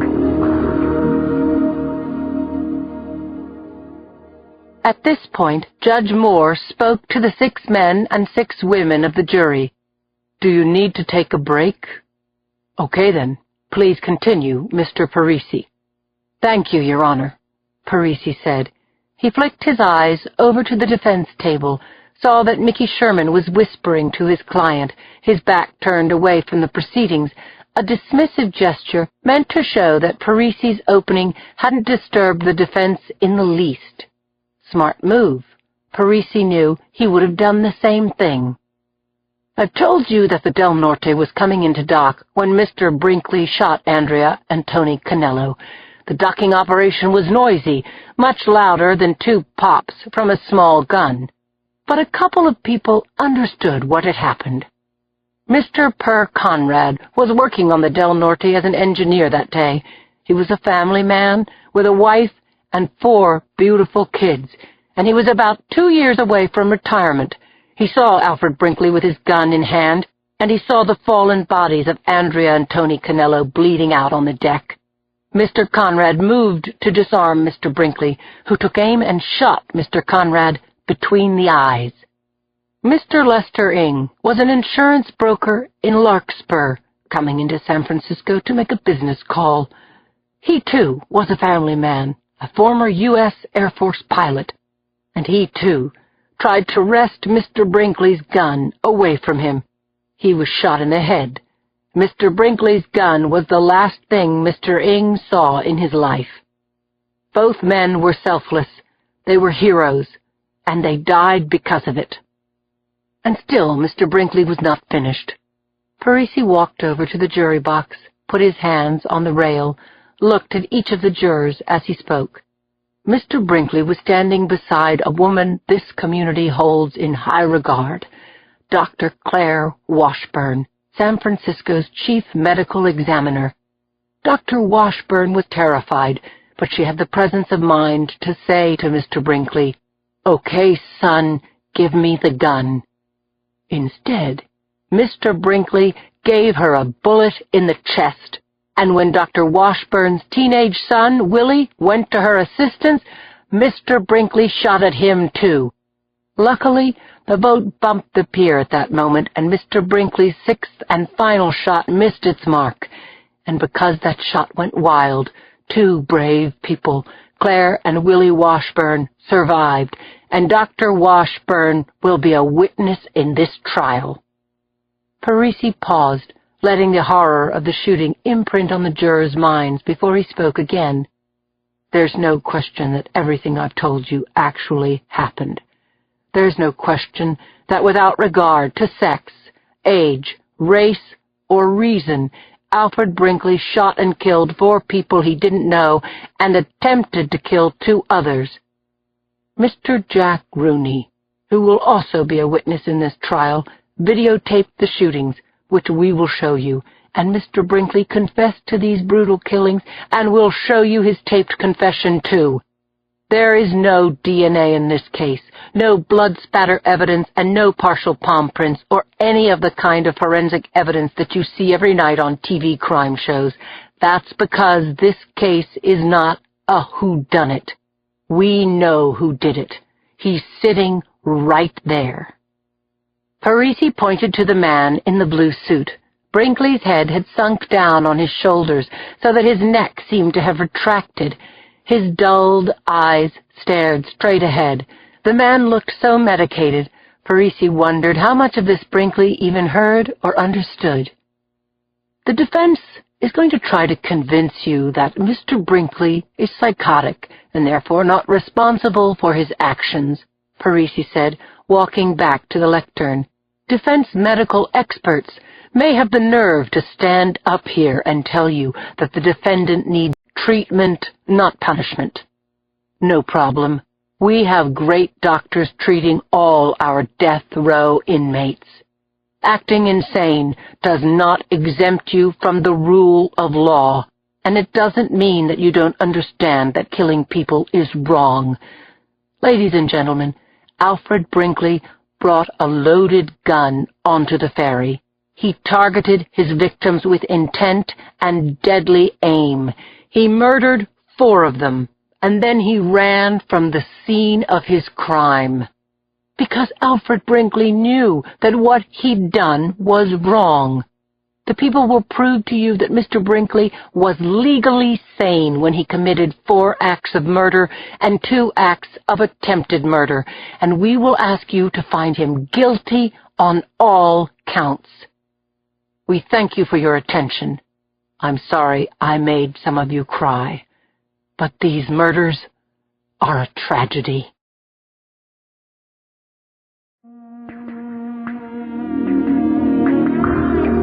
Chapter 65.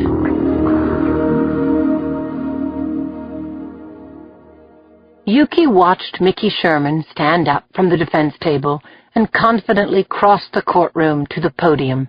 Sherman introduced himself to the jury, his hands in pockets, demeanor, and easy charm captivating them with his first sentence. "Folks, everything the prosecutor told you is true," he began. It was a daring declaration, Yuki thought. In fact, she'd never heard opposition counsel take that position before. "You all know what happened on the Del Norte on November 1st, Sherman said. "Mr. Brinkley did, in fact, bring a loaded gun onto the ferry. He shot those people without regard for the consequences to them or to himself. He was surrounded by 250 people, some of whom witnessed the shooting. Mr. Brinkley didn't throw his gun away after he fled the Del Norte. He didn't get rid of the evidence. This was not what you'd call a perfect crime. Only an insane person would do these acts and behave in this way. So what happened is no mystery. But why it happened is what this trial is about.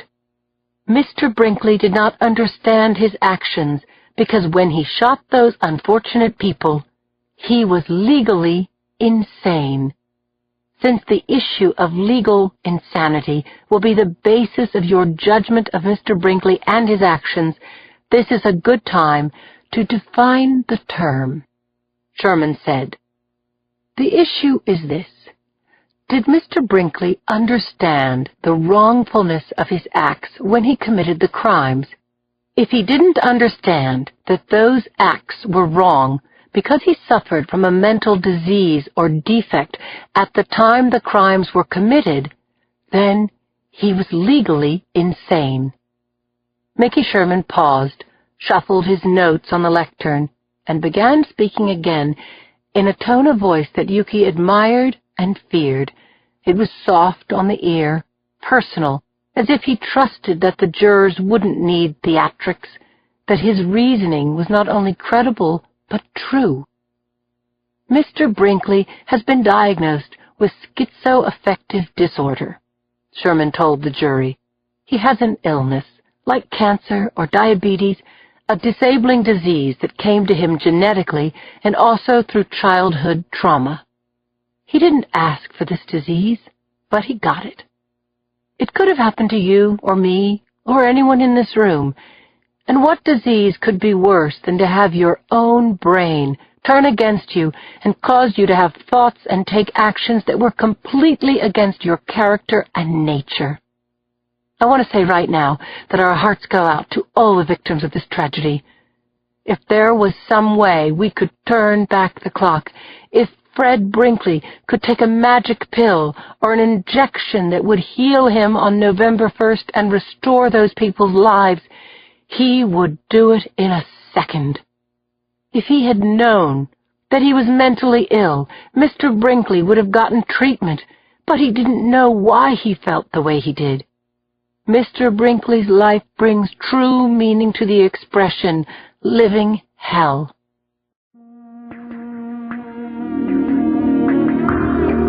Chapter 66.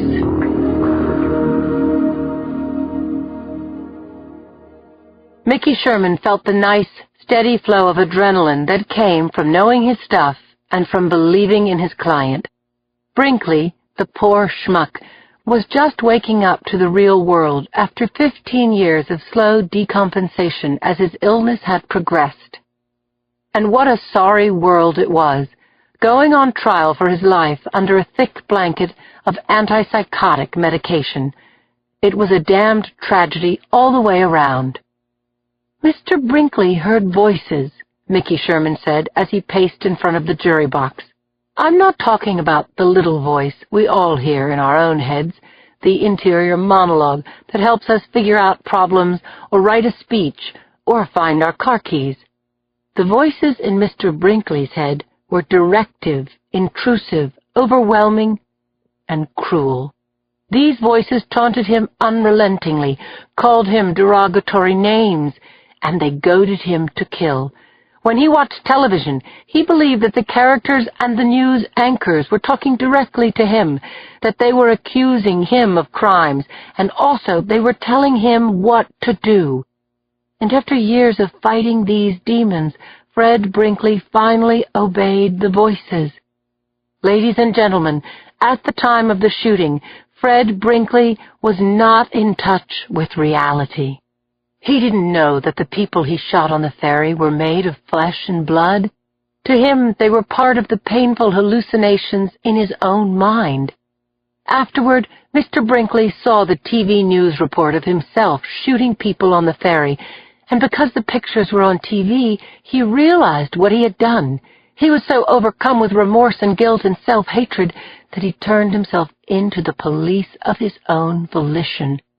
He waived all his rights and confessed, because in the aftermath of his crimes, the healthy part of his brain allowed him to understand the horror of his actions. That should give you a window into this man's character. The prosecution would like you to believe that the hardest decision you'll have to make in this trial is picking your foreperson. But you haven't heard the full story yet. Witnesses who know Mr. Brinkley and psychiatric professionals who have examined him will attest to Mr. Brinkley's character and his past and present state of mind. When you've heard our case in its entirety, I am confident that you will find Fred Brinkley not guilty by reason of mental defect or disease, because the truth is, Fred Brinkley is a good man who is afflicted with a terrible, mind-altering disease.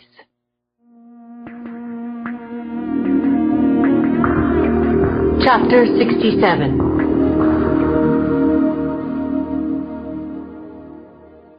At 6:30 that night, Yuki and Leonard Parisi were seated in the cavernous sunken dining room at Restaurant Lulu, an old warehouse turned popular eatery not far from the Hall of Justice. Yuki felt sharp, part of the A-team, the winning A-team.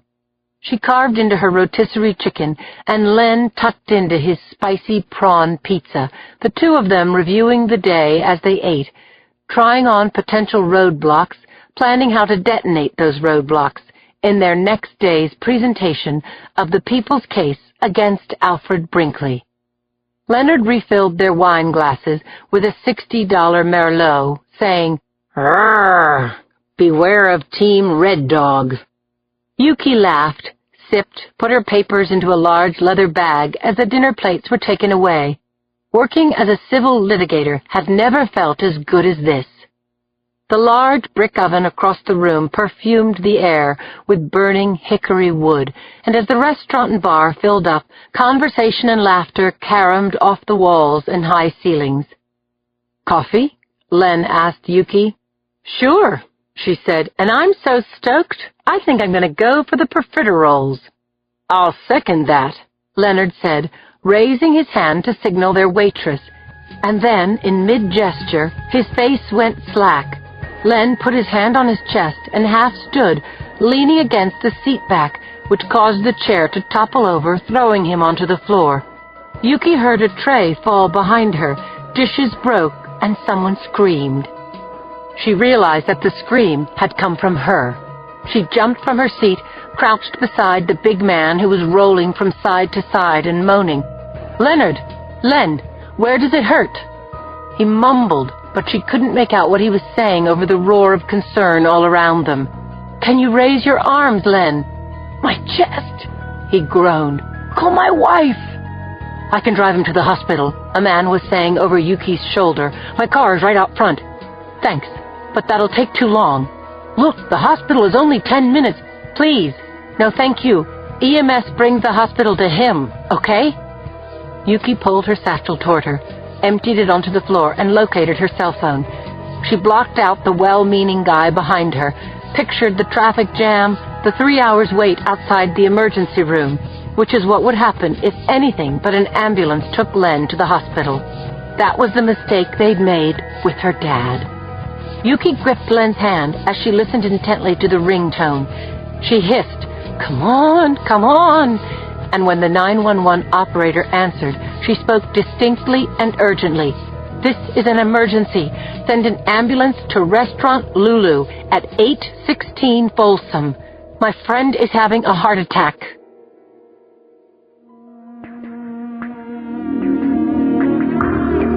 Chapter 68. Conklin and I were working phone leads on the Ricci Tyler case when Jacoby popped out of the squad room, said to us, "You two look like you need some air." 15 minutes later, just before 7 p.m., we pulled up to an apartment building near 3rd and Townsend. 3 patrol cars, 2 fire rigs, and the medical examiner's van had gotten there before us. "This is weird. I know this place," I told Conklin. "My friend Cindy lives here." I tried to reach Cindy but got a busy signal on her cell. No answer on her home phone either.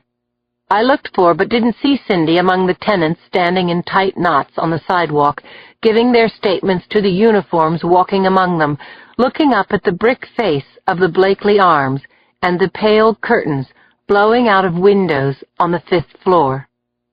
Cindy lived on 3.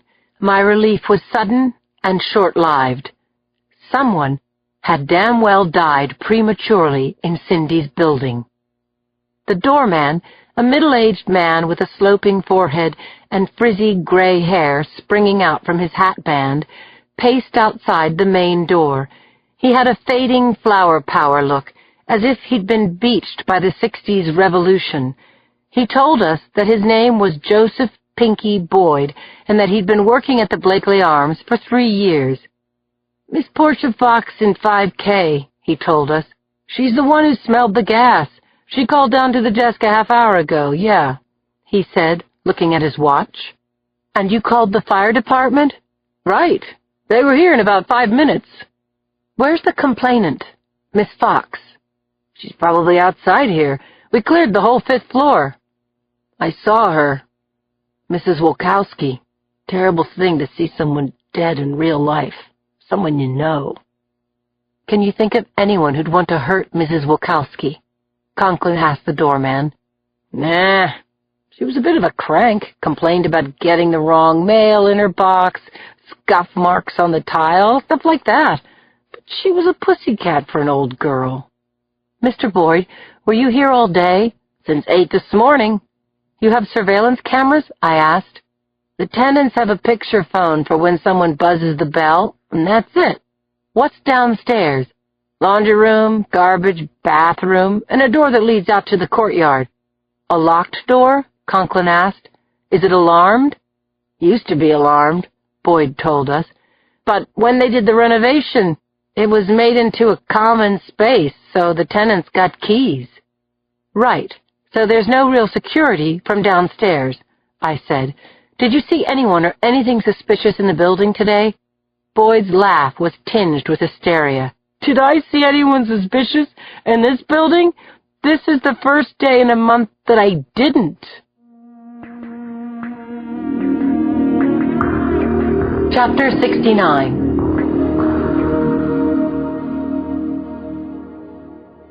The uniformed officer standing at the door of apartment 5J was a rookie, Officer Matt Hartnett, tall guy, looked a little like Jimmy Smits.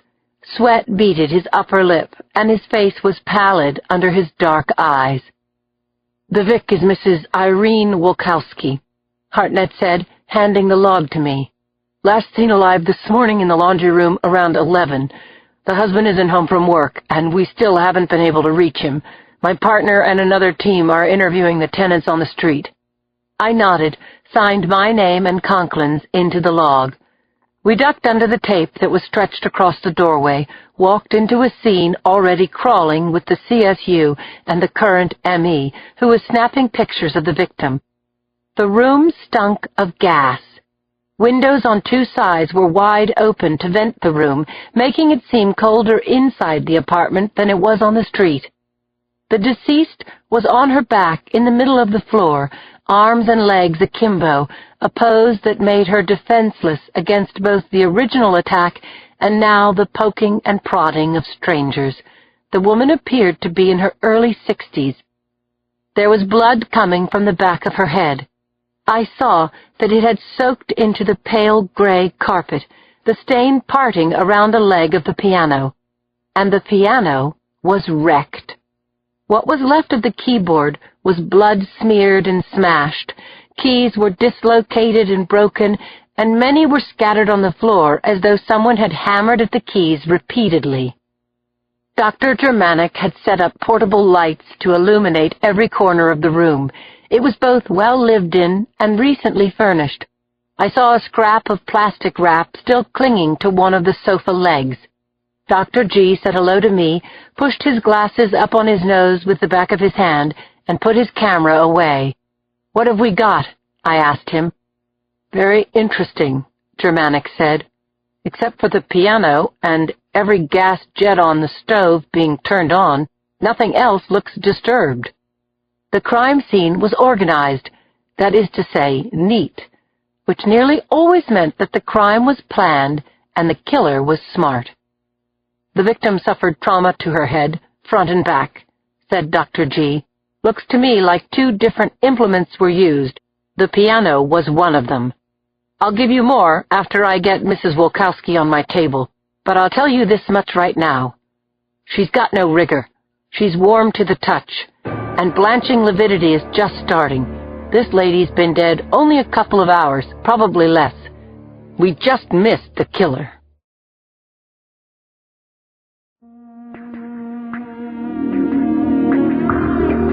Chapter 70.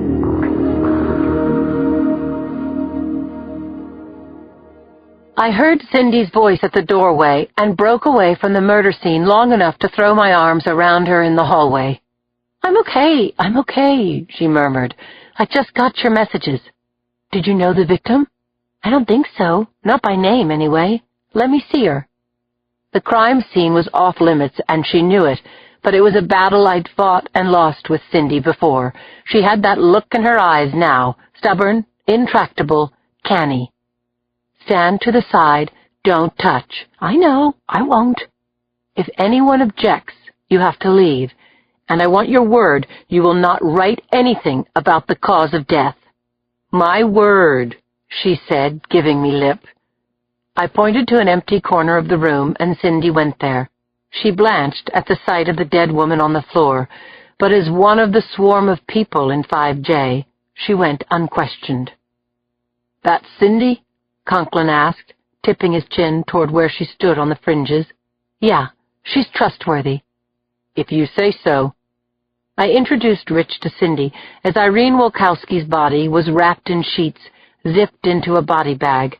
We talked over our theories of the crime as the cold wind blew through the apartment. I said to Conklin, so let's say the killer is someone she knows.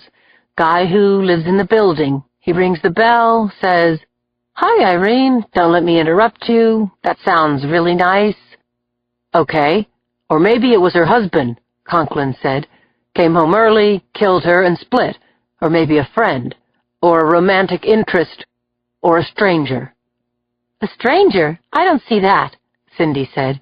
I wouldn't let a stranger into my apartment, would you? Okay, I get that, Conklin said. But anyway, she's sitting at the piano, the music covers the sound of the door opening, and this nice thick carpet absorbs the sound of footsteps. Right, I agreed. Is that her handbag? Cindy asked. A woman's shiny black purse rested on a slipper chair. I opened it, took out the wallet, showed Conklin the wad of 20s and a full deck of credit cards. So there goes the robbery theory, I said. I was there when one of those dogs was found, Cindy said, sketching in the story. Rich shook his head, hair swinging in front of his eyes. Sign of a potential psycho killer escalating to this? Talk about overkill. So on the one hand, we have the beating and the trashing of the piano, but why bother with the gas? He either wanted to make sure she was discovered, I said, or he wanted to make sure she was dead. I looked at Cindy. Not one word of this in the Chronicle.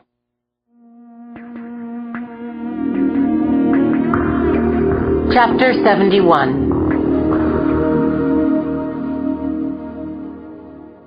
Yuki couldn't stop thinking about Len's face, twisting with pain as his heart attack tried to kill him. She'd left him in the hospital last night, stabilized but incapacitated, and called David Hale's answering machine at home. There's been an emergency.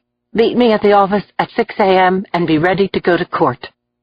Now Yuki sat across from David in the grungy, pine-paneled conference room, her notes and instant coffee in front of her, bringing her fellow ADA up to speed.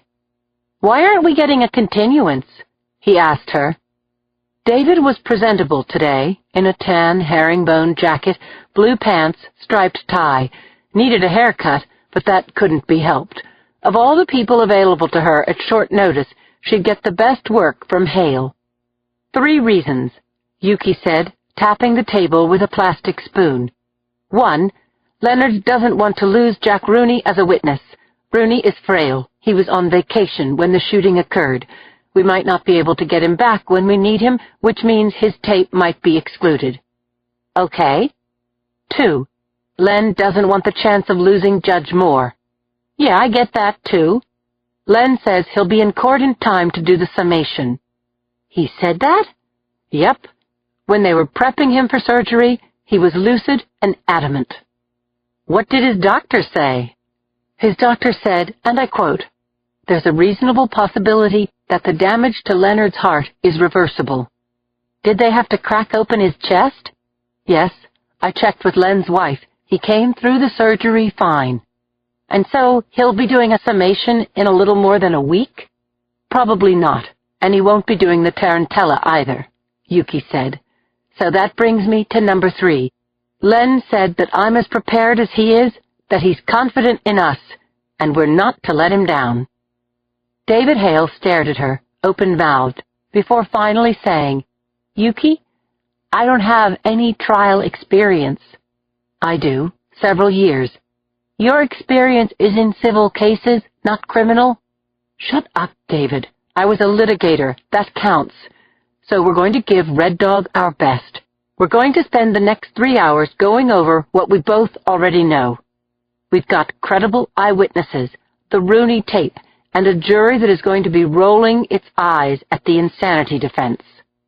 It's what Len said at the prep meeting. The more random the crime, the less motive for the killings, the more afraid the jury is going to be that Brinkley will get 45 minutes in a nut house and then go free. Yuki stopped to take in the grin spreading across David Hale's face. What are you thinking, David? No, I take it back. Please don't say it, Yuki said, trying not to laugh.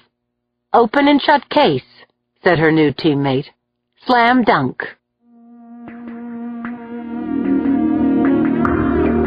Chapter 72.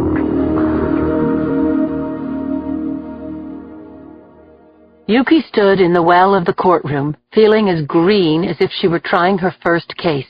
She clutched the edges of the lectern, thought how when Len stood behind this thing, it appeared to be the size of a music stand. She was peering over the top of it like a grade schooler. The jury looked at her expectantly. Could she actually convince them that Alfred Brinkley was guilty of capital murder? Yuki called her first witness, Officer Bobby Cohen, a 15-year veteran of the SFPD, his just-the-facts, ma'am demeanor setting a good, solid tone for the people's case. She took him through what he had seen when he arrived at the Del Norte, what he had done, and when she finished her direct, Mickey Sherman had only one question for Officer Cohen. Did you witness the incident on the ferry? No, I did not. Thank you. That's all I have.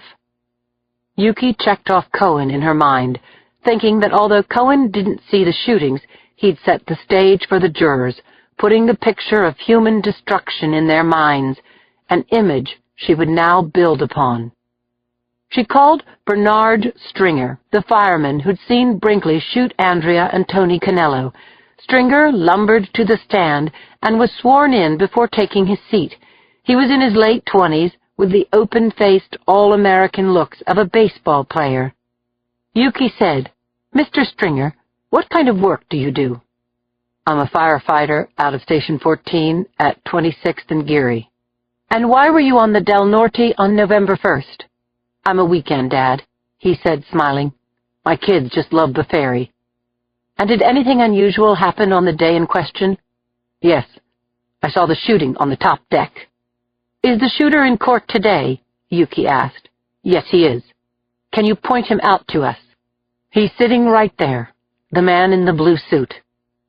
Will the court reporter please note that Mr. Stringer indicated the defendant, Alfred Brinkley. Mr. Stringer, how far were you standing from Andrea Canello and her son Anthony when Mr. Brinkley shot them? About as far as I am from you, 5 or 6 feet. Can you tell us what you saw? Stringer's face seemed to contract as he sent his mind back to that horrific and bloody day. Mrs. Canello was straightening the kid out, being kind of rough on him, I thought. Don't get me wrong, she wasn't abusive. It was just that the kid was taking it hard, and I was thinking about butting in, but I never said anything because the defendant shot her, and then he shot the little boy, and then everything on the boat went crazy. Did Mr. Brinkley say anything to either of those victims before firing his gun? Nope, he just lined up his shots. Bang, bang. Really cold. Yuki let Bernard Stringer's words hang for a moment in the courtroom, then said, "To be clear, when you say it was really cold, you're not talking about the temperature." "No, it was the way he killed those people. His face was like ice." "Thank you, Mr. Stringer." "Your witness," Yuki said to the defense counsel.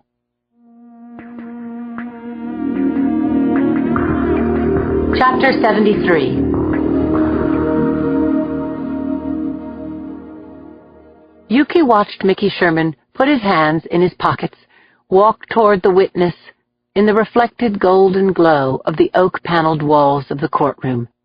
His smile was real enough, but the amble, the common man language, the whole low-key act was also a cunning cover for Mickey's talent for launching surprise attacks.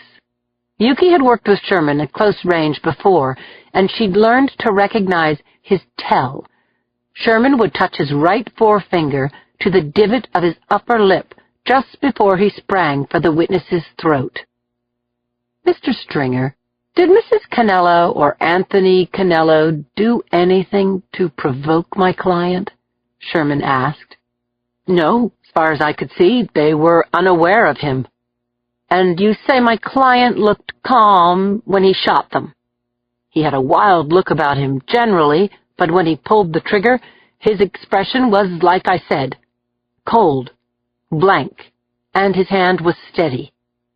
When you look at him today, does Mr. Brinkley look the way he did on the Del Norte?" "Not really." "In what way does he look different?" Stringer sighed, gazed down at his hands before answering. "He looked mangy. His hair was long, he had a messy beard, his clothes were dirty, and he smelled funky." "So he looked mangy, his face was blank, and he stank to high heaven. And you saw him shoot two people who didn't provoke him. They didn't even know he was there." "That's right." Forefinger to the upper lip. "So what you're saying is Fred Brinkley looked and acted like a madman." Yuki shot to her feet. "Objection, Your Honor, leading the witness." Sustained. Sherman's quiet charm returned. "Mr. Stringer, did Mr. Brinkley look sane to you?" "No, he looked as crazy as hell." "Thank you, Mr. Stringer," Sherman said. Yuki tried to summon up a question for redirect that could cancel out the words madman and crazy, but what came out of her mouth was, "The people call Mr. Jack Rooney."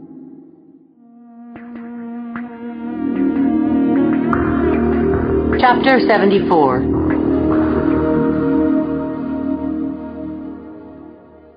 Jack Rooney made his way up the aisle, leaning on his three-legged cane, putting his weight on his left leg, then swinging out his right hip, repeating the awkward yet mesmerizing gait all the way to the witness stand.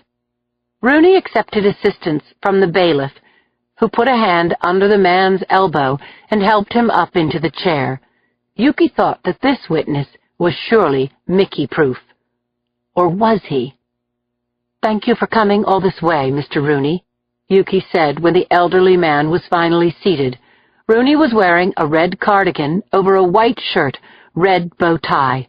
His glasses were big and square, perched on a knobby nose, white hair parted and slicked down like that of a little boy on the first day of school. "My pleasure," Rooney beamed. "Mr. Rooney, were you on the Del Norte ferry on November 1st? "Yes, dear. I was with my wife, Betty, and our two friends, Leslie and Joe Waters. We all live near Albany, you know. This was our first trip to San Francisco." "And did anything unusual happen on that ferry ride?" "Oh, I'll say. That fellow over there killed a lot of people," he said, pointing to Brinkley. I was so scared, I almost shit myself." Yuki allowed herself a smile as laughter rippled out over the gallery. She said, "Will the court reporter please note that the witness has identified the defendant, Alfred Brinkley?" "Mr. Rooney, did you make a video recording of the shooting?" "Well, it was supposed to be a movie of the ferry ride, the Golden Gate Bridge and Alcatraz and so forth, but it turned out to be a movie of the shooting. Nice little camera my grandson gave me," he said, holding his thumb and forefinger about 3 inches apart. "It's only the size of a Snickers bar, but it takes pictures and movies. I just take the pictures and my grandson puts it on the computer for me. Oh, and I sold the movie to a TV station, and that pretty much paid for the whole darn San Francisco trip." "Your Honor," Mickey Sherman said wearily from the counsel table. Judge Moore leaned across the bench and said, "Mr. Rooney, please answer the questions yes or no, unless you're asked for a fuller explanation, all right?" "Certainly, Your Honor. I'm sorry. I've never done this before." "That's okay." Yuki interlaced her fingers in front of her, asked, "You gave me a copy of the video, didn't you, sir?" "Yep, I did." "Judge, permission to show a copy of this video and enter it into evidence." "Go right ahead, Miss Castellano."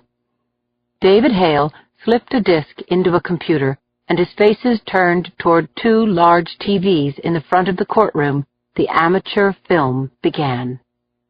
The first of 2 segments showed a happy afternoon on the bay, the long pan of the landmarks, the camera eye coming to rest on a grinning Jack Rooney and his wife, just by happenstance catching an out-of-focus Alfred Brinkley sitting behind them, staring out over the water, plucking at the hairs on his arm. The second segment was a scene of bloody horror. Yuki watched the faces of the jurors as the gunshots and the terrified screams ricocheted around the small courtroom. The pictures on the 2 screens slewed sideways, catching the shock on the little boy's face at the moment he was shot, captured his small frame blowing back against the hull before falling across his mother's body. Yuki had seen the film many times, and still the shots were like punches to her own gut. Red Dog was wrong.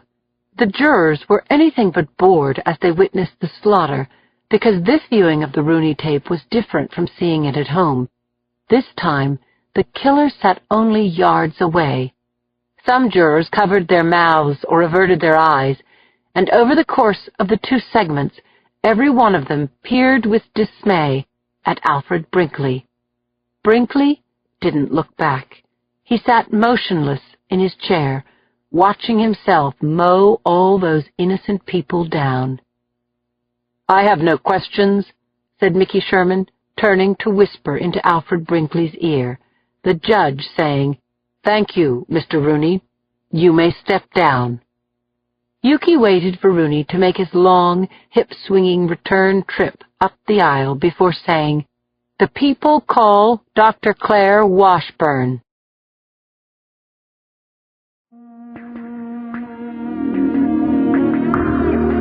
Chapter 75. Claire felt all the eyes in the room following her as she made her way to the witness stand. Yesterday at this time, she'd been in bed, and she hoped to God that 2 hours from now she'd be there again. Then she saw Yuki, cute little thing, all of 28 years old, all that passion in her face, scared half to death but not wanting to show it. So Claire smiled at her as she dragged her butt through the gate and walked to the witness stand. Claire put her hand on the Bible as the bailiff took her through the "Do You Swears," and then she arranged the folds of her dress that now hung loosely around her from having lost 15 pounds in just under 3 weeks. The gunshot diet, she thought as she settled into the chair. "Thank you for coming today, Dr. Washburn. You just got out of the hospital a couple of days ago." "Yes, that's right." "And can you tell the jury why you were in the hospital?" "I was shot in the chest." "Is the person who shot you sitting in court today?" Yes, that's the little shitbird, right there. Sherman didn't bother to get out of his seat, simply said, Your Honor, I object. I'm not really sure about the grounds, but I'm pretty sure the witness isn't allowed to call my client a shitbird. Dr. Washburn, he's probably right about that. I'm sorry, Your Honor. It's just the pain talking. She looked down at Brinkley. I'm terribly sorry, she said. I shouldn't have called you a shitbird. The titters in the gallery flowed across the room and into the jury box until the judge patiently banged his gavel, saying, Everyone, and I do mean everyone, he peered over his glasses at Claire. There will be no more of this. This is not Comedy Central, and I will clear the courtroom if there are any more public outbursts. Miss Castellano, please control your witnesses. That's part of your job. I'm sorry, Your Honor. I understand. Yuki cleared her throat. Dr. Washburn, what was the nature of your injuries? I had a hole in my chest caused by a .38 caliber bullet that collapsed my left lung and nearly caused my death. That must have been very frightening and painful. Yes, more than I can say. The jury saw the film of the shooting, Yuki said, Claire reading her sympathetic look. Can you tell us what you said to the defendant before he shot you? I said, Okay, son, that's enough now. Give me the gun. And then what happened? He said something about this being my fault, that I should have stopped him. Next thing I knew, I was being carted off the ferry by paramedics. You tried to stop him from shooting anyone else? Yes. You saw other people try to stop him? Yes, but he took aim and shot us all. Shot Mr. Ng's brains right onto the deck. Thank you, Doctor. Your witness, Yuki said.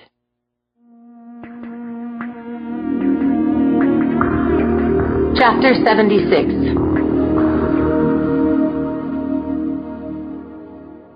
Mickey Sherman had known Claire Washburn for many years, liked her very much, and was glad she'd survived her ordeal on the Del Norte. But she was a dangerous threat to his client. Dr. Washburn, what's your profession? I'm the chief medical examiner of San Francisco. Unlike the coroner, you're a medical doctor, isn't that right? Yes. When you were doing your internship, did you do rotations at a teaching hospital? I did. And you rotated through the psychiatric ward? Yes. Ever see any patients walking around with a blank stare in the psych ward? Objection, relevance, Your Honor, Yuki said. Overruled. The witness may answer the question. I really don't remember any of my psych patients, Mr. Sherman. All the patients I have now have blank stares. All right, Sherman said, smiling, hands in pockets, pacing a little bit in front of the jury box, turning back to Claire, saying, Well, Doctor, you've had a chance to observe Mr. Brinkley, isn't that right?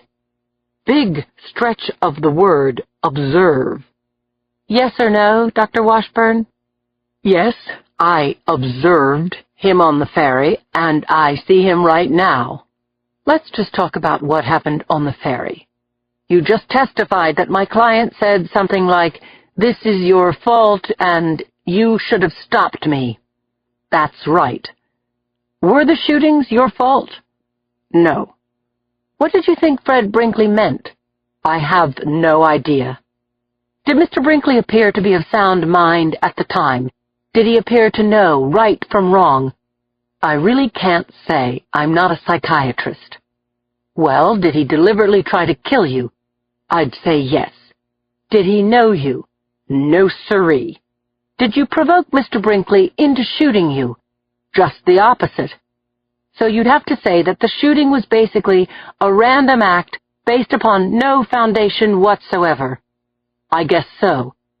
You guess so? You'd never met him before, and he was saying things to you that just didn't make sense. You saw him shoot 4 people before he aimed his gun at you, didn't you? Isn't there a simple word that describes someone who acts this way? Wouldn't that word be insane? Objection, Your Honor. Argumentative, and that's a legal question for the jury. Sustained. Yuki sat down, slumped back in her seat. Mickey saw her eyes dart from him to the jury, to the witness, and back to him. Good. She was rattled. Did Mr. Brinkley seem sane to you, Dr. Washburn? No. Thank you. I have no further questions. Ms. Castellano? Redirect? The judge asked. Yes, Your Honor. Yuki got out of her chair and approached her witness. Mickey, noting Yuki's furrowed brow, her fingers knit together. He knew that Yuki was big with hand gestures and was probably training herself to keep her hands still. Dr. Washburn, she said, do you know what Alfred Brinkley was thinking when he shot you? No, I absolutely do not, Claire said emphatically. In your opinion, Doctor, when Mr. Brinkley shot you, isn't it likely that he knew the wrongfulness of his acts, that he knew what he was doing was wrong? Yes. Thank you, Dr. Washburn. I have nothing else for this witness, Your Honor. As the judge dismissed Claire Washburn, Mickey Sherman spoke softly to his client, using his hand as a shield, as though what he was saying was deeply private. That went pretty well, Fred, don't you think? Brinkley nodded like a bobblehead doll. Poor guy steeped in medication. Mickey, hearing Yuki Castellano say, "Please call Sergeant Lindsay Boxer to the stand."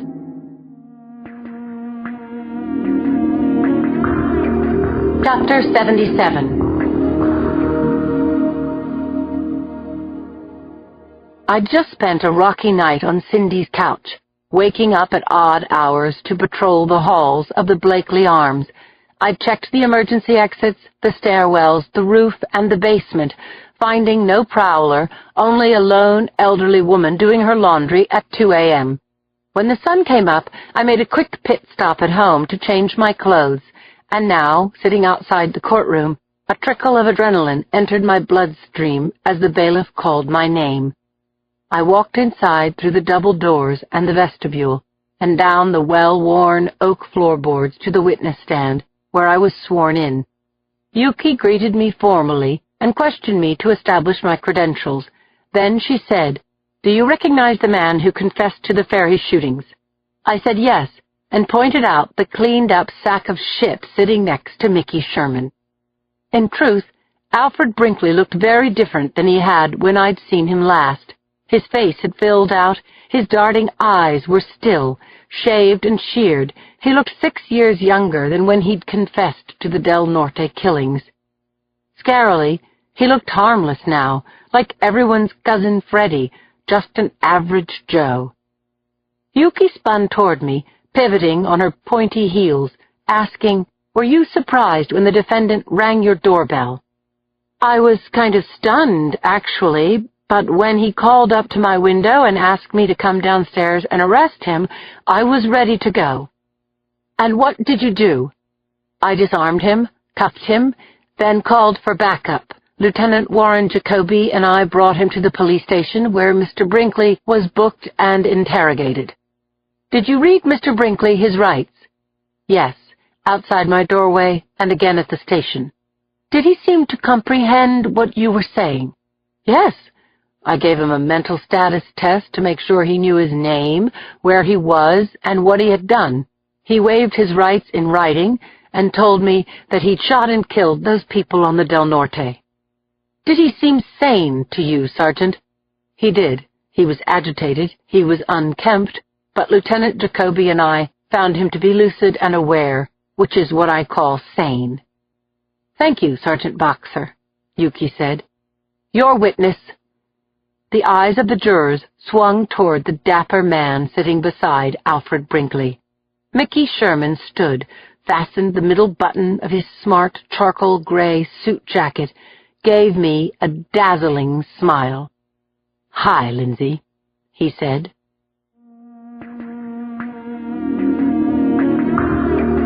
Chapter 78.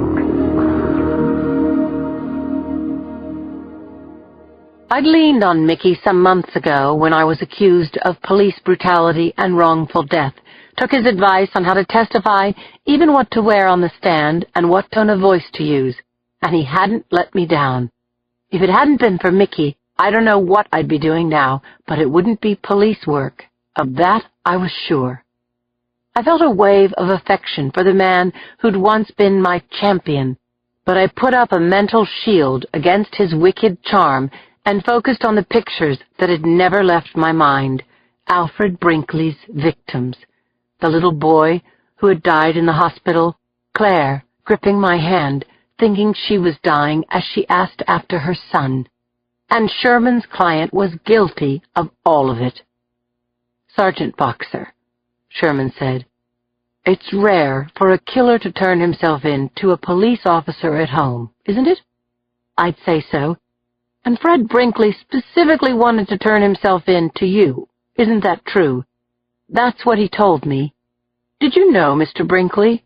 "No, I did not." "So why did Mr. Brinkley ask you to arrest him?" "He told me that he'd seen me on TV, asking for information about the ferry shooter. He said he took that to mean that he should come to my home." "How did he find out where you live?" "He said that he'd gone to a library and used a computer, got my address off the internet." "You've testified that you disarmed Mr. Brinkley. You took away his gun. Isn't that right?" "Yes." "Same gun he used to do the shootings?" "Yes." "And he brought a written confession with him to your doorstep, didn't he?" "Yes." "So, to get this all perfectly straight," Mickey said, "my client heard your appeal to the public on television and interpreted that as an appeal to him personally.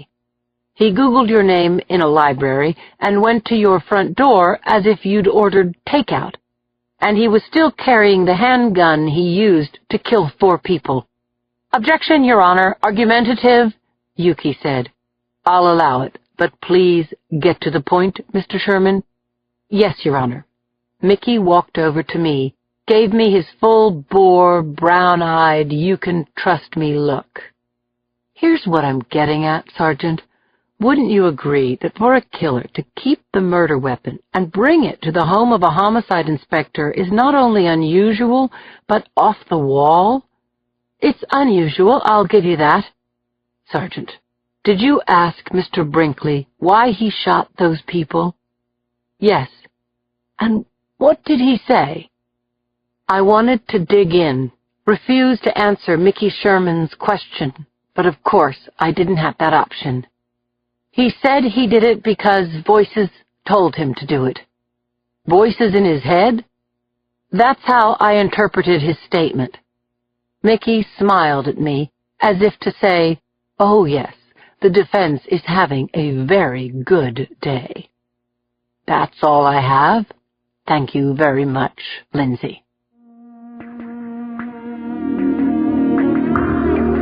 Chapter 79.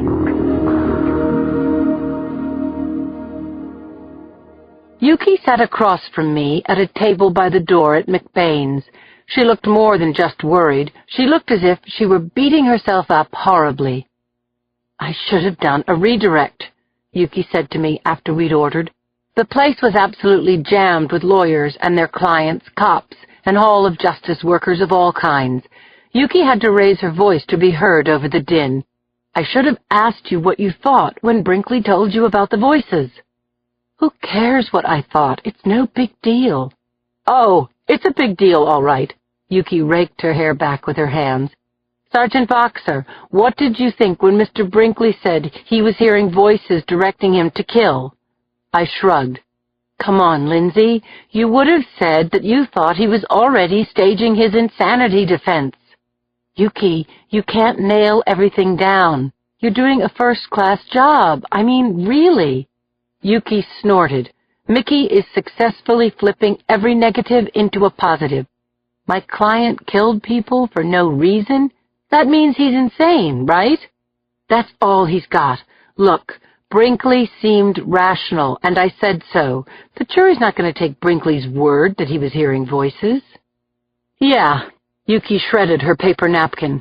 "I wonder what Marcia Clark's best friend said to her just before the jury found O.J. Simpson not guilty.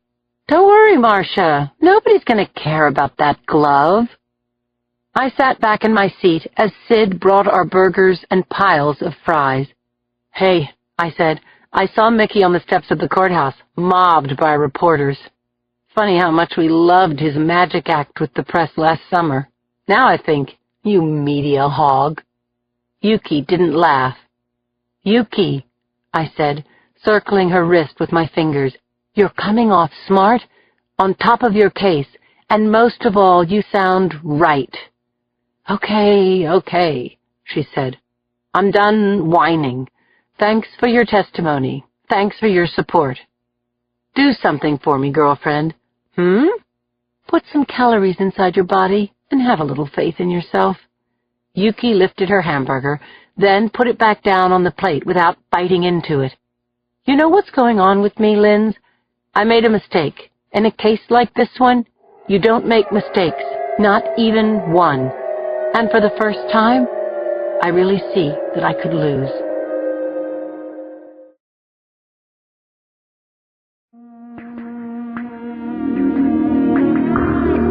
Chapter 80.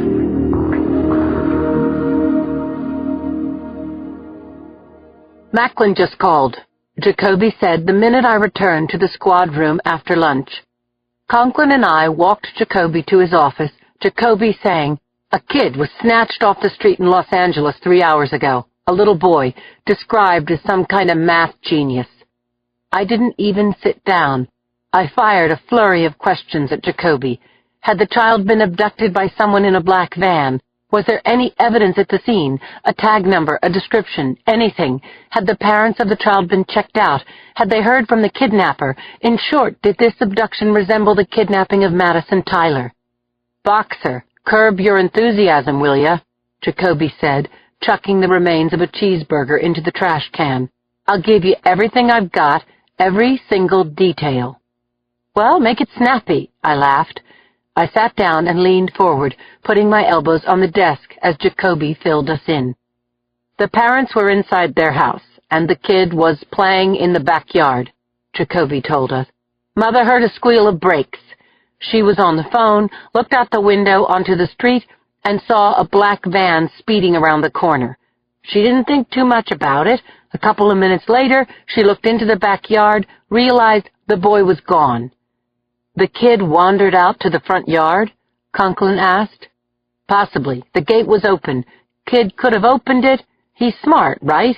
Or maybe someone else did. The LAPD put out an Amber Alert, but the father, not taking any chances, called the feds. Jacoby pushed a fax toward me, headed with the logo of the FBI. The second page was a photocopy of an adorable little boy, big, round eyes, dimples, looked to be a perfect little sweetheart. The boy's name is Charles Ray, age 6. The LAPD did an analysis of the tire marks outside the Ray house, and they matched the type that comes standard with a late-model Honda minivan. That said, there's no proof that the vehicle was involved in the abduction. They haven't pulled any useful prints off the gate. Did the child have a nanny? I asked. Yes, Brianna Kearney. She was at the dentist when Charlie was taken. Her alibi checks out. It's a long shot, Boxer. Maybe the same party who kidnapped Madison Tyler is involved, maybe not. We should interview the parents, Conklin said. Like I could stop the two of you if I wanted to, said Jacoby. Pair of freaking attack dogs. Jacoby pushed 2 more sheets of paper over to our side of his desk. Electronic airline tickets in my name and Conklin's, San Francisco to LAX, round trip. Listen, Jacoby said, until we learn otherwise, we're treating this boy's abduction as part of the Tyler case, so report back to Lieutenant Macklin, and keep me in the loop. Jacoby looked at his watch. It's 2:15. You could be in LA by 4 or so.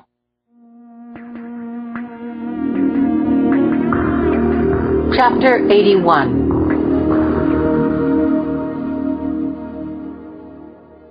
Squad cars were parked on the 1-lane street outside the Rays' wood frame cottage.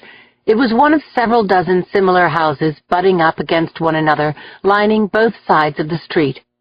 Cops were talking on the sidewalk, They greeted us when we flashed our badges. "The mother's home," a uniform told us.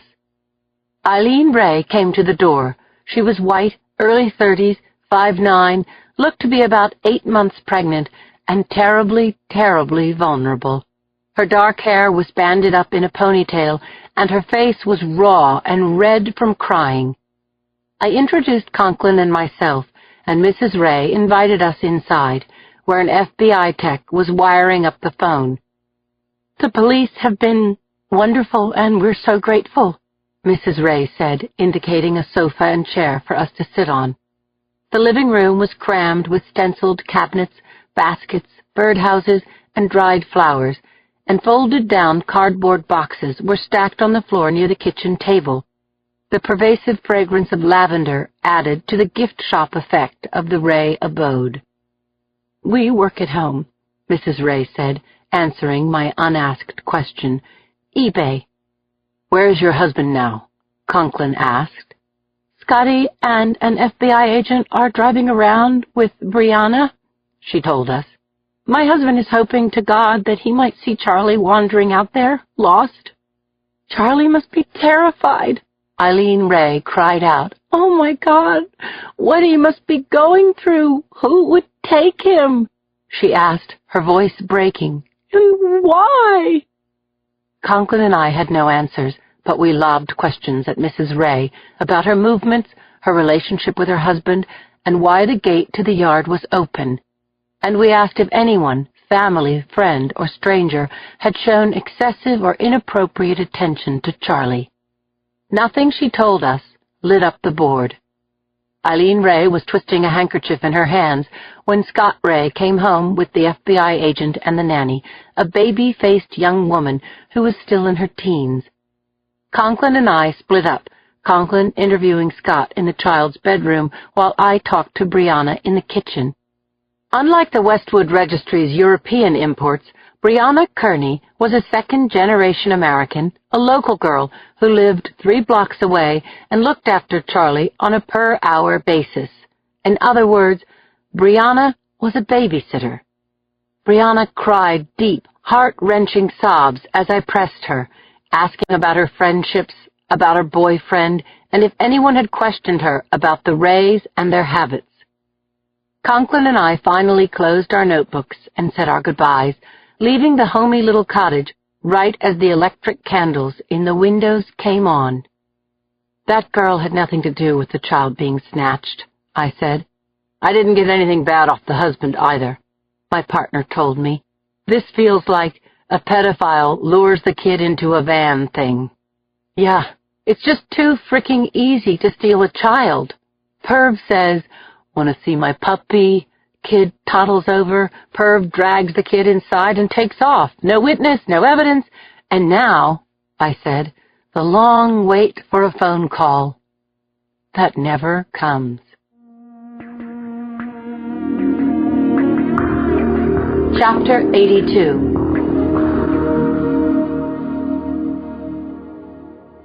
Six-year-old Charlie Ray had been abducted more than 7 hours before, and the kidnappers had not called his parents.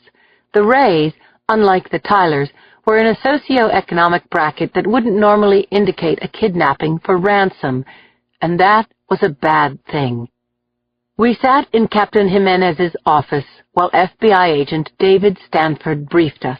Stanford was a blue-eyed man with a graying ponytail who'd been working undercover on another case before being pulled into this one.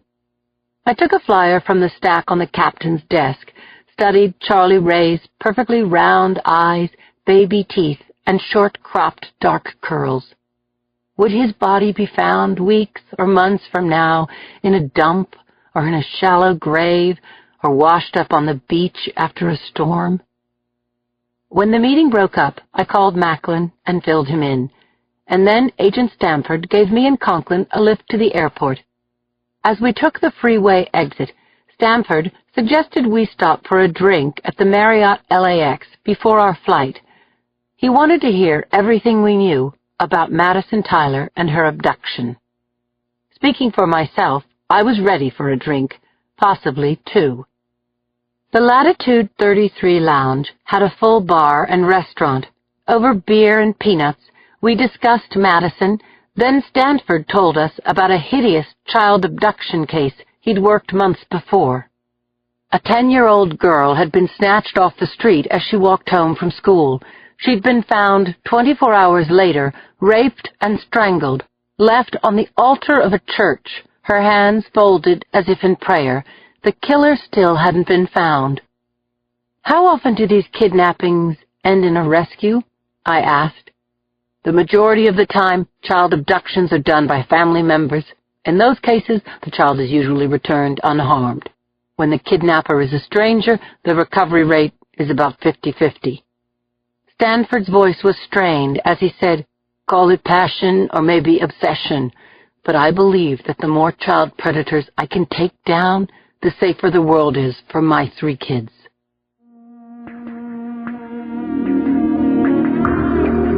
Chapter 83.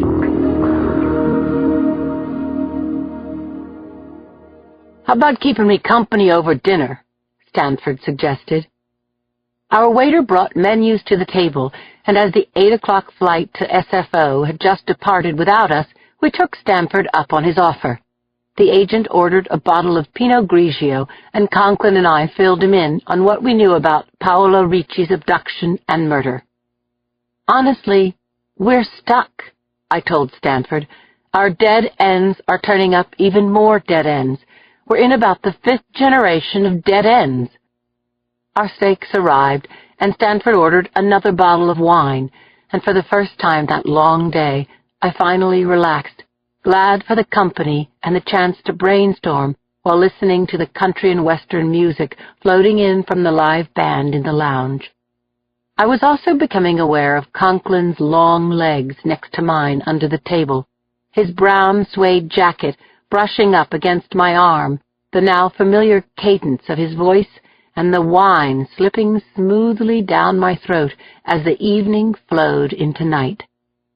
At around 9:15, Dave Stanford picked up the tab, told us that he'd keep us posted after the Ray's phone records were dumped, and that he'd alert us of anything that could help us with the Ricci-Tyler case. We'd missed another flight back to San Francisco, and as Rich and I said goodbye to Stanford, we prepared ourselves for an hour's wait outside the United Airlines gate. We were almost out the door when the band kicked up something from the Kenny Chesney collection, and the girl singer began exhorting the patrons into a line dance. The bar crowd was made up of smashed young road warriors and airline personnel, and they started getting into the dance, a new spin on the electric slide.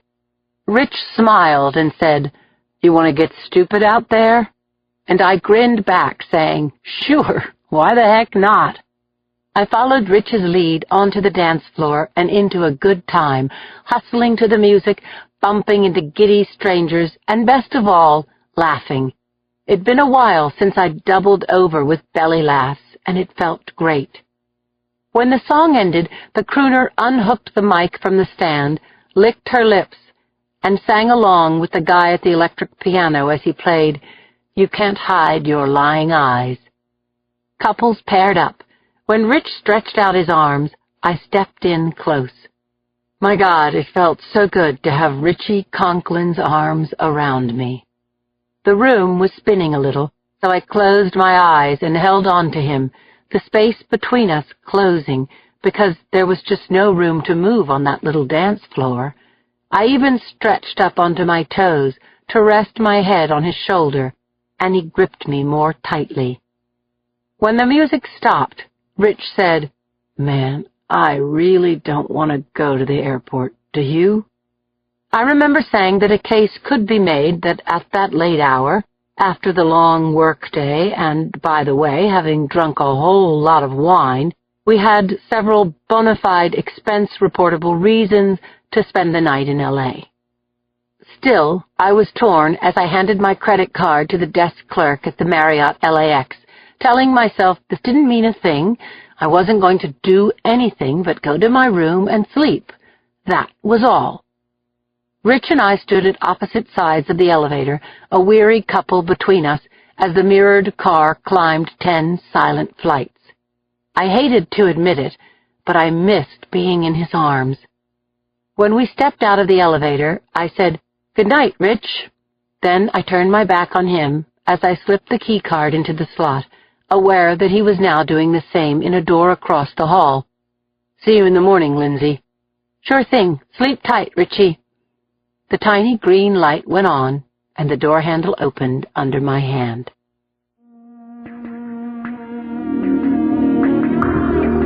Chapter 84.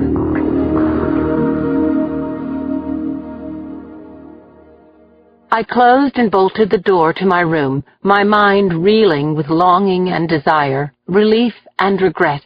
I stripped off my clothes, and a minute later the blood was pounding in my temples as I stood under the hot spray of the shower. Clean and glowing pink, I buffed my body with warm terry cloth towels and blew my hair dry. I toweled the steam off the mirror over the sink and assessed my naked self. I still looked young and good and desirable.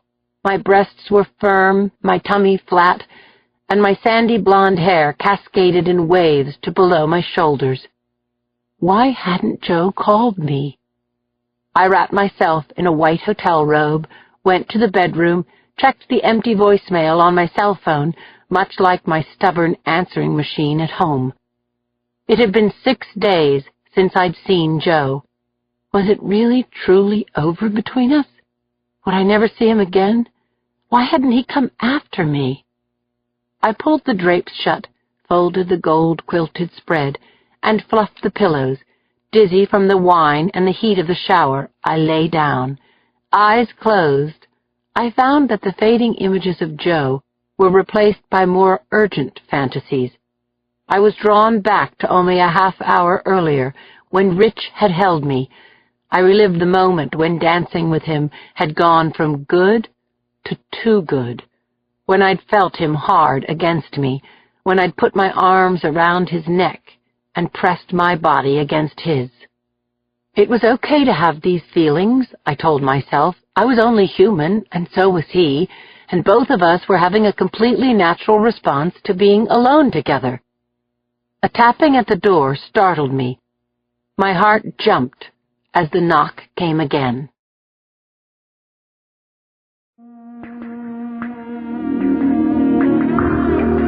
Chapter 85.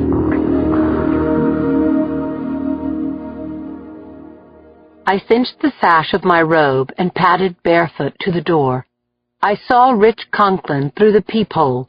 He was wearing a flimsy, clear plastic shower cap on his head. I was laughing as I undid the bolt, my hand shaking as I pulled open the door. Conklin was wearing his trousers, his blue cotton shirt unbuttoned to about his third rib, and he was gripping a Marriott toothbrush with the stem in his fist, like it was a small white flag. "I was wondering if you have any mouthwash, Lindsay. I got a lot of moisturizer in the complimentary toiletry basket, but no mouthwash." His serious expression, combined with the wacky request and the shower cap, cracked me up. I swung the door open wide, said, "I didn't get mouthwash either, but I think I have something in my handbag." The door closed behind me, and as I stooped for the handbag I'd dropped on the floor, I stumbled over one of my shoes. Rich grabbed my elbow to steady me, and there we were, eye to eye, woozy, alone in L.A. in a hotel room. I reached up and pulled off the shower cap. His forelock of light brown hair fell across his gorgeous face, and he dropped the toothbrush onto the floor. Then Rich put both arms around my waist and pulled me to him. "I have only one problem with this working arrangement," he said, "and it's a big one." Rich bent to kiss me, and I wanted him to. My arms went around his neck again, and his mouth found mine. Our first kiss set off a chemical explosion. I clung to Rich as he lowered me to the bed in the dimly lit room. I remember lying beneath him, our fingers interlaced, his hands pressing my hands against the bed, saying my name softly, oh so gently.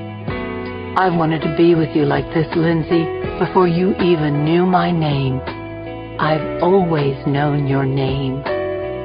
I ached for him, and I had a right to give myself over to this. But when my young, handsomer partner opened my robe and put his lips to my breast, a bolt of pure reasoned panic pulled the emergency brake in my brain. This had been a bad idea, really bad. I heard myself whisper, "Richie, no." I clasped the edges of my robe together as Rich rolled onto his side, panting and flushed, looking into my eyes. "I'm sorry," he said. "No, don't be." I took his hand and held it to my cheek, covered his hand with mine. "I want this as much as you do, but we're partners, Rich. We have to take care of each other. Just not in this way." He groaned as I said, "We can never do this again."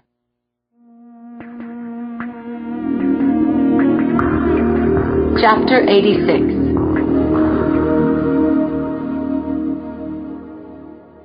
I dropped the knocker on the door of the Westwood Registry that sunless morning after our return from L.A. Conklin stood beside me as a round-faced man cracked the door open. He was in his 50s, with blonde, going gray hair and clear gray eyes that peered at me through frameless lenses perched over a sharp beak of a nose. Did he have something to do with Madison Tyler's abduction? Did he know where she was?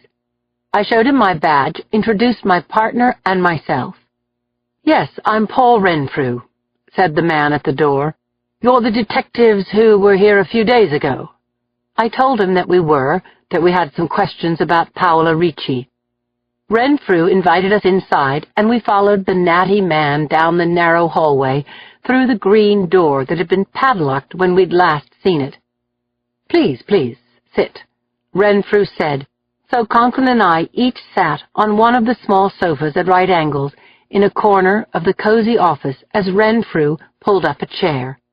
"I suppose you want to know where I was when Paola was abducted," Renfrew said to us. "That'd be a start," Conklin said. He looked tired. I suppose we both did. Renfrew took a narrow notebook from his breast pocket, a thin date book of the type that preceded handheld computers. Without prompting, he gave us a short verbal report of his meetings north of San Francisco in the days before, during, and after Paola's death, along with the names of the potential clients he'd met with. "I can make you a photocopy of this," he offered. On a 1 to 10 scale, 10 being a 3-alarm fire, the gauge in my gut was calling out at 7. Renfrew seemed too prepared and well-rehearsed. I accepted Renfrew's photocopy of his schedule and asked him about his wife's whereabouts during the same period. "She's taking a slow tour through Germany and France," Renfrew told me. "I don't have a precise itinerary because she makes it up as she goes along, but I do expect her home next week." I asked, "Do you have any thoughts about anyone who would have wanted to hurt Paola or Madison?" "None at all," Renfrew told us. "Every time I turn on the television, I see another news story about a kidnapping. It's a virtual epidemic," he said. "Paola was a lovely girl, and I am deeply distressed that she's dead. Everyone loved her." "I met Madison only once," Renfrew continued. "Why would anyone do anything to such a precious child? I just don't know. Her death is a terrible, terrible tragedy." "What makes you think Madison is dead?" I snapped at Renfrew. "She's not. I just assumed. I'm sorry, I misspoke. I certainly hope you find her alive." We were leaving the Westwood Registry when Renfrew's administrator, Mary Jordan, left her desk and followed us to the door. Once outside in the dank morning air that was saturated with the smell of fish coming from the nearby market, Jordan put her hand on my arm. "Please," she said urgently, "take me somewhere we can talk. I have something to tell you."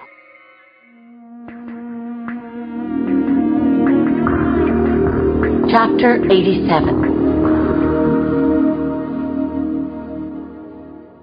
We were back at the hall 15 minutes later. Conklin and I sat with Mary Jordan in our cramped and grungy lunchroom. She clutched her container of coffee without sipping from it.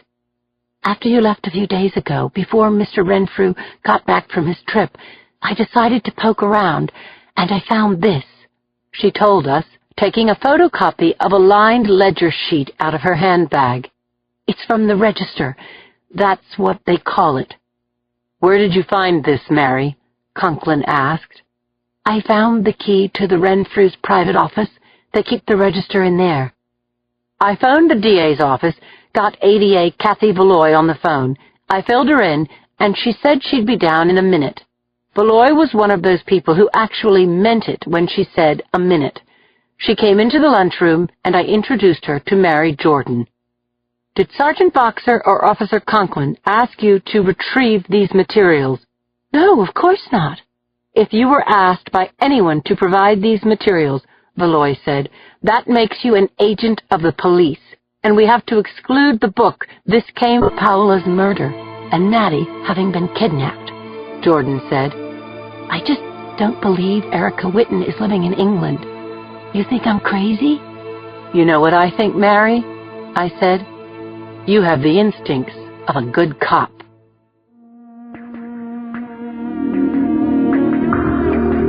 Chapter 88. Jacoby coughed spasmodically beside me. The air was blue with smoke from Tracheo's vile cigar, and the speakerphone crackled on his desk. The line was open to the Whittens' home in Boston, and FBI agent Dave Stanford came back on the line. "The Whittens are clearly rattled," he said, "but I got the story out of them. Their youngest daughter, Erica, was kidnapped along with her nanny, Helga Schmidt, 8 months ago." Was this it? Finally, a string that connected to the Ricci Tyler case. But if Erica had been kidnapped 8 months ago, why in hell hadn't the Whittens reported it to the police? "No one saw the kidnapping," Stanford continued, "but the Whittens found a note under their door about an hour after the time Erica and Helga were expected home from Erica's school. A half-dozen photos came along with the note." "It was a ransom note?" Macklin asked, his voice a muted explosion. "Not exactly. You got a fax machine over there?" Tracheo gave Stanford the fax number. Voices inside the Whitten house could be heard in the background, a man and a woman quarreling softly but urgently. The woman's voice said, "Go on, Bill. Tell them." Stanford said, "Everyone, this is Bill Whitten." Bill Whitten said hello, and Tracheo introduced himself and the rest of us in a general way. Whitten's fear and anger had tightened his throat so that his voice was a strangled croak. "You have to understand what you're doing to us," he said. "They said if we called the police, they'd kill our little girl. Our house could be bugged. They could be watching us now. Do you understand?" The fax machine behind Tracheo's desk burped, and a sheet of paper clattered into the tray. "Hang on a second," Tracheo said, lifting the fax out of the machine. He put the paper on his desk for us to read. "We have Erica. Call law enforcement and she dies. If we feel any heat, she dies. And then we'll take Ryan or Kayla or Patty. Keep quiet and Erica will stay healthy. You will receive a new picture of her every year. You may even get a phone call. She may even come home. Be smart, be quiet. All your children will live to thank you." The note was 8 months old, but the cruel language made the horror jump off the page. It felt as fresh as if the crime had just happened. All the faces around the desk registered shock, but it was Macklin who grabbed the paper, gripping it as if he could wring the kidnapper's throat by proxy. Tracheo retrieved a second page from the fax machine. "I can't make out the pictures," Tracheo said to Stanford. "Erica was photographed against a blank white background in the clothes she was wearing when she was taken. The other photos are snapshots of the Whittens' older kids at school. And there's one of Kayla shot through her bedroom window. We'll have the whole package analyzed."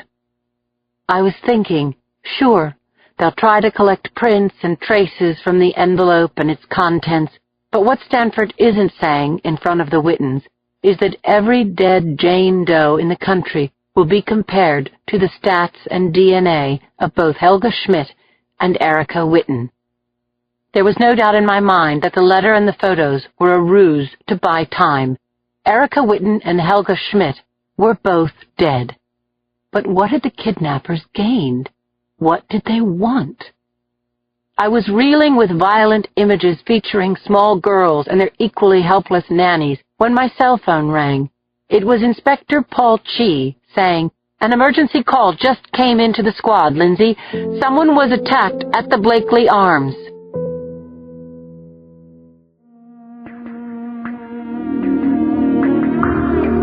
Chapter 89.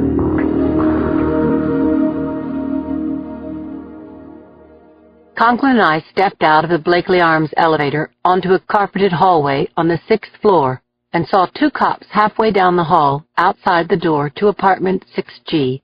I recognized Officer Patrick Noonan, who was bucking to move into homicide.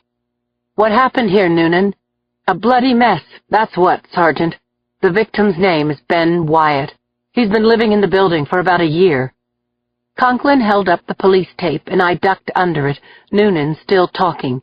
"The assailant came through the door," Noonan told me. "Either the door was open, the Vic let him in, or the perp had a key." "Who called it in?" "Woman next door, GF, Virginia Howsam, HOWSAM. Conklin and I entered the victim's sparely furnished apartment.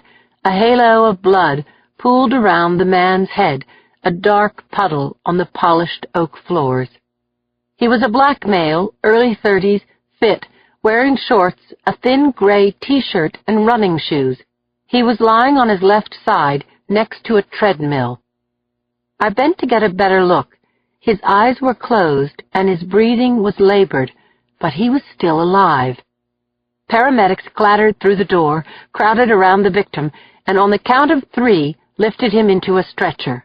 The paramedic standing closest to me said, "He's unconscious. We're taking him to San Francisco General. Could you step aside, Sergeant?" "Thanks." The sirens were wailing up Townsend as Charlie Clapper and a couple of his crime scene investigators entered Wyatt's living room, then crossed the floor to the treadmill.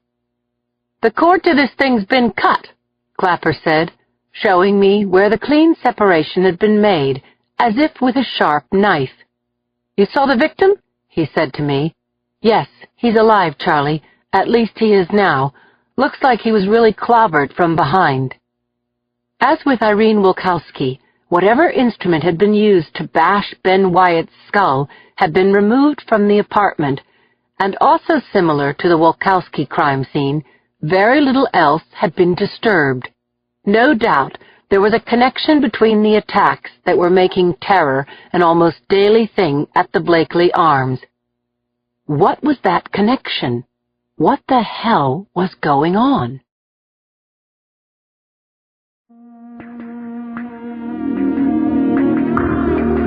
Chapter 90.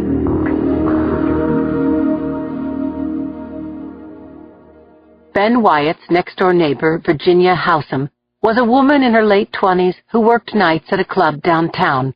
She told us that Wyatt was a day trader and a really nice guy whom no one in his right mind would want to hurt. We thanked Miss Howsam for her help and took the fire stairs, thinking maybe the people under Wyatt's apartment might have heard sounds that could help us pinpoint the time of the attack. Conklin was right behind me on the stairs when the phone at my hip rang. I reached for it, saw Dave Stanford's name on the caller ID. "This is Boxer. I've got good news for you." I signaled to Conklin to put his ear next to the phone so we could both hear. "You've got news on Erica Witten?" "No, but I thought you'd like to know that Charlie Ray has had his hot chocolate with extra whipped cream and is now sleeping in his own bed." Stanford chuckled. "Fantastic, Dave. What happened?" Stanford told me that the husband of a depressed woman had come forward. Their child had died of crib death weeks before. "This woman who took Charlie was strung out on grief," Stanford said. "She was driving down the street, saw Charlie peeking over the fence. She stopped and grabbed him." "She's in custody?" "Yeah, but she's not the person we're looking for, Lindsay. She has nothing to do with Erica Whitten or Madison Tyler.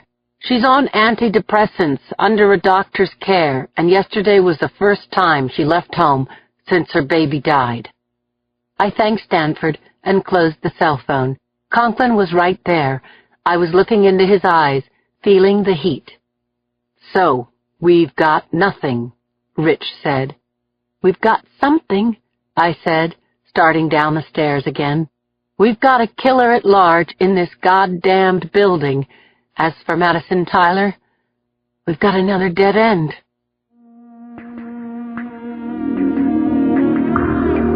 Chapter 91.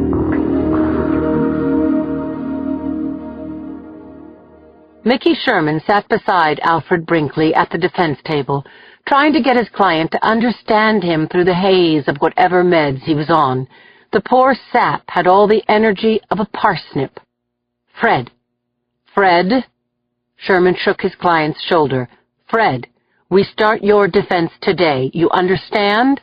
So I'll be putting people on the stand to vouch for your character." Brinkley nodded his head. "You're putting my doctor on the stand." "Right. Dr. Friedman is going to talk about your mental condition, so don't get upset. He's on our side." "I want a chance to tell my side of the story." "We'll see. I don't know yet if we need to put you on the stand." Mickey's assistant passed him a note saying that his witnesses were all accounted for.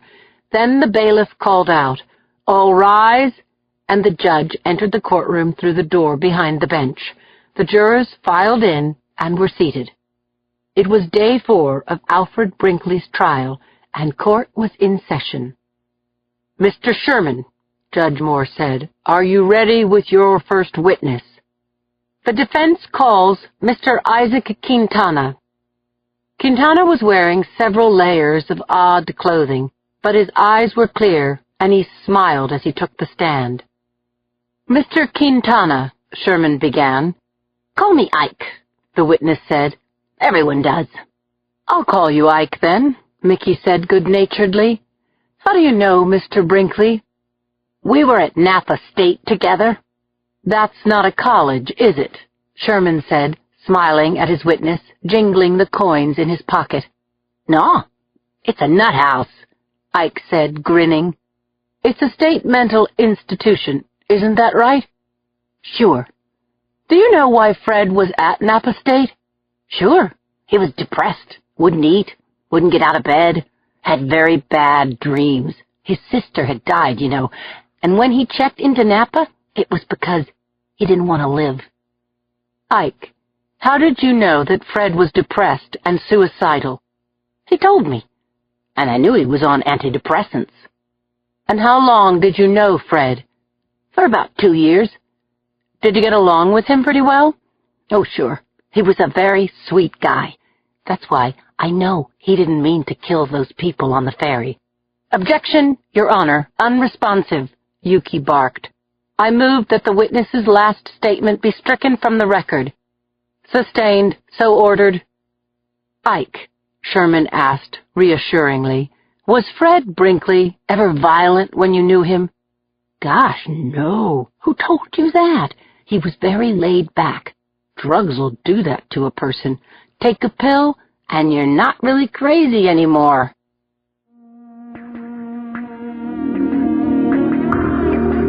Chapter 92.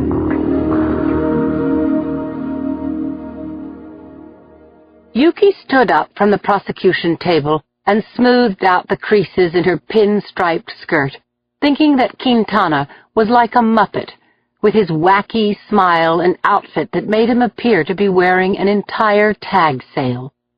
It all seemed to work for him. The jurors were smiling, loving him, loving Brinkley by association. She said, "Mr. Quintana, why were you at Napa State?" "I have OCD. It's not dangerous or anything. It just takes up all my time, 'cause I'm always collecting things and checking all the time." "Thank you, Mr. Quintana. And are you also a psychiatrist?" "No, but I know a few, that's for sure." Yuki smiled as the jury tittered.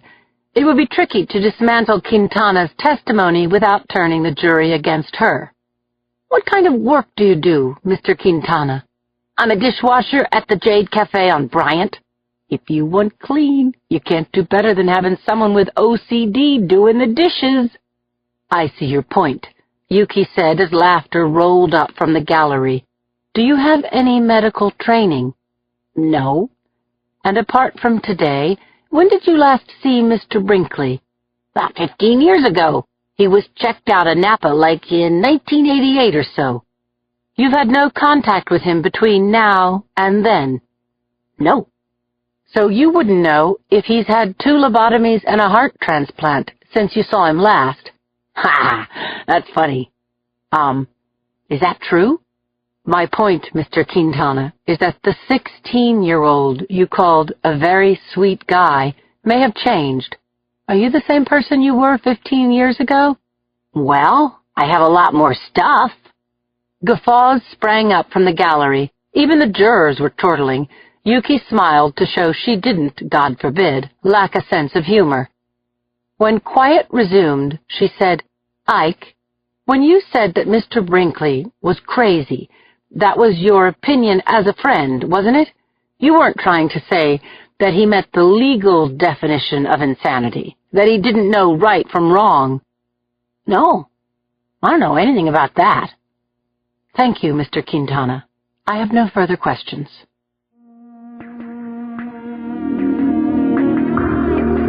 Chapter 93.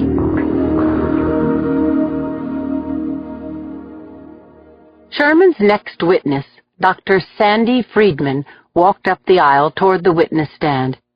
He was a good shrink, educated at Harvard, even looked the part of a psychiatrist, with his designer glasses and Brooks Brothers bow tie, a hint of Liam Neeson in his facial features. Dr. Friedman, Sherman said after the witness was sworn in and had cited his credentials, have you had a chance to interview Mr. Brinkley? Yes, 3 times since he's been incarcerated, pending trial. Have you diagnosed his illness? Yes, in my opinion, Mr. Brinkley has schizoaffective disorder. Could you tell us what that means?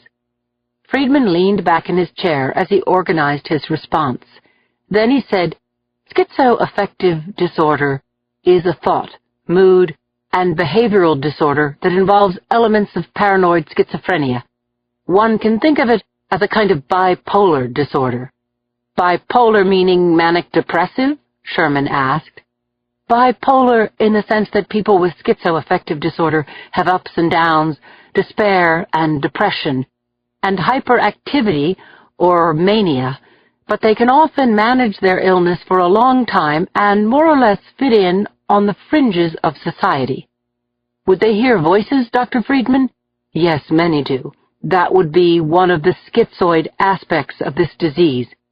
Threatening voices? Yes, Friedman smiled. That would be the paranoia. Did Mr. Brinkley tell you that he thought people on television were talking to him?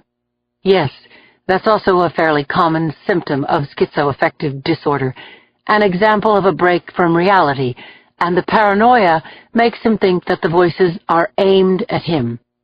Could you explain what you mean when you refer to a break from reality? Certainly. From the onset of Mr. Brinkley's disease in his teens, there has always been a distortion in the way he thinks and acts, in how he expresses his emotions. Most important, in how he perceives reality. That's the psychotic element, his inability to tell what is real from what is imagined. Thank you, Dr. Friedman, Sherman said. Now, bringing us up to the recent events that brought Mr. Brinkley to trial, what can you tell us about that? With schizoaffective disorder, there is generally a precipitate that causes an increase in crazy behavior. In my judgment, that precipitate for Mr. Brinkley would have been when he got fired from his job, the loss of his routine, the subsequent eviction from his apartment. All of that would have exacerbated his illness. I see, Dr. Friedman. Did Mr. Brinkley tell you about the ferry shooting? Yes. I learned in our sessions that Mr. Brinkley hadn't been on a boat since his sister died in a sailing accident when he was 16. On the day of the ferry accident, There was an additional precipitate. Mr. Brinkley saw a sailboat, and that triggered the event. In layman's terms, that sent him over the edge. He couldn't distinguish between illusion and reality. Did Mr. Brinkley tell you that he was hearing voices on the ferry? Yes. He said that they were telling him to kill. You have to understand that Fred has a fierce underlying anger about his sister's death, and that manifested itself in this explosive rage. The people on the ferry weren't real to him. They were only a backdrop to his delusions. The voices were his reality, and the only way he could stop them was to obey. Dr. Friedman, Sherman said, touching his upper lip with the tip of his forefinger, can you state with a reasonable degree of medical certainty that when Mr. Brinkley obeyed those voices and shot the passengers on the ferry, he did not appreciate the difference between right and wrong? Yes, based on my interviews with Mr. Brinkley and my 20 years of experience working with the severely mentally impaired, it is my opinion that at the time of the shooting, Alfred Brinkley suffered from a mental disease or defect that prevented him from knowing right from wrong. I am absolutely convinced of it. Chapter 94. David Hale pushed a note over to Yuki, a cartoon drawing of a large bulldog with a spiked collar and drool dripping from its jowls. The voice balloon said, "Go get 'em." Yuki smiled, thought about Len Parisi taking a wide-legged stance in the middle of this oaken courtroom and shredding Mickey Sherman's hired shrink to ribbons. She drew a circle around the cartoon, underscored it. Then she stood, speaking before she reached the podium. Dr. Friedman, you're quite well known as an expert witness, isn't that right?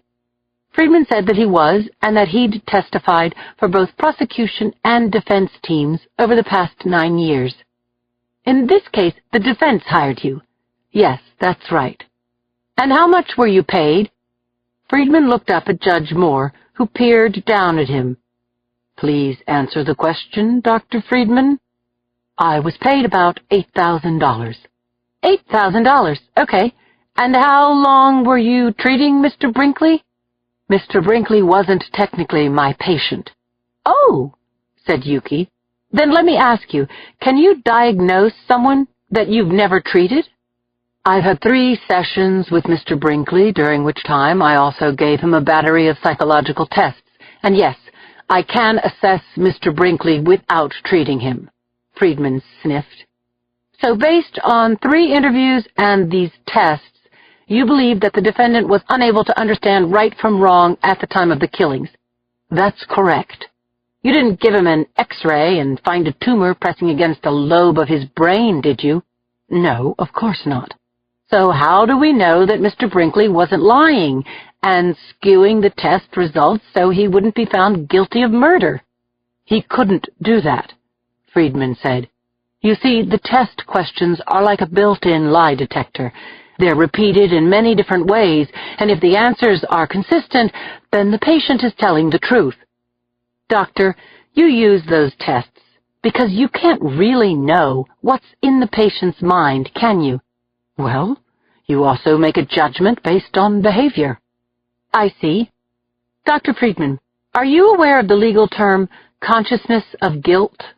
Yes, it refers to actions a person may take that show the person is aware what he or she did was wrong.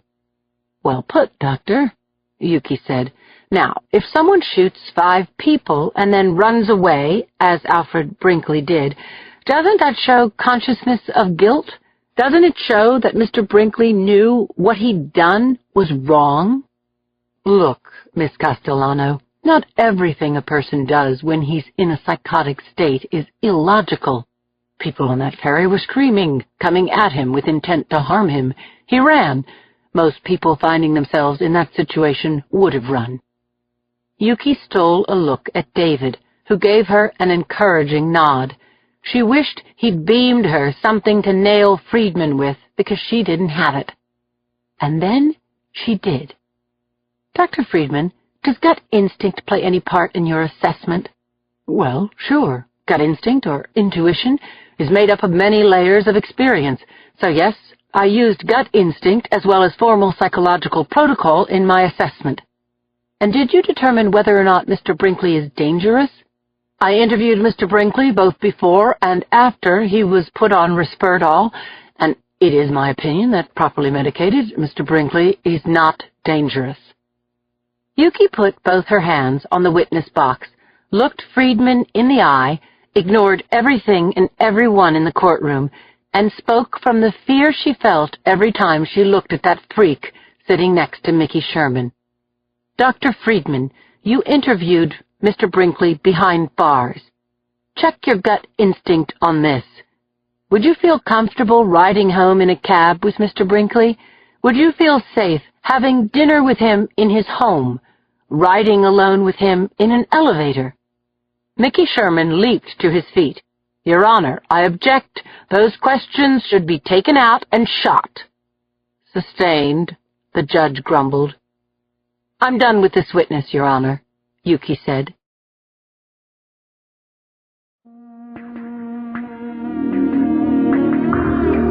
Chapter 95. At 8:30 that Monday morning, Miriam Devine took the bundles of mail from the hallway console and brought them into the breakfast nook. She and her husband had just returned home to Pacific Heights last night after their cruise, 10 fabulous days in the Mediterranean, where they were mercifully cut off from phones and television and newspapers and bills. She wanted to keep the real world at bay for at least a couple of days, keep that vacation feeling a little longer. If only she could. Miriam made drip coffee, defrosted and toasted 2 cinnamon buns, and began her attack on the mail, stacking catalogs on the right side of the kitchen table, bills on the left, and miscellaneous items across from her coffee mug.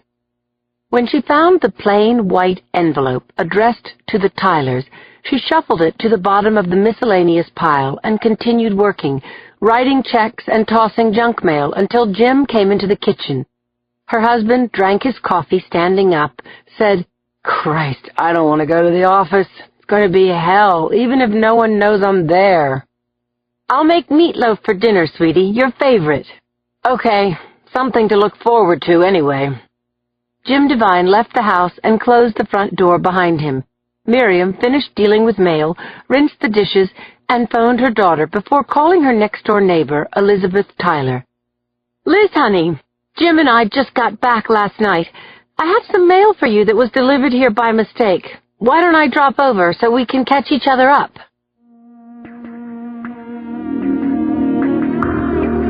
Chapter 96.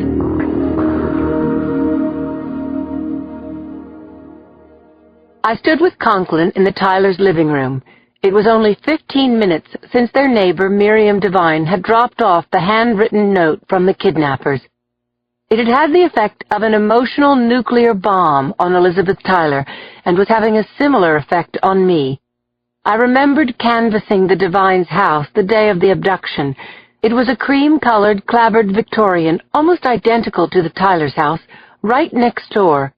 I'd spoken to the Devines' housekeeper, Guadalupe Perez. She'd told us in broken English that the Devines were away. 9 days ago, I couldn't have imagined that Guadalupe Perez would have picked up an envelope that had been slid under the door and that she would have stacked it with the rest of the Devines' mail. No one could have known, but I felt heartsick and responsible anyway. "How well do you know the Devines?" Conklin asked Henry Tyler, who was furiously pacing the perimeter of the room. There were pictures of Madison on every wall and surface, baby pictures, family portraits, holiday snapshots. "It's not them, okay? The Devines didn't do it," Tyler shouted. "Madison is gone," he yelled, holding his head with both hands as he paced. "It's too late." I dropped my eyes back to the sideboard and the block letters on the plain white bond that I could read from 5 feet away. "We have your daughter. If you call law enforcement, she dies. If we feel any heat, she dies. Right now, Madison is healthy and safe and will stay that way as long as you keep quiet. This photo is the first. You will receive a new picture of Madison every year. You may receive a phone call. She may even come home. Be smart. Be quiet. One day, Madison will thank you. The photo of Madison that came with the note had been printed out on a home-style printer within an hour of the time she was abducted. The girl seemed clean and unharmed, wearing the blue coat, the red shoes. Could he know that we didn't get the note? Could he know that we didn't mean to defy him? I just don't know, Mr. Tyler, and I can't really guess. Elizabeth Tyler interrupted me, the cords of her neck standing out as she strained to talk. Madison is the brightest, happiest little girl you can imagine. She sings, she plays music, she has the most wonderful laugh. Has she been raped? Is she chained to a bed in a basement? Is she hungry and cold? Is she hurt? Is she terrified? Is she calling out for us? Does she wonder why we don't come for her? Or is she past all that now and is safe in God's hands? This is all we think about, inspectors. We have to know what has happened to our daughter. You have to do more than you ever thought you could do, Elizabeth Tyler told me. You must bring Madison home.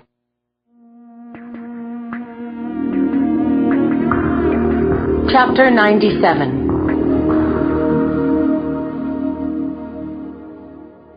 A plastic bag with the kidnapper's note inside was positioned on my desk so that Conklin and I could both read it.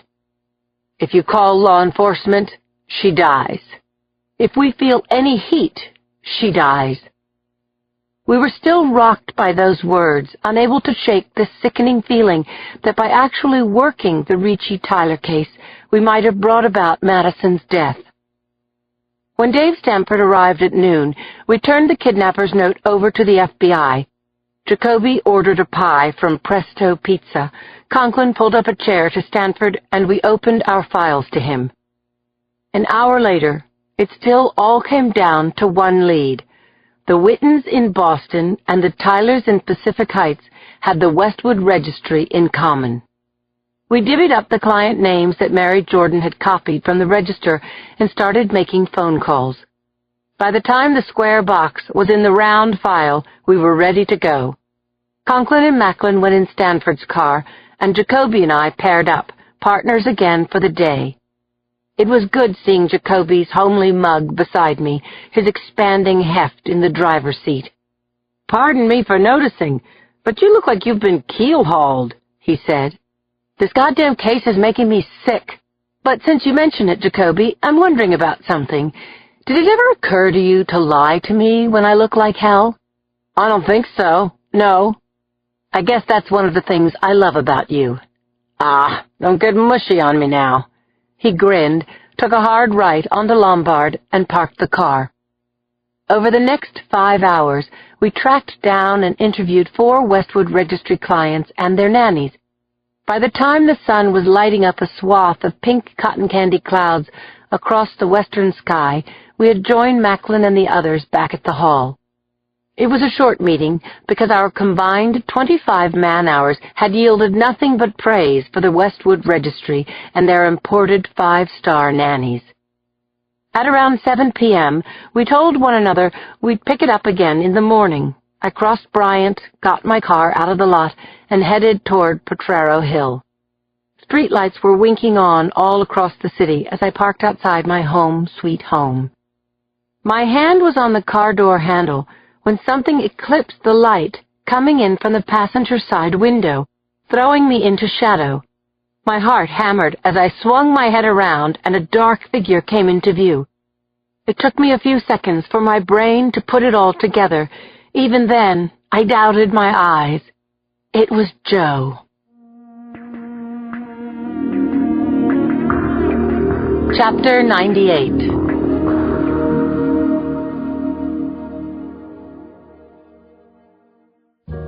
It was Joe. It was Joe. There was no one in the world I wanted to see more. "How many times have I told you?" I said, heart racing, getting out of my car on the street side, slamming the door. Don't sneak up on an armed police officer? Right. You've got something against telephones? Some kind of phobia? Joe grinned sheepishly at me from where he stood on the sidewalk. Not even a hello? You're tough, Blondie. You think? I didn't feel tough, though. I felt depleted, vulnerable, close to tears, but I was determined not to show any of that. I scowled as I drummed my fingers on the hood of my car, but I couldn't help noticing how great Joe looked. I'm sorry. I took a chance, he said, his smile absolutely winning. I just hoped to see you. So anyway, how have you been? Never better. I lied. You know, busy. Sure, I know. You're all over the newspapers, Wonder Woman. More like, wonder if I'm ever going to solve a case, I said, laughing in spite of myself. And you? I said, warming up to Joe through and through. I stopped drumming my fingers and leaned a little bit toward him. How's it going with you? I've been busy, too. Well, I guess we're both keeping out of trouble. I locked the car, but I still didn't take a step toward him.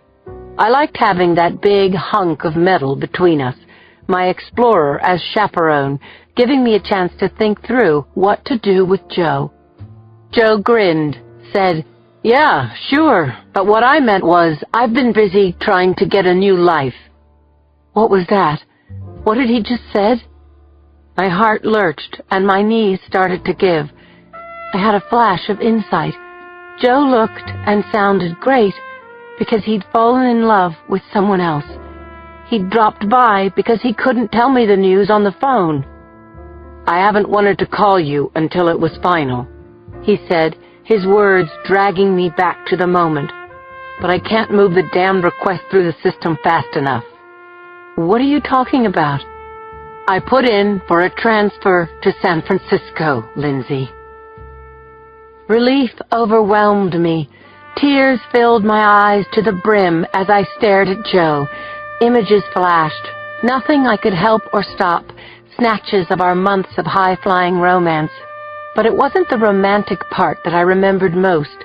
It was those homey moments, with Joe singing in the shower, me sneaking a peek in the mirror at his receding hairline when he didn't know I was looking, and the way he crouched over his cereal bowl as if someone might take it from him because he'd grown up in a house with 6 brothers and sisters and none of them had the exclusive rights to anything. I thought about how Joe was the only person in my life who would just let me talk myself out and didn't expect me to be the strong one all the time. And okay, yeah, I flashed on the way he handled my body when we made love, making me seem small and weightless, and how safe I used to feel when I fell asleep in his arms. I've been given assurances, but nothing definite. His voice trailed off as he stared at me. God, Lindsay, he said, you have no idea how much I've missed you. The wind coming off the bay blew the tears off my cheeks, and I was filled with gratitude for the unexpected gift of his visit and the night ahead. I still had an unopened bottle of Courvoisier in the liquor cabinet and massage oil in the nightstand. I thought about the delicious coolness of the air and how much heat Joe and I could turn up just lying together before even reaching out our hands to touch. Why don't you come upstairs? I finally said. We don't have to talk on the street. Something dark crossed his features as he came toward me and gently, deliberately, encircled my shoulders with his large hands. I want to come in, he said, but I'll miss my flight. I just had to tell you. Don't give up on me, please. Joe put his arms around me and pulled me to him. Instinctively, I stiffened, folded my arms over my chest, dropped my chin. I didn't want to look up into his face, didn't want to be charmed or swayed, because inside of 3 minutes I'd ridden the entire Joe Molinari roller coaster. Just over a week ago, I'd steeled myself to break away from him because of this damned magic trick of his. Now he's here, now he's not. Nothing had changed. I was furious, and I couldn't let Joe open me up only to let me down again. I looked at his face for the last time, and I pushed away from him. "I'm sorry, really. For a moment, I thought you were someone else. You'd better go now," I sputtered. "Have a safe flight." He was calling my name as I ran as fast as I could up the front steps of my building. I put my key in the lock and turned the knob in one movement. Then I slammed the door behind me and continued to run up the stairs. When I walked into my apartment, I had to go to the window, though. I parted the curtain just in time to see Joe's car drive away.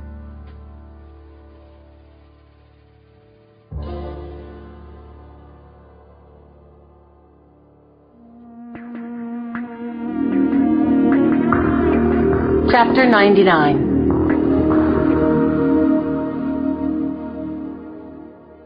My phone started ringing before I dropped the curtain back across the glass. I knew Joe was calling from the car, and I had nothing to say to him. I showered for a good long time, 15 or 20 minutes under the spray. When I got out of the shower, the phone was still ringing. I ignored this call, too. Ditto the furiously blinking light on my answering machine and the tinny chime of my cell phone paging me from my jacket pocket. I tossed my dinner in the microwave. I opened the Courvoisier and had poured out a tumblerful when my cell phone started its damn ringing again.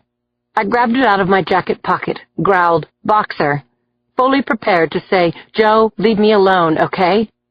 I felt an inexplicable letdown when the voice in my ear was my partner's.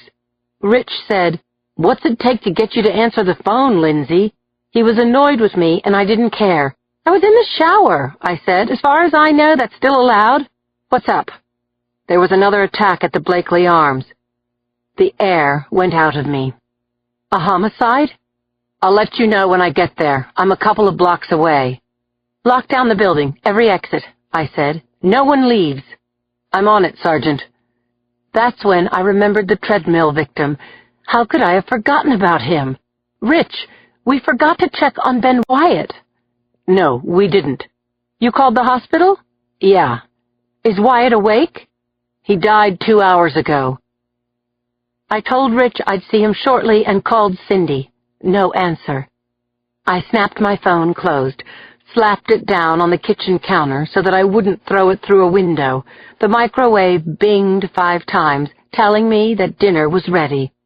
"I'm going to lose my mind," I shouted at the timer. "Going to fricking lose it." Screw everything. I left the brandy untouched on the counter and my dinner in the microwave. I dressed quickly, buckled my shoulder holster, and threw on my blazer. I called Cindy and got her, told her what was happening. Then I headed out to Townsend and 3rd. By the time I strode into the lobby of the Blakely Arms, I was imagining my next conversation with Cindy. I wasn't going to take any guff from her either. She was going to move in with me until she had somewhere safe to live.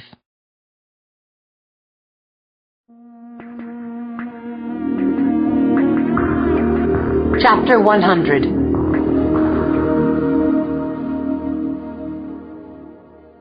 Cindy was waiting at the entrance to the Blakely Arms, her streaky blonde curls blown every which way. Her lipstick looked chewed off. "Jesus," she said, "again? Is this really happening again?"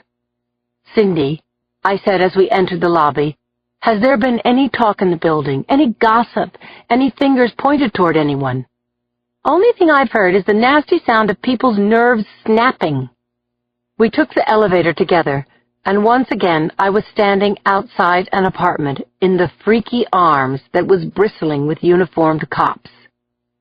Conklin nodded to Cindy, then introduced me to Aiden Blaustein. He was a tall, white kid, about 22, wearing black on black on black, torn jeans, mist T-shirt, vest, a patched leather jacket, and choppy black hair that was short in back, falling across panicky brown eyes. Conklin said, "Mr. Blaustein is the victim." I heard Cindy say, "Cindy Thomas, the Chronicle, would you spell your name for me?" I exhaled. The kid was alive and unhurt, but obviously scared half out of his mind. "Can you tell me what happened?" I asked Blaustein. "Fuck if I know. I went out for a 6-pack around 5, he said, "ran into an old girlfriend and we got a bite. When I came home, my place had been totally trashed. Conklin pushed open Blaustein's front door, and I walked inside the studio apartment, Cindy trailing behind me. "Stay close," I said, "and don't touch anything," she finished. The apartment looked like an electronics shop that had been trampled by a rhino on crack. I took a quick count of a desktop computer, 3 monitors, a stereo, and a 42-inch plasma screen television that had been reduced to shards. Not stolen, destroyed. The desk was banged up, probably collateral damage. Blaustein said, "It took me years to get all this together just the way I like it." "What kind of work do you do?" Cindy asked. "I design websites and games. This stuff costs probably $25. "Mr. Blaustein," I said, "when you went out, did you leave your door open?" "I never leave my door open." "Mr. Blaustein left the music on when he left the apartment," Rich said, his voice matter-of-fact, but he didn't look at me. "Did anyone complain to you about the music?" I asked. "Today?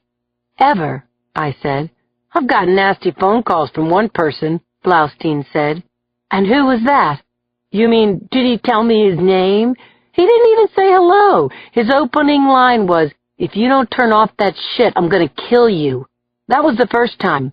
We've had these shouting matches a couple of times a week for a while now. All the time, cursing me, cursing my children." "You have kids?"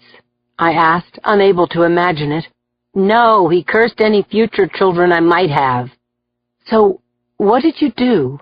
"Me? I know swear words this dude never heard before. Thing is, I would have recognized the guy's voice if I'd heard it before. My ears are like good enough to be insured by Lloyd's of London. But I don't know him, and I know everyone who lives here. I even know her," he said, pointing to Cindy. "3rd floor, right?" "And you're saying no one else in the building complained about your sound system?" "No, because A, I only work during the day, and B, we're allowed to play music until 11 p.m. Besides which, C, I don't play the music loud." I sighed, unclipped my cell phone, and called the crime lab. I got the night shift supervisor on the line and told him we needed him. "You have someone you can stay with tonight?" Rich was asking Blaustein. "Maybe." "Well, you can't stay here. Your apartment's a crime scene for a while." Blaustein looked around the wreck of his apartment, his young face sagging as he catalogued the destruction. "I wouldn't stay here tonight if you paid me."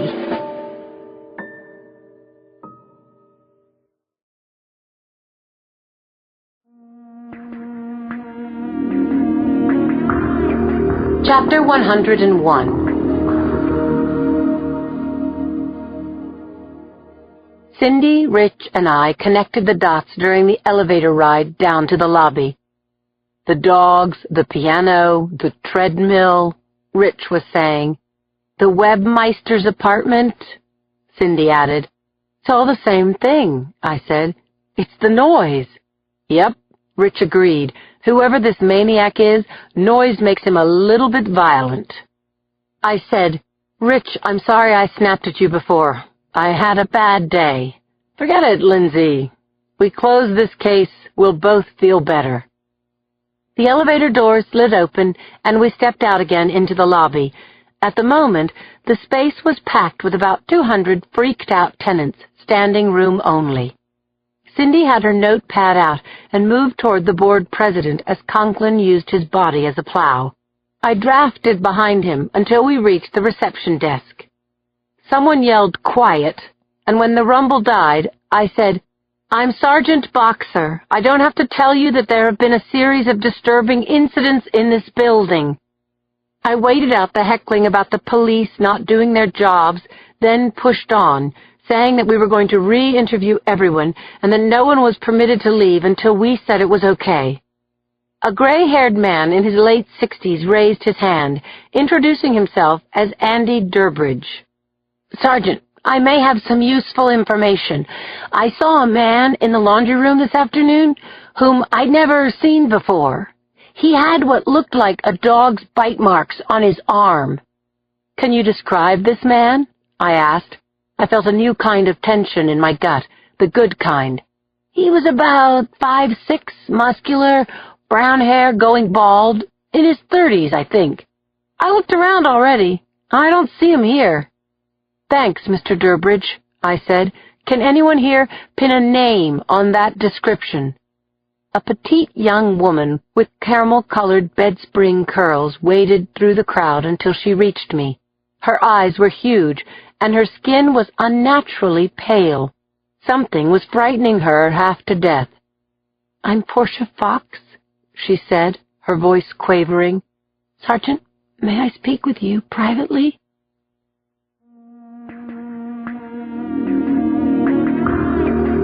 Chapter 102. I stepped outside the Blakely Arms with Portia Fox. "I think I know that man that Mr. Durbridge was referring to," Ms. Fox told me. "He sounds like the guy who lives in my apartment during the daytime." "Your roommate?"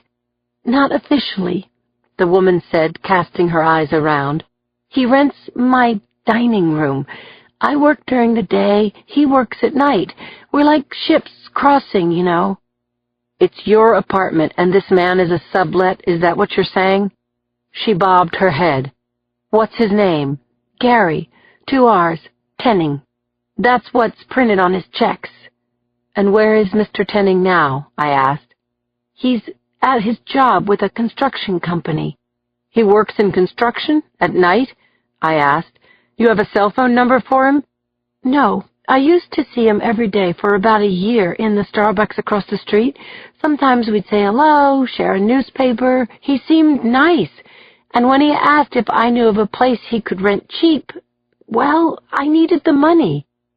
This child had let a stranger move into her apartment.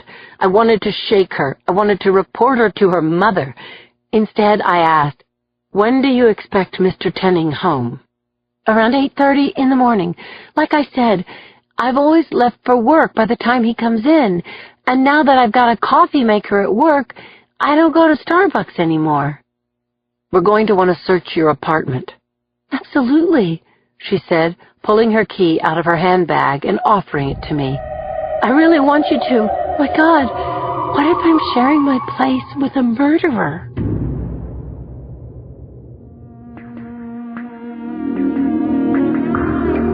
Chapter 103. "Just like mine," Cindy said as we walked into Portia Fox's apartment. The front door opened into a large living room facing the street, roomy, sunny, furnished in office-girl modern. There was a galley-style kitchen off the living room, but where Cindy's dining room was open, Ms. Fox's had been boxed in with plasterboard walls and a hollow core door. "He stays in there," Ms. Fox told me. "Any windows in his room?" I asked. "No, he likes that. That's what sealed the deal." It was too bad that the dining room had been walled off, because now we'd need either permission from Tenning to enter it or a search warrant. Even though Tenning wasn't on Fox's lease, he'd paid rent to her, and that gave him legal standing. I put my hand on the doorknob to Tenning's room on the off chance that it would turn, but no surprise, the door was locked. "You have a friend you can stay with tonight?" I asked Ms. Fox. I put a patrolman outside the apartment door while Portia gathered up some things. I gave Cindy my keys and told her to go to my place. She didn't even fight me. Then Rich and I spent another 2 hours questioning the tenants of the Blakely Arms. We returned to the hall at 10 p.m. As grim as the squad room was during the day, it was worse at night, the overhead lighting giving off a deadening white illumination. The place smelled of whatever food had been dumped into the trash cans during the day. I threw a container of cold coffee into the garbage and turned on my computer as Rich followed suit. I called up a database, and although I was prepared for a long search for Gary Tenning's life story, everything we needed flashed onto my computer screen in minutes. There was an outstanding warrant for Tenning's arrest. It was a small potatoes charge of failure to appear in court for a traffic violation, but any arrest warrant was good enough to bring him in. And there was more. "Gary Tenning is employed by Conco Construction," Rich said. "Tenning could be patrolling any of 100 job sites. We won't be able to locate him until Conco's office opens in the morning." "He have a license to carry?" I asked. Rich's fingers padded across his keyboard. "Yep, current and up to date." Gary Tenning owned a gun.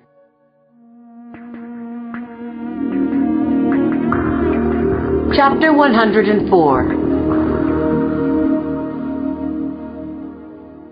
The next morning, a heavy gray torrent came down on San Francisco like one of the 40 days of the flood.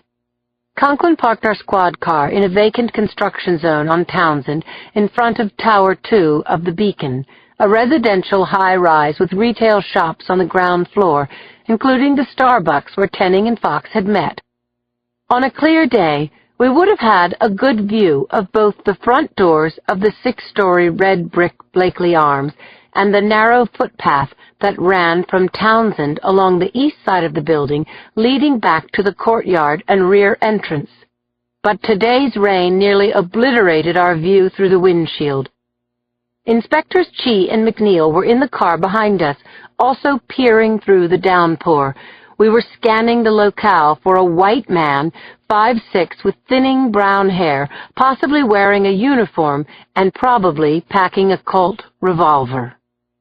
Unless he changed his pattern, Tenning would stop at the Starbucks, then cross Townsend, arriving home between 8:30 and 9.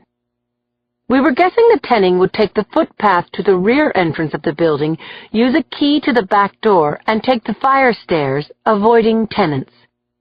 I watched through the blurred windows as pedestrians in trench coats, their faces shielded by black umbrellas, stopped at the Walgreens, dropped off laundry at Fanta dry cleaners, scurried for the Caltrain.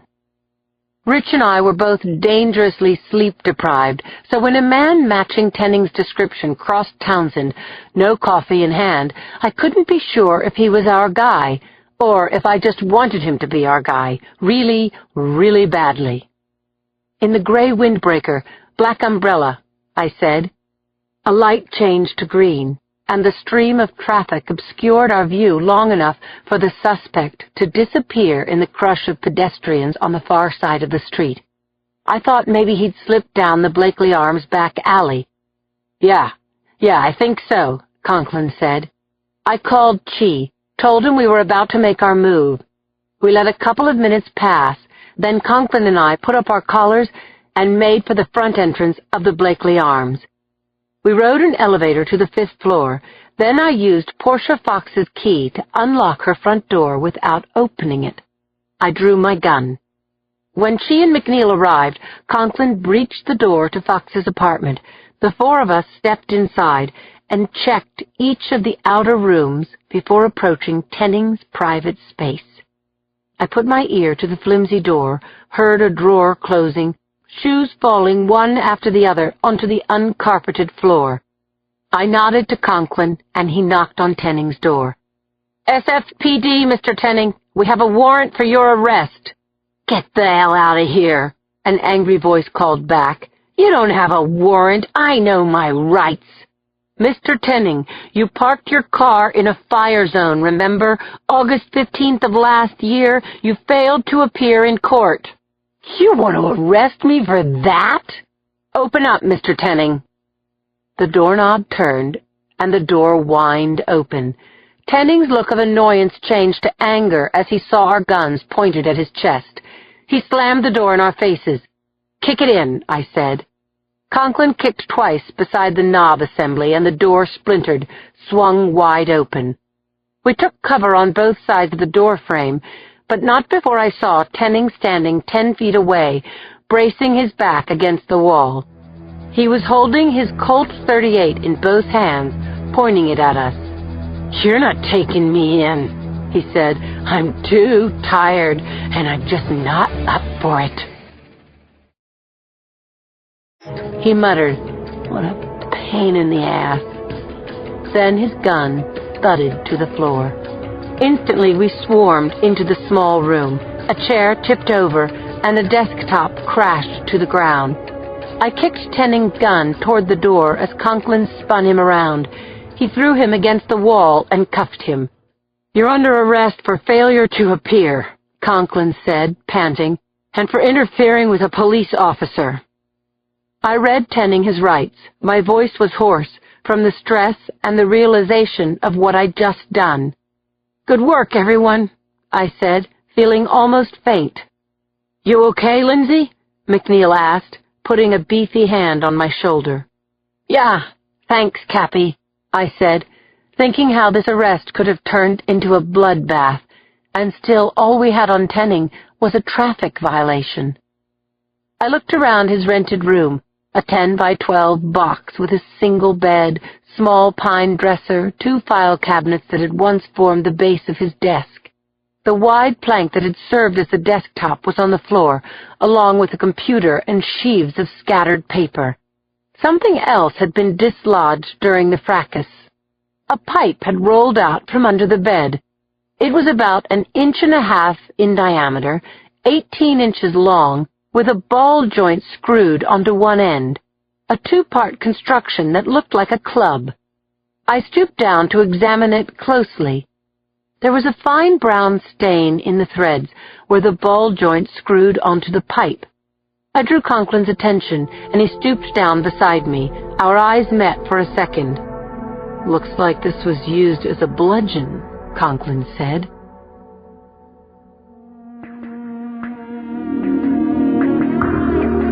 Chapter 106. We were in interview room number 2, the smaller of the interrogation rooms at the squad.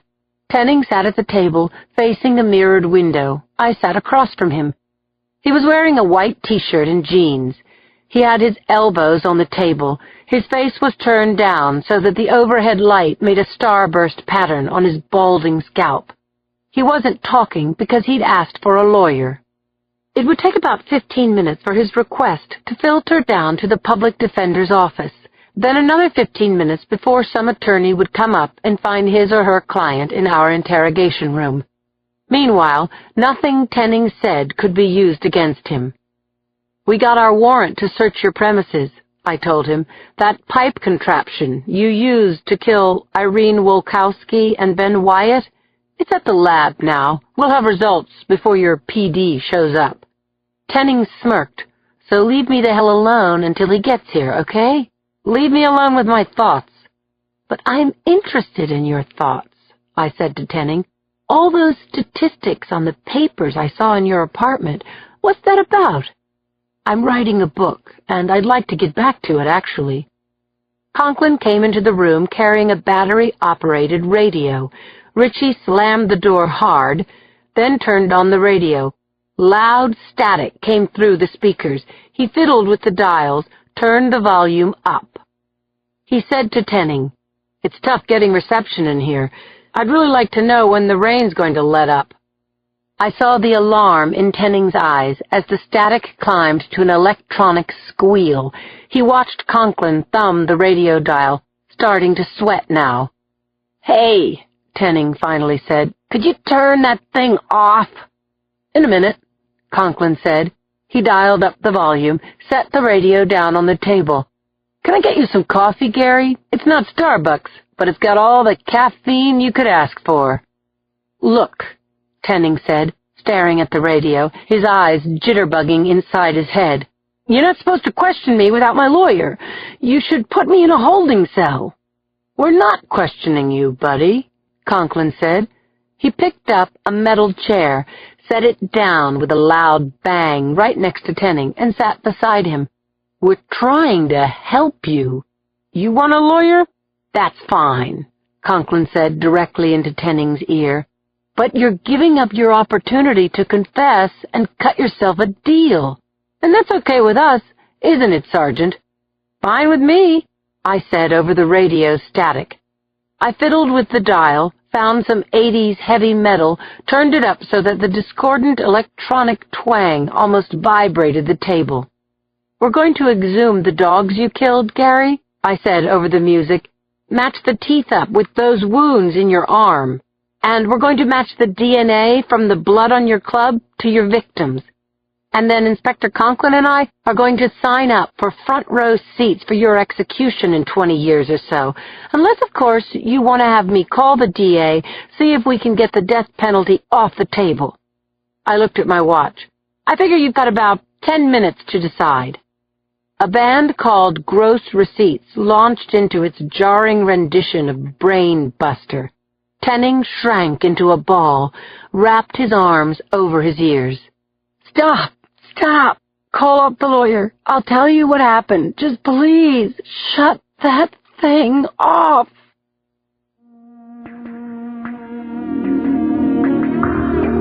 Chapter 107. It was still pouring when I parked behind Claire's SUV. I cut across the street in the lashing rain, ran 50 yards to the front door of Susie's. I opened it to the ringing beat of steel drums and the smell of curried chicken. I hung my coat on the rack inside the door, saw that Susie was coaxing her regulars into a limbo competition as the band tuned up. Susie called to me, "Lindsay, get out of your wet shoes. You can do this, girl." "No way, Suze," I laughed. "Don't forget, I've seen this before." I showed myself into the back room. I buttonholed Lorraine and ordered a Corona. Yuki waved to me from the back booth. Then Cindy looked up and grinned. I slid onto the banquette next to my best friend, Claire. It had been a while since we'd been out together as a group. Way too long. When my beer came, Cindy proposed a toast to me for the takedown of Gary Tenning. I laughed off the toast, saying, "I was extremely motivated, Cindy. I didn't want a roommate, and you were going to have to move in with me permanently if we didn't catch that bastard." Yuki and Claire hadn't heard the details, so I filled them in. "He's writing this book called The Accounting," I told them. "It's subtitled A Statistical Compendium of the 20th Century. Come on. He's writing about everything that happened in the last 100 years? Yuki asked. "Yeah, if you can call page after page of statistics writing, like how much milk and grain were produced in each state in each year, how many kids went through grade school, the number of accidents involving kitchen appliances. Geez, you can Google that stuff," Yuki said. "But Gary Tenning thinks the accounting is his calling," I said as Lorraine dropped off beers and menus. "His paycheck came from being a night watchman at a construction site. Gave him time to think big thoughts," he told us. "How'd he even hear all those people and their noises in his closed-off little room?" asked Claire. "Sound travels through the plumbing and the vents," Cindy said. "Comes out in weird places, like I can hear people singing through my bathroom air duct. Who are they? Where do they live? I don't know." "I'm wondering if he doesn't have hyperacusis," said Claire.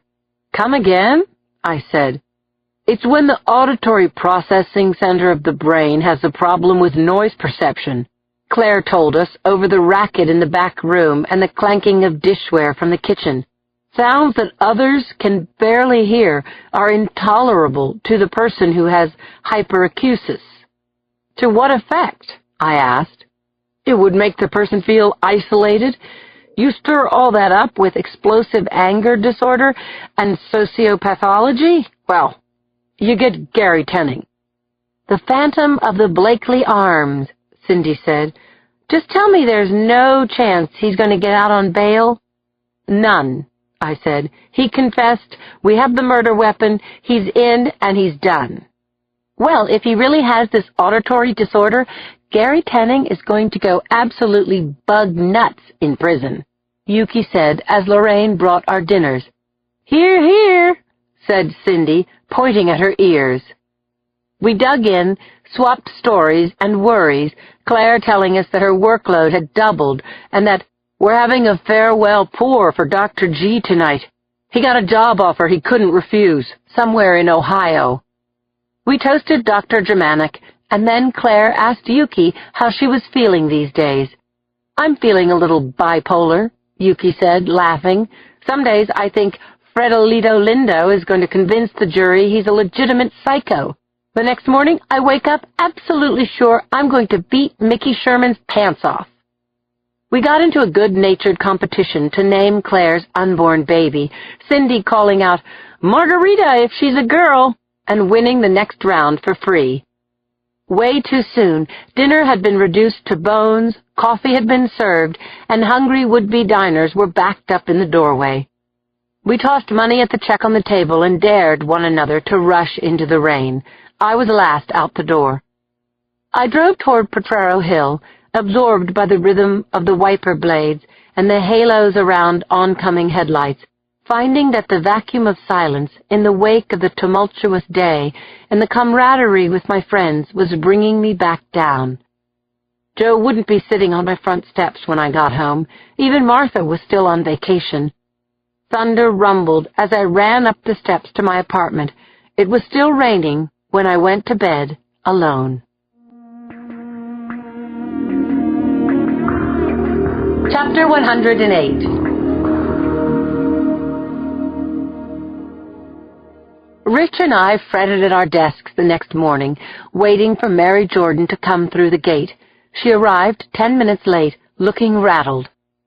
I invited the Westwood Registry's office manager to join us in the windowless cell we called the lunchroom. Rich pulled out a chair, and I made coffee, black, 2 sugars, the way she'd taken it when we'd seen her last. "I've been praying for Madison," Jordan said, twisting her hands in her lap. There were prune-colored smudges under her eyes. "I feel in my heart that I've done what God would want me to do." Her words stirred up a little eddy of apprehension in the pit of my stomach. "What did you do, Mary?" "When Mr. Renfrew went out this morning, I opened the door to his office again. I did some more digging in there."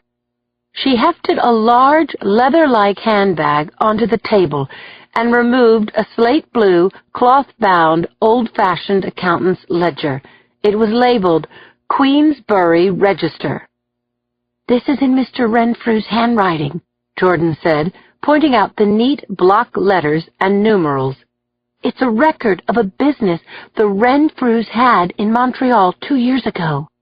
She opened the ledger to where a stiff rectangle of paper was wedged between 2 pages. Jordan took it out and flipped it over. It was a photograph of a blonde-haired boy of about 4 with incredible blue-green eyes. "Got a few minutes?" I asked Jordan. She nodded her head. I'd ridden up in the elevator with ADA Kathy Valoy, so I knew she was at her desk. I called her and explained about the Queensbury Register and the photo of the boy. I said, "The Renfrews are hopscotching around the continent, opening and closing these registries. Kathy, I'm guessing we're looking at a picture of another victim."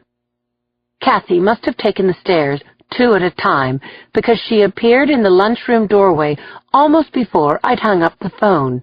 She asked Mary Jordan again if she'd dug up this information on her own, and again Jordan swore that she was not acting as our agent. "I'll put a call into Judge Murphy," Valoy said, staring at the photo, running both hands through her short black hair. "Let's see what I can do." Minutes after we'd escorted Jordan out to the elevator, Kathy Valoy was back on the line. "I'm faxing you the search warrant right now." Chapter 109. Paul Renfrew answered our knock and swung open the door to the Westwood Registry.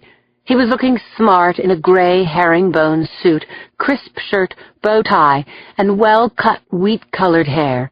His flyaway eyebrows lifted over his frameless lenses, and his smile broadened. He seemed completely delighted to see us. "Is it good news? Have you found Madison?" he asked. Then the 4 uniformed officers climbing out of the property van caught his eye. "We have a search warrant, Mr. Renfrew," I said. Conklin signaled to the uniforms, and they clumped up the stairs with empty cartons in hand. They followed us down the long hallway to the Renfrews' office. The workplace was orderly. A mug of tea was on the desk, a plate of half-eaten muffins resting beside a sheaf of open files. "Why don't you tell us all about the Queensbury Register?" I asked Renfrew. Sit down, he said, indicating one of the two small sofas at right angles in the corner of the room.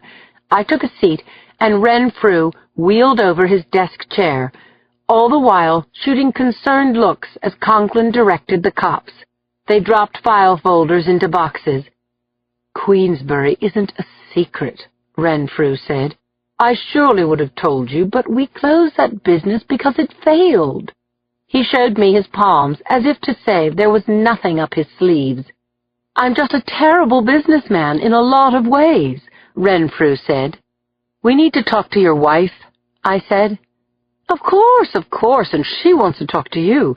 She's flying out from Zurich this evening." Renfrew's open manner was so winning, I let him think he'd won. I smiled, then asked, "Do you know this child?" Renfrew took the photo of the blonde-haired, blue-green-eyed boy and scrutinized it. "I don't recognize him. Should I?" Conklin came over with a cup in tow and several blue-covered ledgers under his arm. "Mr. Renfrew, you're prohibited from doing business for 72 hours, and that includes using your business phone. This is Officer Pat Noonan. His job is to make sure your business is closed until the warrant expires." "He's staying here?" "Until his relief comes in about 8 hours. You know anything about football? Pat is a big fan of the Fighting Irish. Can talk your ear off if you let him." Noonan smiled, but Renfrew's face went blank. "And, Mr. Renfrew, don't try to leave town. That would look really bad."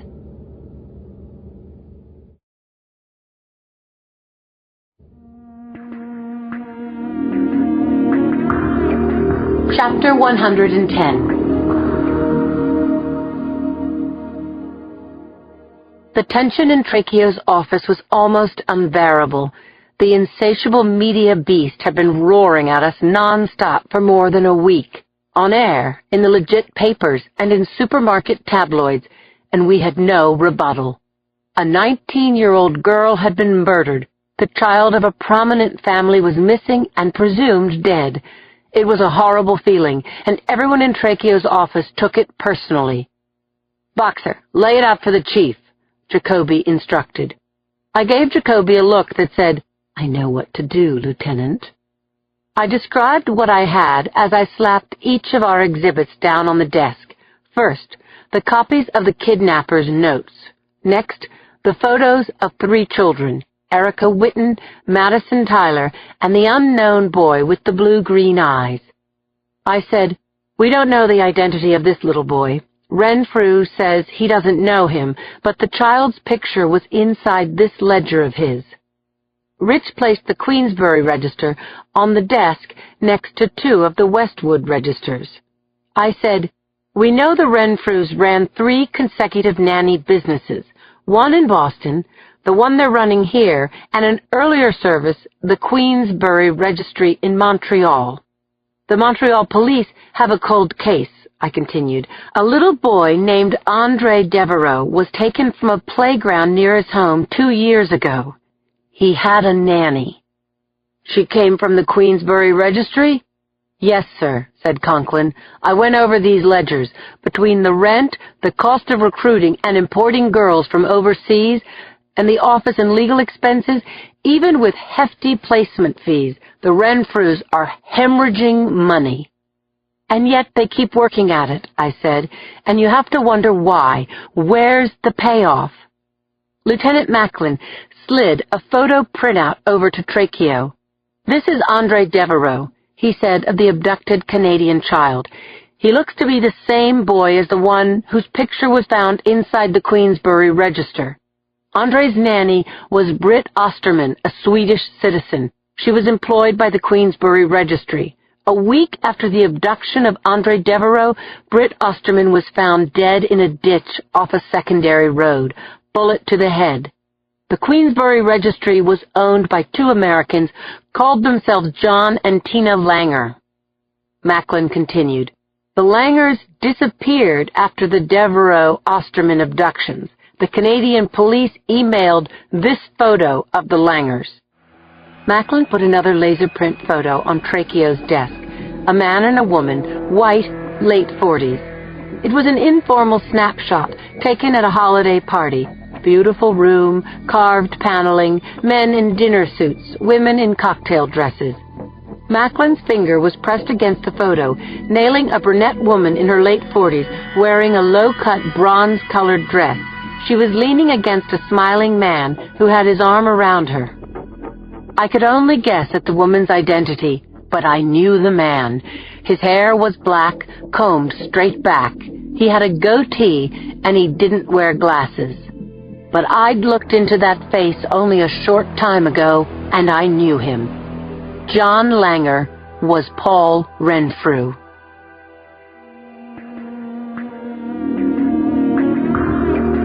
Chapter 111.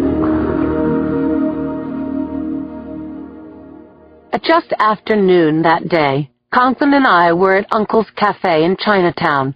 We'd both ordered the Wednesday special, pot roast, mashed potatoes, and green beans. Conklin had made inroads into his potatoes, but I had no appetite for food. We had a straight-on view through the plate glass across the gloomy street to a row of brick houses and the Westwood Registry. A pregnant Chinese woman in pigtails refilled our cups of tea. When I looked through the window a nanosecond later, Paul Renfrew, as he was calling himself, was stepping out of his doorway and heading down the front steps. "Look it," I said, tapping Conklin's plate with my fork. My cell phone rang. It was Pat Noonan. "Mr. Renfrew said he's going out for lunch, coming back in an hour." I doubted it. Renfrew was going to run, and he had no idea how many eyes were watching him. Conklin paid the check, and I made calls to Stanford and Jacoby, zipped my jacket over my vest, and watched Renfrew's peppy march past herbal shops and souvenir stores as he headed toward the corner of Waverly and Clay.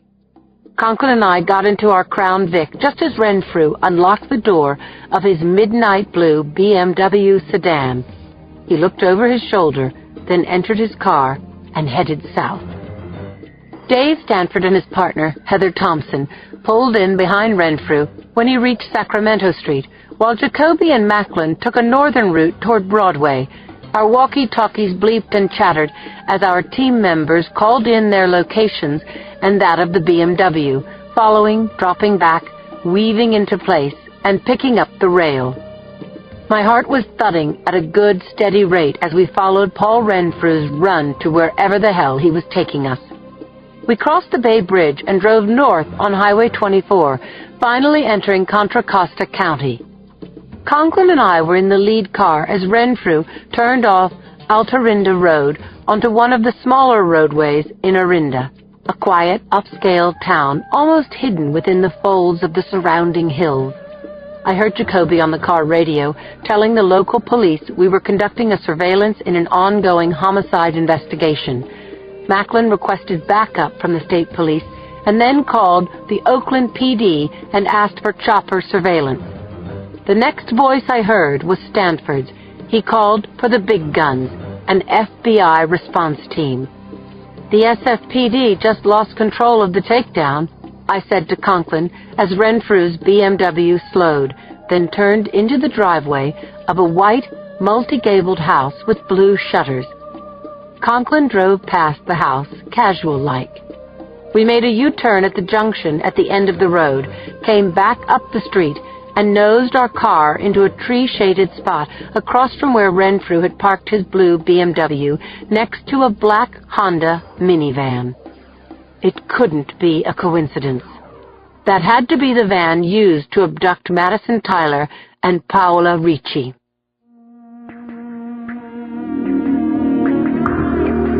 Chapter 112. I ran the van's plates on the car computer. I was thinking ahead to a search warrant, impounding the van, fanning a flame of hope that a speck of Paola Ricci's blood could be found inside a seam in the van's upholstery, real evidence to link the Renfrews to the abduction of Paola Ricci and Madison Tyler. During the next hour, 2 perimeters were set up. The inner perimeter encircled the gabled house. The outer perimeter sealed off a 2 blocks area around it. There had been no activity from the house, making me wonder what was going on inside. Was Renfrew packing? Destroying records? It was almost 4 in the afternoon when 5 black SUVs rolled up the road. They parked on the sidewalk perpendicular to the front of the gabled house. Dave Stanford walked up to my car window.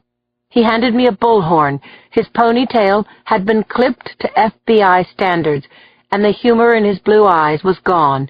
Dave wasn't working undercover anymore.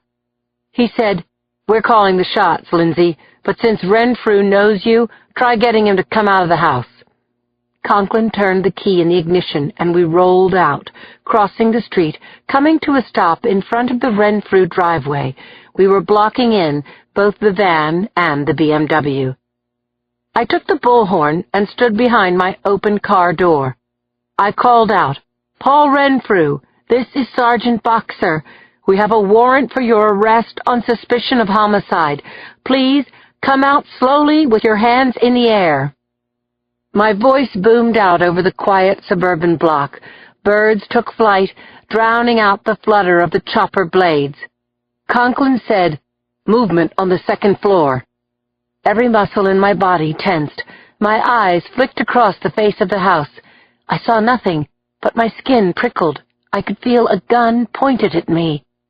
I lifted the bullhorn again, pressed the button. "Mr. Renfrew, this is your last and best chance.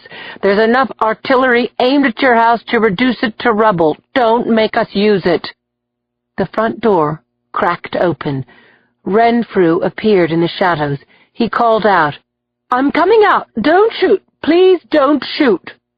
I cut a look to my left to see how the FBI response team was reacting. A dozen or more M16 rifles were still aimed at the front door. I knew that on a roof somewhere, maybe 100 feet away, a sniper had a Remington Model 700 with a high-powered scope trained on Renfrew's forehead. "Step outside where we can see you," I called to the man in the doorway. "Good decision, Mr. Renfrew," I said. "Now turn around and back up toward the sound of my voice." Renfrew was standing under the pediment that defined the entryway to the house. 30 feet of clipped green lawn stretched between us. "I can't do that," Renfrew said in a weak, almost pleading voice. "If I go out there, she'll shoot me."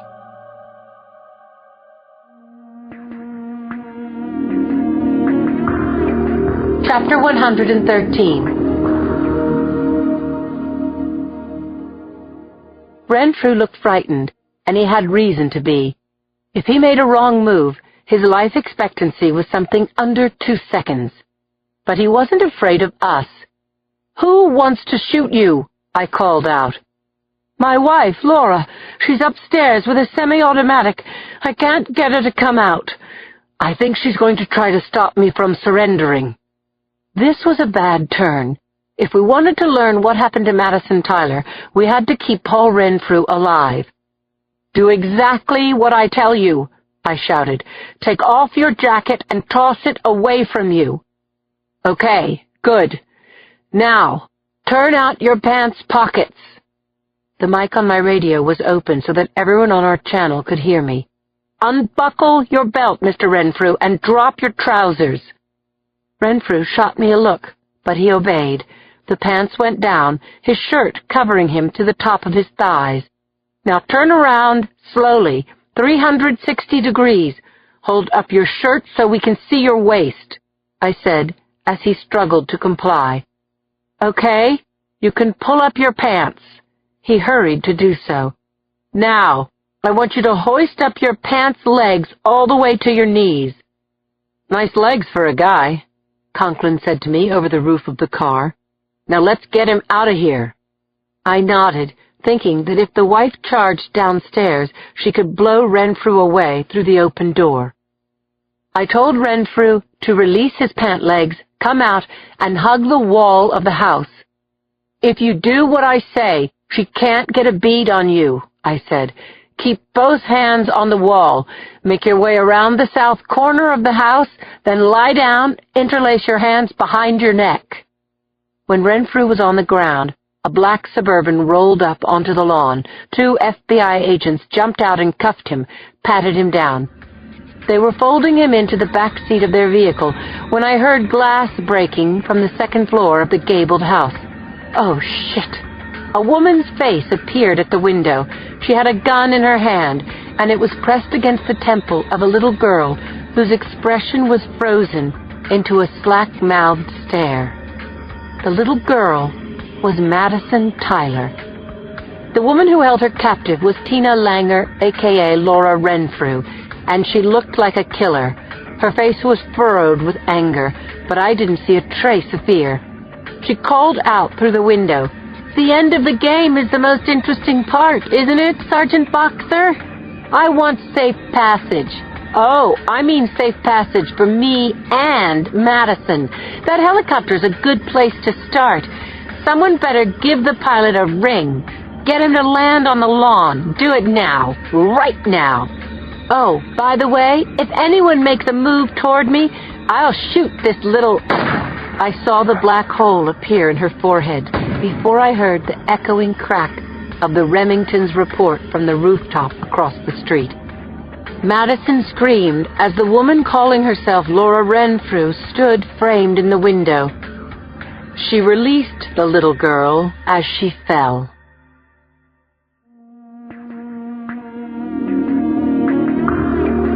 Chapter 114. Was Madison Tyler all right? That's all I was thinking as Conklin and I burst into the front bedroom, second floor. We didn't see the girl anywhere, though. "Madison?" I called out, my voice high. A single unmade bed was against the wall adjacent to the door. An open suitcase was on the bed with girls' clothing tossed inside. "Where are you, honey?" Rich Conklin called out as we approached the closet. "We're the police." We reached the closet at the same time. "Madison, it's okay, sweetie," I said, turning the knob.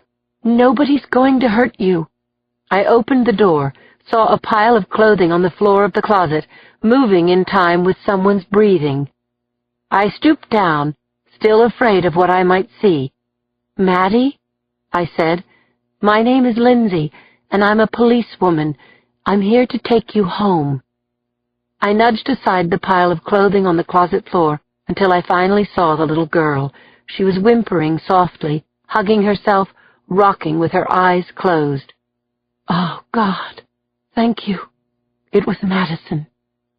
"It's okay, sweetheart," I said, my voice quavering. "Everything is going to be okay." Madison opened her eyes, and I reached out my arms to her. She flung herself against me, and I held her tightly, putting my cheek to her hair. I unclipped my cell phone and dialed a number I committed to memory. My hands were shaking so hard, I had to try the number again.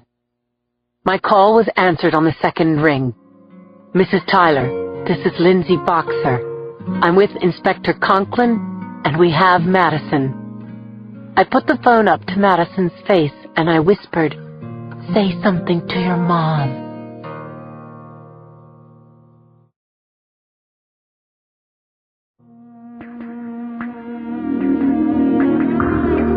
Chapter 115. Early that evening, Conklin and I were at FBI headquarters on Golden Gate Avenue, 13th floor.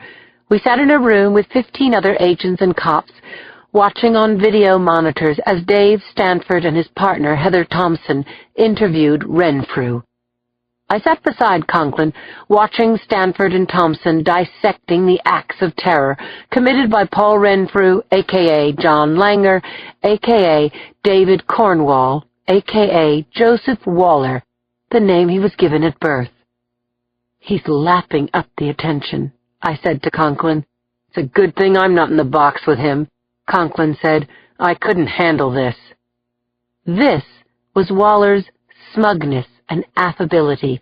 Instead of smart-mouthing or showing defiance, Waller talked to Stanford and Thompson as if they were colleagues, as if he expected to have an ongoing relationship with them after he'd finished the clever telling of his story. Macklin, Conklin, and I sat riveted to our chairs as Waller caressed their names. Andre Devereaux, Erica Witten, Madison Tyler, and a little girl named Dorothea Alvarez from Mexico City, a child we hadn't known about, a child who might still be alive. While he sipped his coffee, Waller told Stanford and Thompson where the 3 missing children were living as sex toys in rich men's homes around the globe. Waller said, "It was my wife's idea to import pretty European girls, place them as nannies with good families, then find buyers for the children. I worked with the nannies. That was my job. My girls were proudest of the kids, who were the most beautiful, intelligent, and gifted, and I encouraged the girls to tell me about them." "So the nannies fingered the children, but they never knew what you planned to do with them," Thompson said. Renfrew smiled. "How did you find your buyers?" Stanford asked. "Word of mouth," Renfrew said. "Our clients were all men of wealth and quality, and I always felt the children were in good hands." I wanted to throw up, but I gripped the arms of my chair, kept my eyes on the screen in front of me.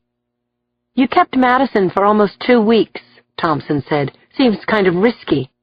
"We were waiting for a money transfer," Waller said regretfully. $1.5 million had been pledged for Madison, but the deal stalled. We had another offer, not as good, and then the original buyer came back into play. Those few extra days cost us everything. "About the abduction of Madison and Paola," Stanford said. "So many people were in the park that day. It was broad daylight. A very impressive snatch, I have to say. I'd really like to know how you pulled that off." "Ah, yes, but I have to tell you, it almost went all to hell," Waller said, exhaling loudly at the memory, seeming to think through how he wanted to tell the story. "We drove the van to the Alta Plaza playground," said the psychopath in the gray herringbone suit.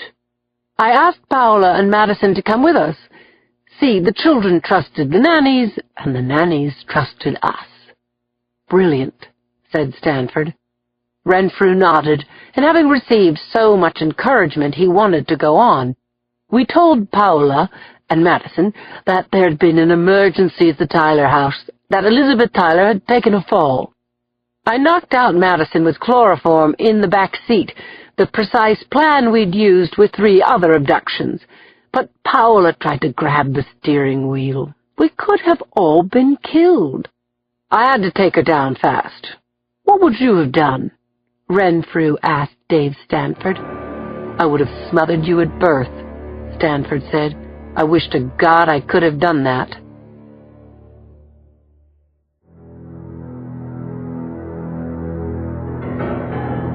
Part 5. Fredalito Lindo. Chapter 116. The gallery was jam-packed with law clerks, crime reporters, families of the victims, and dozens of people who were on the Del Norte when Alfred Brinkley had fired his fatal shots. Hushed voices rose to a rumble as 2 guards escorted Brinkley into the courtroom. There he was, the fairy shooter. Mickey Sherman stood as Brinkley's cuffs and waist chains were removed. He pulled out a chair for his client, who asked him, "Am I going to get my chance?" "I'm thinking about it," Sherman said to his client. "You sure about this, Fred?" Brinkley nodded. "Do I look okay?" "Yep, you look fine."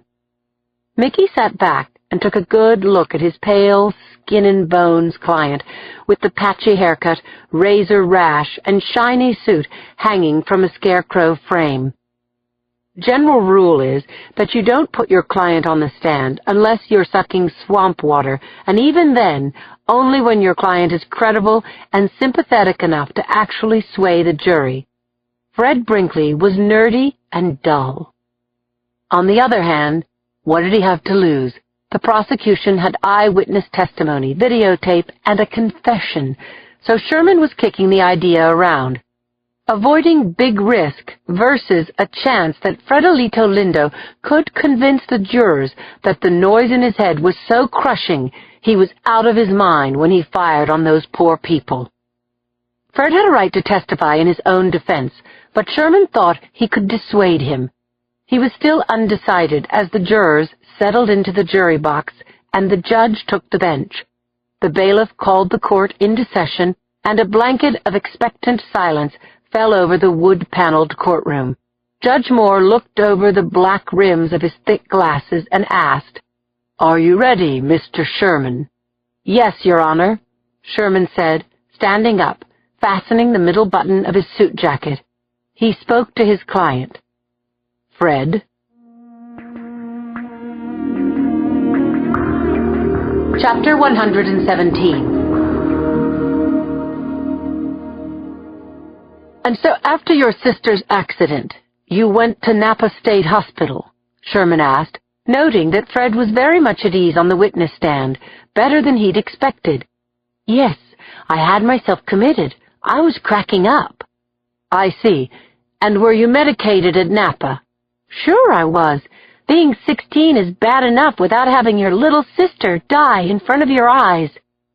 "So you were depressed because when your sister was hit by the boom and went overboard, you couldn't save her." "Your Honor," Yuki said, coming to her feet, "we have no objection to Mr. Sherman's testifying, but I think he should at least be sworn in."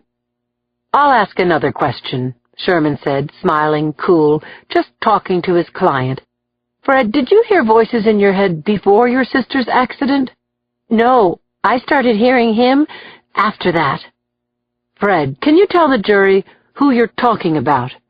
Brinkley clasped his hands across the top of his head, sighed deeply, as if describing the voice would bring it into being. "See, there's more than one voice," Brinkley explained. "There's a woman's voice, kind of sing-songy and whiny, but forget about her.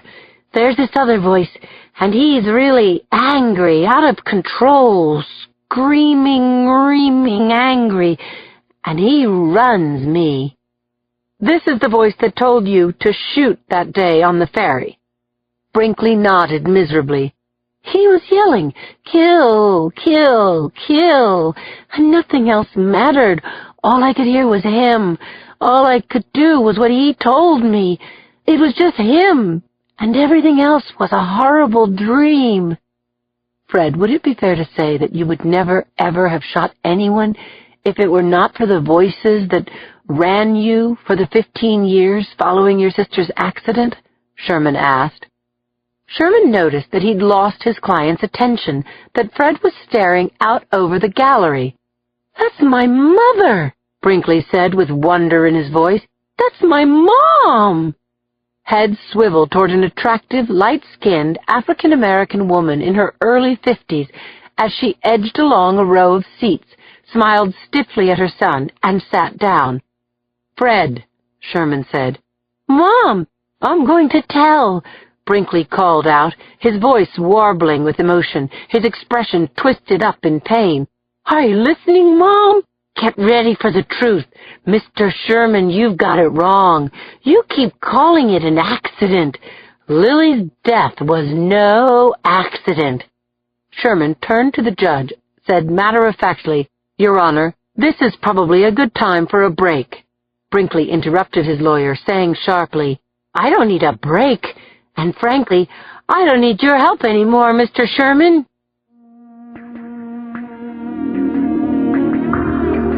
Chapter 118. "Your Honor," Sherman said evenly, doing his best to act as though his client hadn't gone off the road and wasn't about to go airborne over a cliff, "I'd ask that Mr. Brinkley's testimony be stricken." "On what grounds, Mr. Sherman?" "I was having sex with her, Mom," Brinkley shouted across the room. "We'd done it before. She was taking off her top when the boom came around." Someone in the gallery moaned, "Oh, my God!" "Your Honor," Sherman said, "this testimony is unresponsive." Yuki jumped to her feet. "Your Honor, Mr. Sherman opened the door to his witness."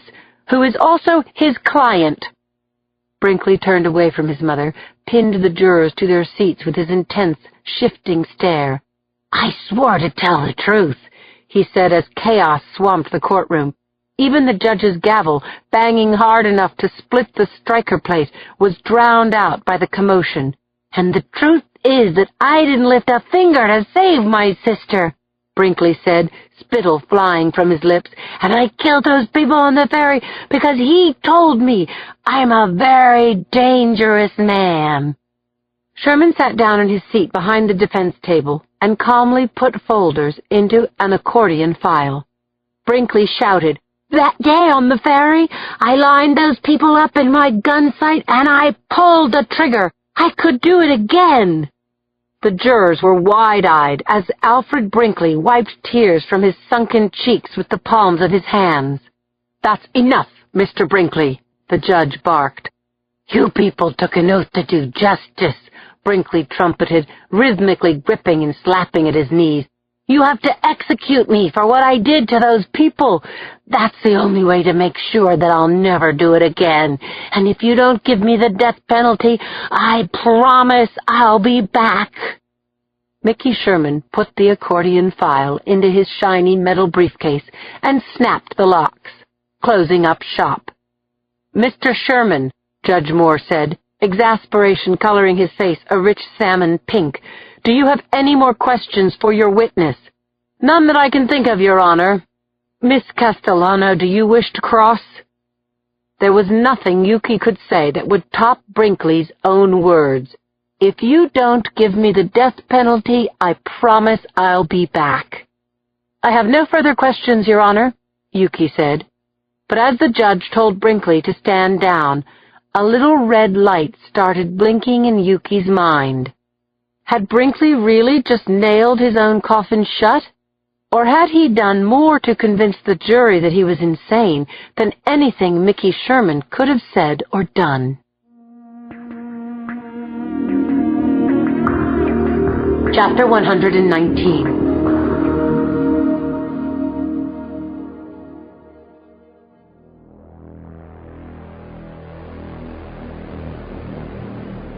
Fred Brinkley sat on the hard bed in his 10-by-6-foot cell on the 10th floor of the Hall of Justice. There was noise all around him, the voices of the other prisoners, the squealing of the wheels on the meal cart, the clang of doors shutting, echoing along the row. Brinkley's dinner was on a tray on his lap, and he ate the dry chicken breast and watery mashed potatoes and the hard roll, same as they gave him last night, chewing the food thoroughly but without pleasure. He wiped his mouth with the brown paper napkin, balled it up until it was as tight and as round as a marble, and then dropped it right in the center of the plate. Then he arranged the plastic utensils neatly to the side, got up from the bed, walked 2 paces, and slid the tray under the door. He returned to his bunk bed and leaned back against the wall, his legs hanging over the side. From this position, he could see the sink commode contraption to his left and the whole of the blank cinder block wall across from him. The wall was painted gray, graffiti scratched into the concrete in places, phone numbers and slang and gang names and symbols he didn't understand. He began to count the cinder blocks in the wall across from him, traced the grouting in his mind, as if the cement that glued the blocks together was a maze, and the solution lay in the lines between the blocks. Outside his cell, a guard took the tray. His badge read Ozzie Quinn. "Time for your pills, Fredo," Ozzie said. Brinkley walked to the barred door, reached out his hand, and took the small paper cup holding his pills. The guard watched as Brinkley upended the contents into his mouth. "Here you go," Ozzie said, handing another paper cup through the bars, this one filled with water. He watched as Brinkley swallowed the pills. 10 minutes until lights out," Ozzie said to Fred. "Don't let the bed bugs bite," Fred said. He returned to his mattress, leaned back against the wall again. He tried singing under his breath. "Ay, ay, ay, ay, mamacita lindo." and then he gripped the edge of the bunk and launched himself, running head first into the cement block wall. Then he did it again.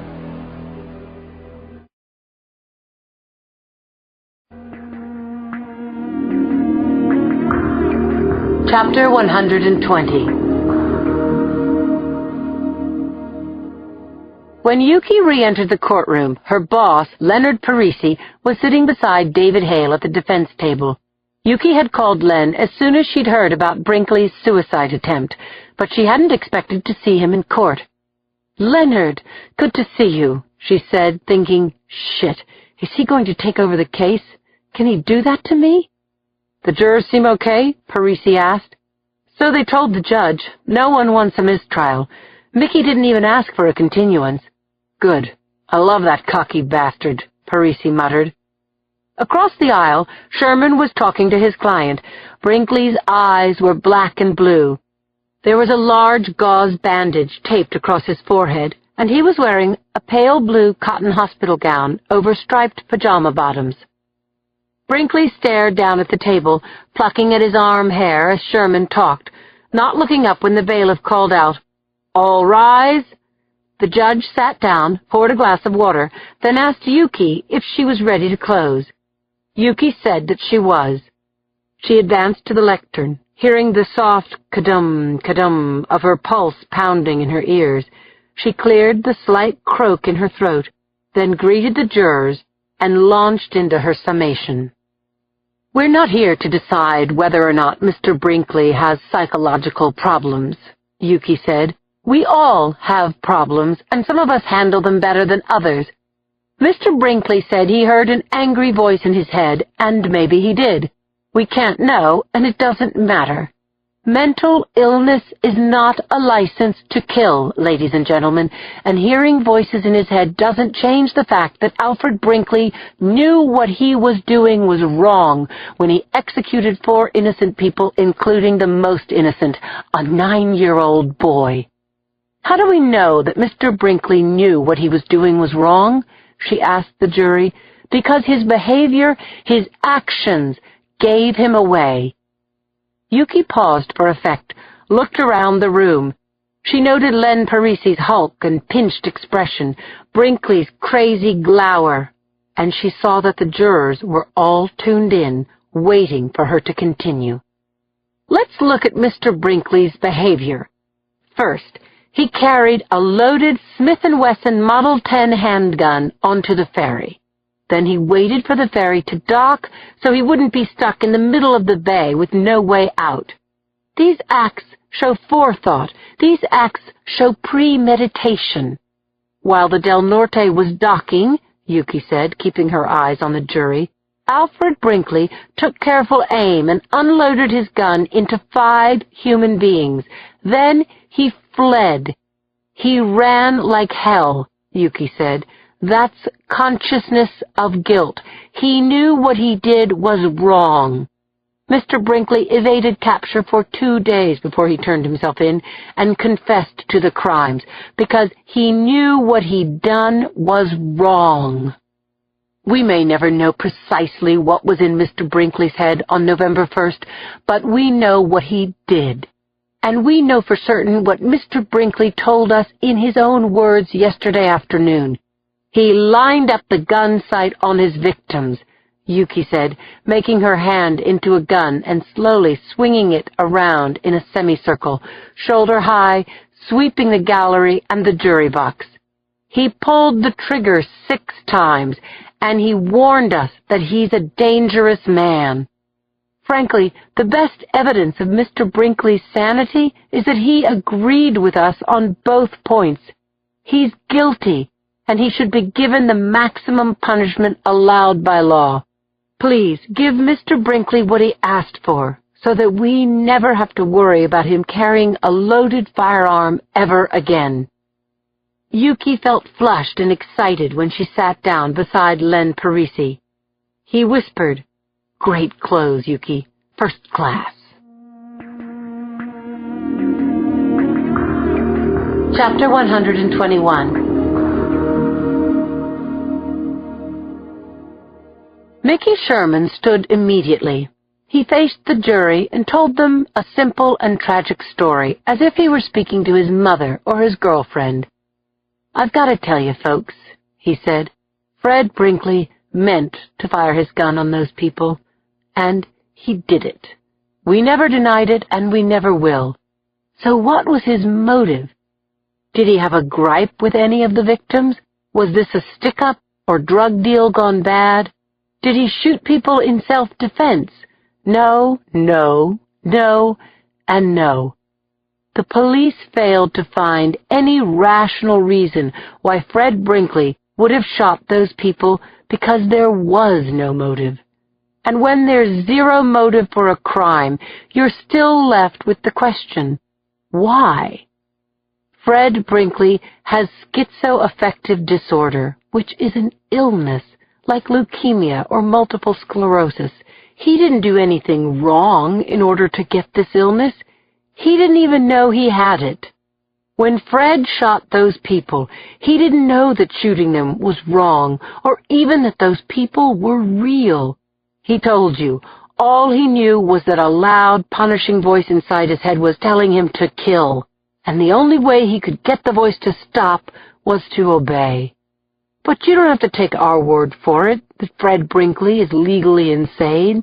Fred Brinkley has a history of mental illness going back 15 years to when he was a patient in a mental institution. Dozens of witnesses have testified that they heard Mr. Brinkley talking to television sets and singing to himself and slapping his forehead so hard that his handprint remained visible long afterwards. That's how much he wanted to knock the voices out of his head. You've also heard from Dr. Sandy Friedman, a highly regarded clinical and forensic psychiatrist who examined Mr. Brinkley 3 times and diagnosed him with schizoaffective disorder. Sherman said, pacing now as he talked, "Dr. Friedman told us that at the time of the crime, Fred Brinkley was in a psychotic, delusional state. He was suffering from a mental disease or defect that prevented him from conforming his conduct to the laws of society. That's the definition of legal insanity.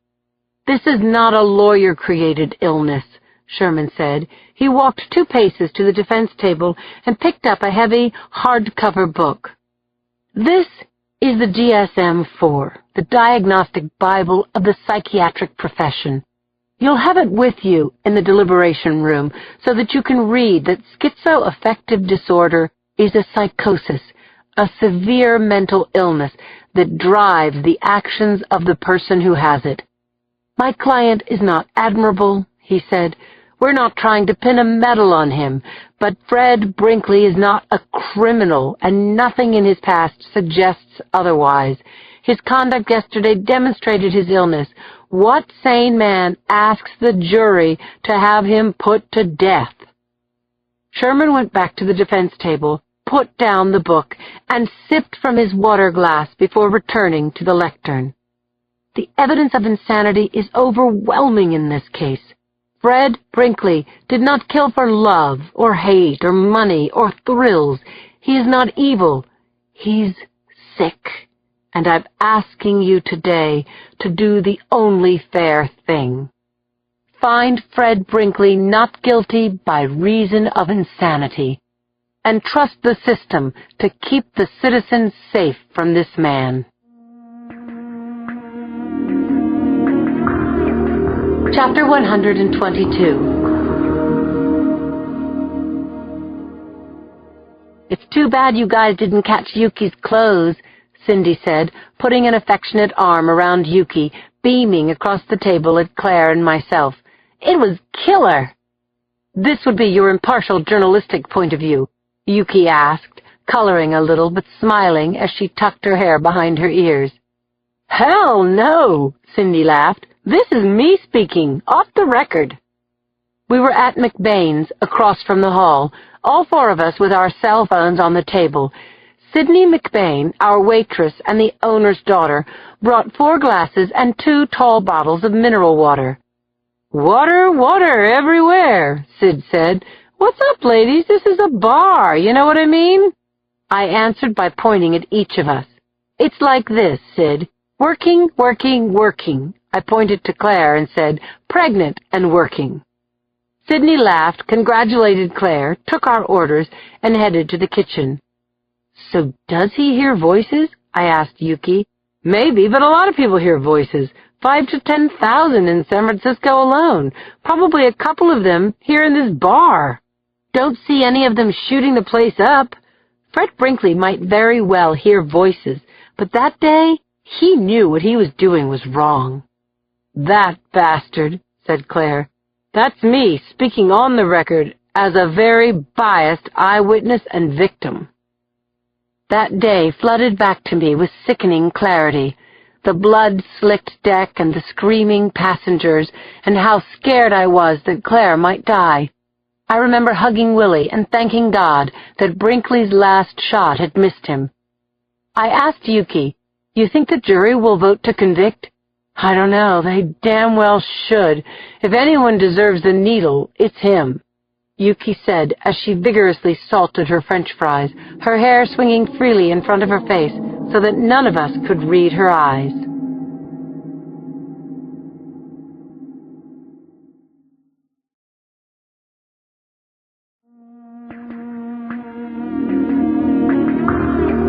Chapter 123. It was after 2 in the afternoon, 3 days since the jury had begun their deliberation, when Yuki got the call. A shock went through her. This was it. She sat rigid in her seat for a moment, just blinking. Then she snapped out of it. She paged Leonard and speed-dialed Claire, Cindy, and Lindsay, all of whom were within minutes of the courtroom. She got up from her desk, crossed the hall, and leaned into David's cubicle. They're back. David put down his tuna sandwich and followed Yuki to the elevator, which they rode to the ground floor. They crossed the main lobby, went through the leather-studded double doors to the second lobby, cleared security outside the courtroom, and after going through the glassed-in vestibule, took their places behind the table. The courtroom had filled up as word spread. Court TV set up their cameras. Reporters from the local papers and stringers from the tabloids, wire services, and national news filled the back row. Cindy was on the aisle. Yuki saw Claire and Lindsay sitting in the midsection, but she didn't see the defendant's mother, Elena Brinkley, anywhere.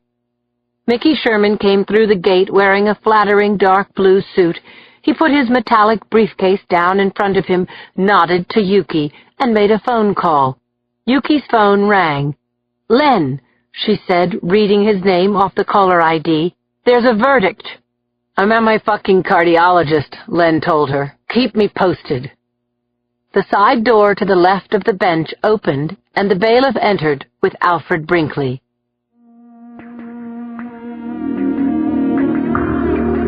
Chapter 124. Brinkley's bandage had been removed, exposing a line of stitches running vertically from the middle of his forehead up through his hairline. The bruises around his eyes had faded to an overboiled egg yolk color, yellowish green. The bailiff unlocked Brinkley's waist chains and handcuffs, and the defendant sat down beside his lawyer. The door to the right of the jury box opened, and the 12 jurors and 2 alternates walked into the courtroom, dressed up, hair sprayed and styled, a sprinkling of jewelry on the women's hands and around their necks. They didn't look at Yuki, and they didn't look at the defendant. In fact, they looked tense, as though they may have been fighting over the verdict until an hour ago. The door behind the bench opened, and Judge Moore entered his courtroom. He cleaned his glasses as court was called into session, then said, "Mr. Foreman, I understand that the jury has a verdict." "We do, Your Honor." "Would you please hand your verdict to the bailiff?" The foreman was a carpenter, with shoulder-length blonde hair and nicotine-stained fingers. He looked keyed up as he gave a folded form to the bailiff, who brought it to the bench. Judge Moore unfolded the form and looked at it. He asked the people in the gallery to please respect the protocol of the court and to not react outwardly when the verdict was read. Yuki clasped her hands on the table before her. She could hear David Hale's breathing beside her, and for a fraction of a moment she loved him. Judge Moore began to read. In the charge of murder in the first degree of Andrea Canello, the jury finds the defendant, Alfred Brinkley, not guilty by reason of mental disease or defect. A wave of nausea hit Yuki. She sat back hard in her chair, barely hearing the judge's voice as each name was read, each charge a finding of not guilty by reason of insanity. Yuki stood up as Claire and Lindsay came forward to be with her. They were standing around her as Brinkley was shackled, and they all saw how he looked at Yuki. It was an odd look, part stare, part secret smile. Yuki didn't know what Brinkley intended by it, but she felt a prickling of hairs rising at the nape of her neck. And then Brinkley spoke to her. "Good try, Ms. Castellano. Very good try. But don't you know, someone's gotta pay." One of the guards gave Brinkley a shove, and after a last look at Yuki, he shuffled up the aisle between his keepers. Sick or sane, Alfred Brinkley was going to be off the streets for a long time. Yuki knew that. And still, she felt afraid.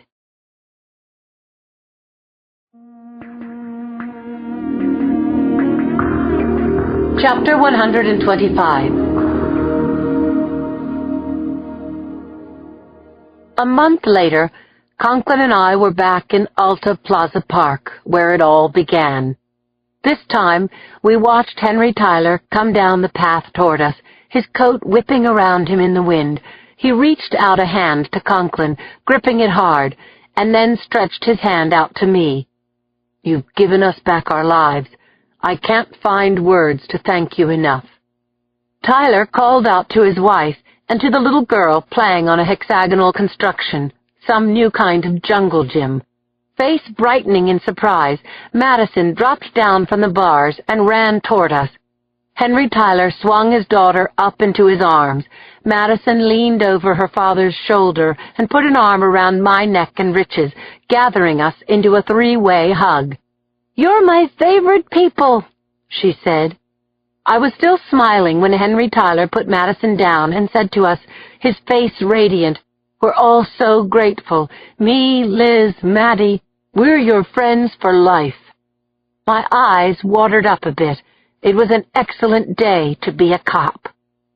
As Richie and I took the path back toward the car, we talked about the hell we have to go through to solve a case, the drudgery, the up-close contact with killers and druggies, the false leads. "And then," I said, "a case turns out like this, and it's such a high." Rich stopped walking, put his hand on my arm. "Let's stop here for a minute," he said. I sat on one of the broad steps that had been warmed by the sun, and Rich got down beside me. I could see that there was something on his mind. "Lindsay, I know you think I have a crush on you," he said, "but it's more than that. Believe me." For the first time, it hurt to look into Rich Conklin's handsome face. Thoughts of our grappling in a hotel in L.A. still made me squirm with embarrassment. "Will you give us a chance?" he said. "Let me take you out to dinner. I'm not going to put any moves on you, Lindsay. I just want us to—" Rich read the feelings on my face and stopped talking. He shook his head, finally saying, "I'm going to shut up now." I reached out and covered his hand with mine. "I'm sorry," I said. "Don't be." "Forget it, Lindsay. Forget I said anything, okay?" He tried to smile, almost pulled it off. "I'll deal with this in therapy for a few years." "You're in therapy? Would that help?" "No." He laughed. Look, you know how I feel about you. That's almost enough." It was a tough ride back to the hall. Conversation was strained until we got a call to respond to a report of a dead body in the Tenderloin. We worked the case together past quitting time and into the next shift, and it was good, as if we'd been partners for years. At just after 9 p.m., I told Rich I'd see him in the morning. I'd just unlocked my car door when my cell phone rang. "What now?" I muttered. There was a crackle of static, then a deep, resonant voice came out of that phone, turning night back into day. "I know not to surprise an armed police officer on her doorstep, Blondie. So, fair warning, I'm going to be in town this weekend. I have news, and I really want to see you."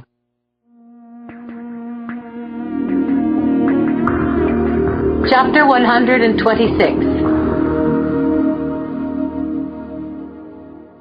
My doorbell rang at home. I stabbed the intercom button, said, "I'm coming," and jogged down my stairs. Martha's dog-sitter, Karen Tribell, was outside the front door. I gave her a hug and bent to enfold sweet Martha in my arms. "She really missed you, Lindsay," Karen said. "You think?" I said, laughing as Martha whimpered and barked and knocked me completely off my feet. I just sat there on the threshold as Martha pinned down my shoulders and soaked my face with kisses. "I'll be going now. I see that you two need to be alone," Karen called out, walking down the steps toward her old Volvo. "Wait, Karen, come upstairs. I have a check for you." "It's okay. I'll catch you next time," she said, disappearing into her car, tying the door closed with a piece of clothesline, cranking up the engine. "Thank you," I called out as she drove past me and waved. I returned my attention to my best girl. "Do you know how much I love you?" I said into one of Martha's silky ears. Apparently she did. I ran upstairs with her, put on my hat and coat, and changed into running shoes. We took to the streets we loved so much, running down 19th toward the rec center park, where I flopped onto a bench and watched Martha doing her border collie thing. She ran great, joyous circles, herding other dogs and having a heck of a good time. After a while, she came back to the bench and sat beside me, rested her head on my thigh, and looked up at me with her big brown eyes. "Glad to be home, Boo? All vacationed out?" We jogged at a slower pace back to my apartment, climbed the stairs. I fed Martha a big bowl of chow with gravy and got into the shower. By the time I'd toweled off and dried my hair, Martha was asleep on my bed. She was completely out, eyelids flickering, jowls fluttering, paws moving in some great doggy dream. She didn't even cock an eyelid open when I got all dressed up for my date with Joe.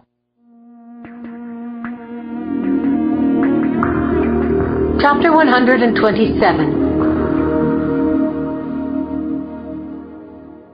The Big Four restaurant is at the top of Nob Hill, across from Grace Cathedral. It was named for the 4 Central Pacific Railroad barons, is elegantly paneled in dark wood, staged with sumptuous lighting and flowers. And according to a dozen of the glossiest upmarket magazines, the Big Four has one of the best chefs in town. Our starters had been served, Joe was having apple-glazed foie gras, and I'd been seduced by the French butter pears with prosciutto.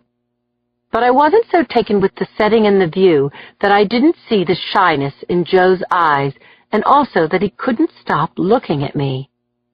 "I had a bunch of corny ideas," he said, "and don't ask me what they were, okay, Linz?" "No, of course not," I grinned. "Not me." I pushed a morsel of hazelnut-encrusted goat cheese onto a forkful of pear, let it melt in my mouth.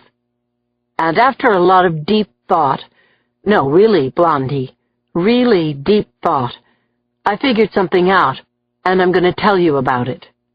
I put my fork down and let the waiter take my plate away. "I want to hear." "Okay," said Joe. "You know about my 6 sibs and all of us growing up in a row house in Queens, and how my dad was always away? Traveling salesman. Right, fabrics and notions. He traveled up and down the East Coast and was away 6 days out of 7, sometimes more. We all missed him a lot, but my mother missed him the most. He was her real happiness. And then, one time, he went missing," Joe told me. "He always called at night before we went to bed, but this time he didn't. So my mother called the state troopers, who located him the next day, sleeping in his car up on a rack in an auto repair shop outside of some small town in Tennessee. His car had broken down? Yeah, and they didn't have cell phones back then, of course, and Christ, until we heard from him, you can't imagine what we went through. Thinking that his car was in a ditch underwater, thinking he'd been shot in a gas station holdup, thinking that maybe he had another life. I nodded. Oh, Joe, I understand. Joe paused, fiddled with his silverware, then started again. My dad saw how much my mom was suffering, all of us, and he said he was going to quit his job. But he couldn't do that and still provide for us the way he wanted to. And then one day, when I was a sophomore in high school, he did quit. He was home for good. Joe refilled our wine glasses, and we each took a sip while the waiter placed our entrees in front of us. But from the catch in Joe's throat and a feeling that was growing in me, I'd lost all desire to eat. What happened, Joe? He stayed home. We left, one by one. My parents got by on less, and they were happier for it. They're still happy now. And I saw that, and I promised myself I would never do to my family what my dad had done to us by being away. And then I looked at your face when I showed up last time and told you that I had a plane to catch. And everything you've been saying finally got to me. I saw that without meaning to, I'd done just what my dad had done, my hands in his. He said, "When you're ready, let me know so I can put this ring on your finger and tell my folks that we're going to have a big Italian wedding."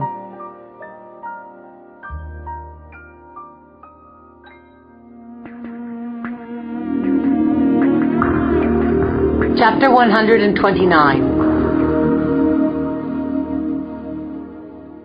It was June 6 when Jacoby called me and Rich into his office. He looked really pissed off, as bad as I'd ever seen him. "I got some bad news. Alfred Brinkley escaped," he said. My jaw dropped. Nobody got out of a Tescadero. It was a mental institution for the criminally insane, and that meant it was a maximum security prison more than a hospital. "How'd it happen?" Conklin asked. "Bashed his head against the wall of his cell? Wasn't he medicated and under a suicide watch?" Jacoby shrugged. "Dunno. Anyway, the doctor usually comes to the cell block, but this doc, named Carter, insists that the prisoner be brought to his office, under guard, in the minimum security wing." "Oh, no," I said, seeing it happen without being told. The guard had a gun. Jacoby explained to Conklin. The guards wear their guns only when moving prisoners from one wing to another. So the doc says Brinkley has to be unshackled so he can give him the neuro test.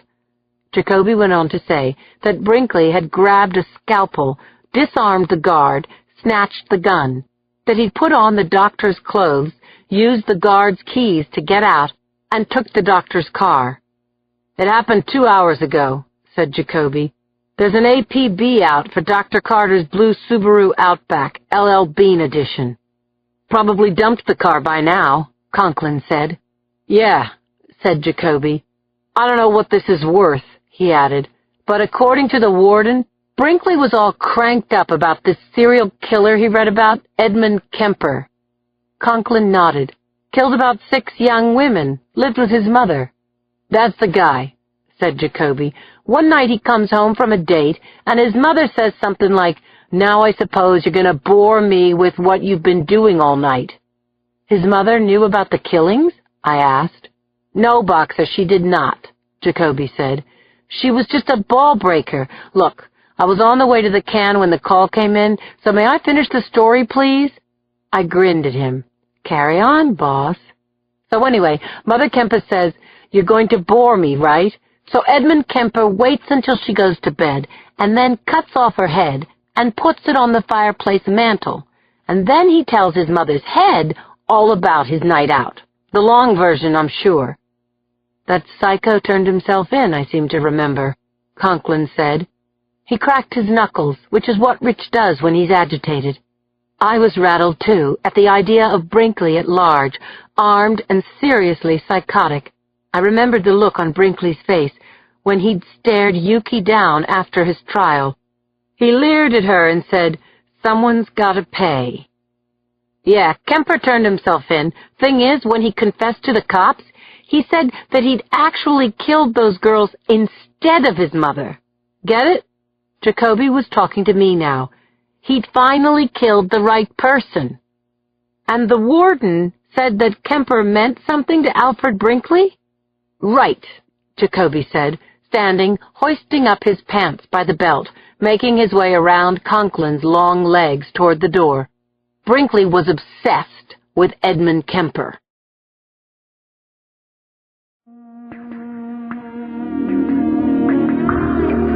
Chapter 130.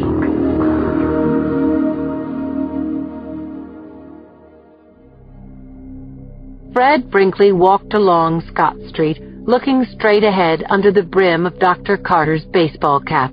He was watching the small peaks of sails in the marina at the end of the street, smelling the air coming off the bay. His head still hurt, but the meds had quieted the voices so that he could think. He felt strong and kapow-pow powerful, the way he'd felt when he and Bucky had wasted those pitiful assholes on the ferry. As he walked, he replayed the scene in Dr. Carter's office, how he'd exploded into action when the cuffs came off, like he was some kind of superhero.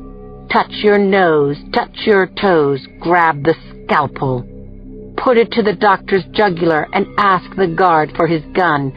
Fred was laughing now, thinking about that stupid guard snarling at him as he taped the guard and the doctor naked together, shoved gauze into their mouths, and locked them inside the closet. "You'll be back, freak." Fred touched the gun inside the doctor's jacket pocket, thinking, "I'll be back, all right. I'm planning on it, but not just yet." The small stucco houses on Scott Street were set back 20 feet from the road, butted up close to one another like dairy cows at the trough. The house Fred was looking for was tan with dark brown shutters and a one-car garage under the second-floor living space. And there it was, with its crisp lawn and lemon tree, looking just like he remembered. The car was in the garage, and the garage door was open. This was excellent. Perfect timing, too. Fred Brinkley walked the 20 feet of asphalt driveway, then slipped inside the garage. He edged alongside the baby blue 95 BMW convertible and took the cordless nail gun off the tool bench. He slammed in a cartridge, fired into the wall to make sure the tool was working. Thwack! Then he walked up the short flight of stairs, turned the doorknob, and stepped into the hardwood floor of the living room. He stood for a moment in front of the shrine. Then he took the leather-bound photo albums off the highboy, grabbed the watercolor from the easel, and carried the load of stuff to the kitchen. She was at the table, paying the bills. A small, under-the-cabinet TV was on. Trial Heat. The dark-haired woman turned her head as he entered the kitchen, her eyes going huge as she tried to comprehend. "Hola, mamacita," he said cheerfully. "It's me, and it's time for the Fred and Elena Brinkley Show."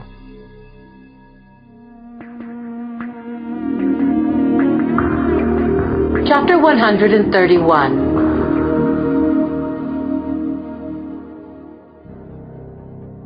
"You shouldn't be here, Alfred," his mother said. Fred put the nail gun down on the counter, locked the kitchen door behind him. Then he flipped through the photo albums, showed his mother the pictures of Lily in her baby carriage, Lily with Mommy, Lily in her tiny bathing suit. Fred watched Elena's eyes widen as he took the watercolor portrait of Lily, broke the glass against the counter. "No!" "Yes, Mama. Yes, sirree. These are dirty pictures. Filthy dirty." He opened the dishwasher and stacked the albums on the lower rack, put the watercolor on the top rack, slammed the dishwasher door on the complete photographic collection of his sainted sister, and dialed the timer to 5 minutes. Heard the machine begin to tick. "Alfred," said his mother, starting to stand. "This isn't funny." Fred pushed her back down in her seat. "The water isn't going to come on for 5 minutes. All I want is your undivided attention for 4, and then I'll set your precious picture albums free." Fred pulled out a chair and sat down right next to his mother. She gave him her "you're revolting" look, showing him the disdain that had made him hate her for his entire life. "I didn't finish what I was telling you that day in court," he said. "That day when you lied, you mean?" she said, twisting her head toward the ticking dishwasher, shooting a look to the bolted kitchen door. Fred removed the guard's Beretta from his jacket pocket, took off the safety. "I want to talk to you, Mama." "That's not loaded." Fred smiled, then put a shot through the floor. His mother's face went gray. "Put your arms on the table.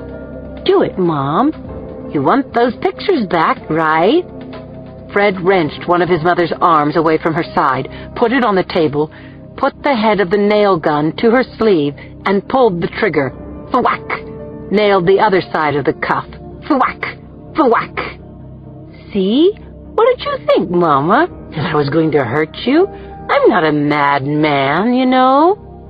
After he secured the first sleeve, he nailed down the second one, his mother flinching with each thwack, looking like she was going to cry. The knob on the dishwasher timer advanced a notch as a minute went by. Tick, tick, tick. "Give me my pictures, Fred. They're all I have." Fred put his mouth near his mother's ear, spoke in a loud stage whisper. "I did lie in court, Mom, because I wanted to hurt you. Let you know how I feel all the time." "I don't have time to listen to you," Elena Brinkley said, pulling her arms against the nails, fabric straining.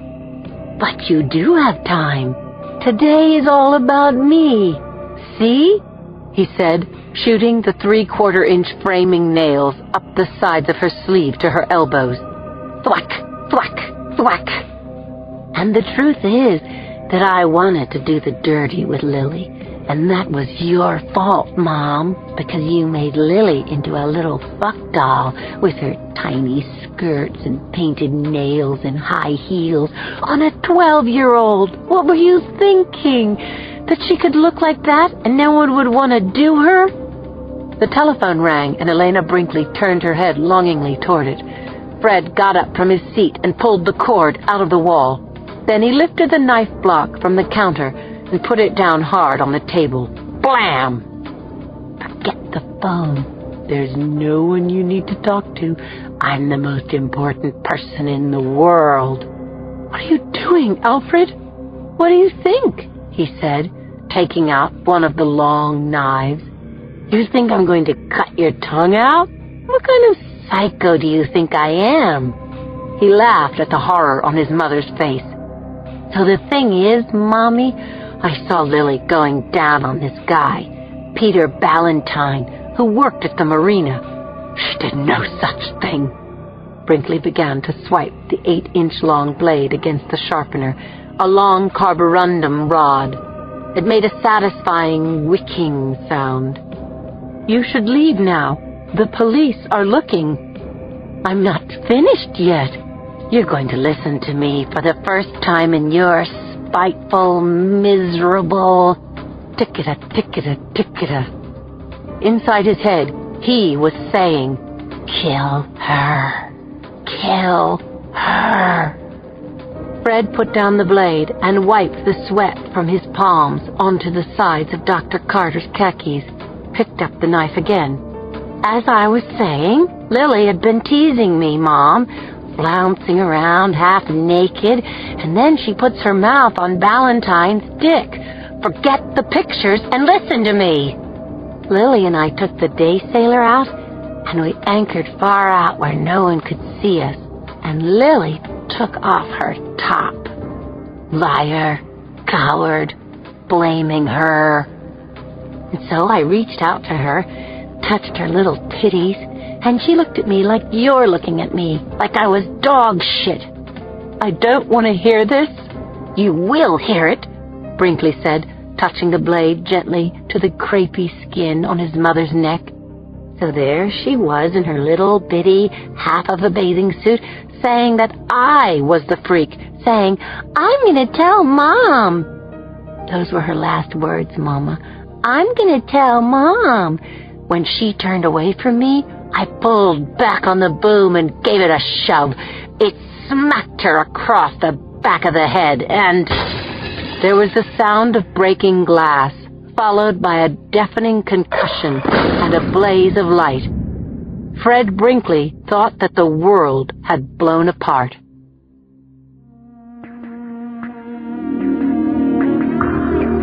Chapter 132.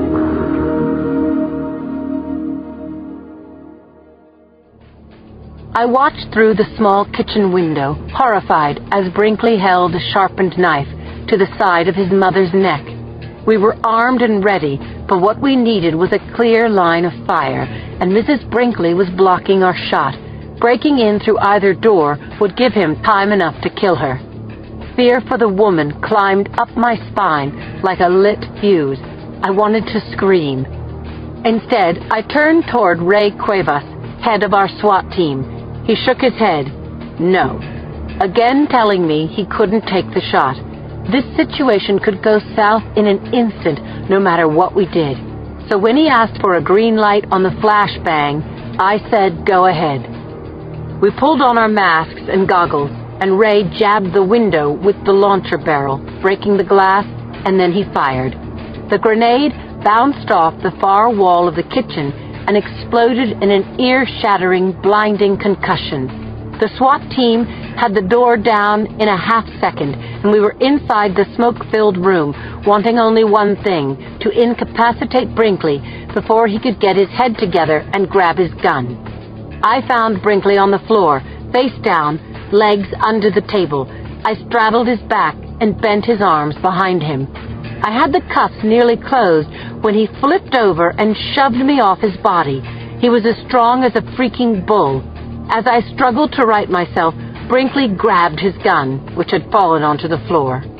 Conklin ripped off his mask and yelled, "Keep your hands where I can see them." It was a standoff.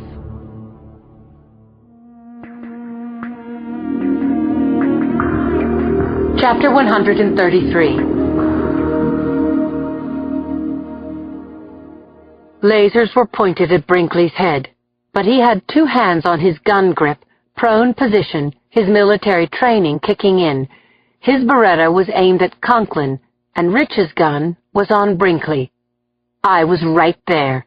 I screwed my Glock into Brinkley's first vertebra, hard enough so that he could really feel it, and I yelled through my mask, "Don't move! Don't you move an inch or you're dead!" Richie kicked out at Brinkley's gun, sending it skittering across the floor. 6 weapons were trained on Brinkley as I cuffed him, exhilaration flowing through me, even as Brinkley laughed at us. I pulled off my mask, gagging a little from the phosphorus still in the air. I didn't know what Brinkley found so funny. We had him. We had him alive.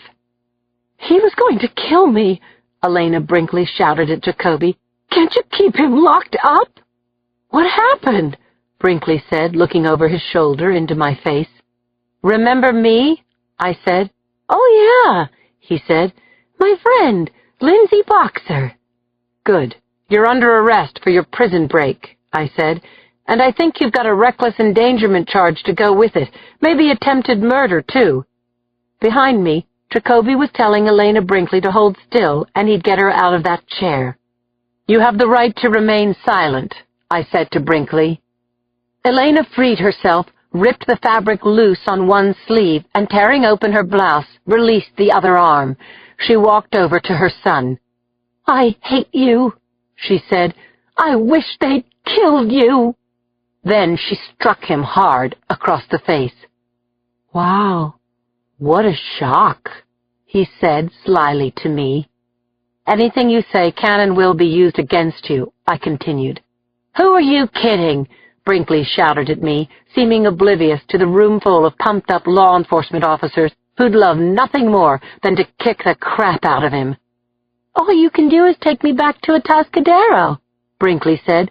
Nothing you charge me with is going to stick. Shut up, asshole, I said. Be glad we aren't zipping you into a body bag.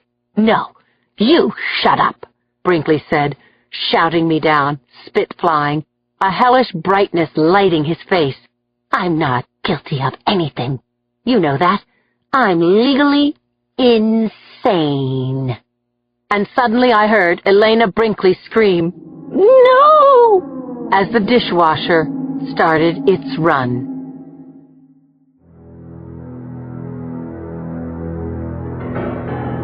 Epilogue. The Sixth Round. Chapter 134. I didn't know the poor man laid out in his birthday suit on Claire's table, only that his death might have been related to the Del Norte tragedy. Claire had peeled and folded the patient's scalp down over his face like the cuff of a sock, sawed off the top of his skull, and removed his brain. She now held a shard of a bullet in the grip of her thumb and forefinger.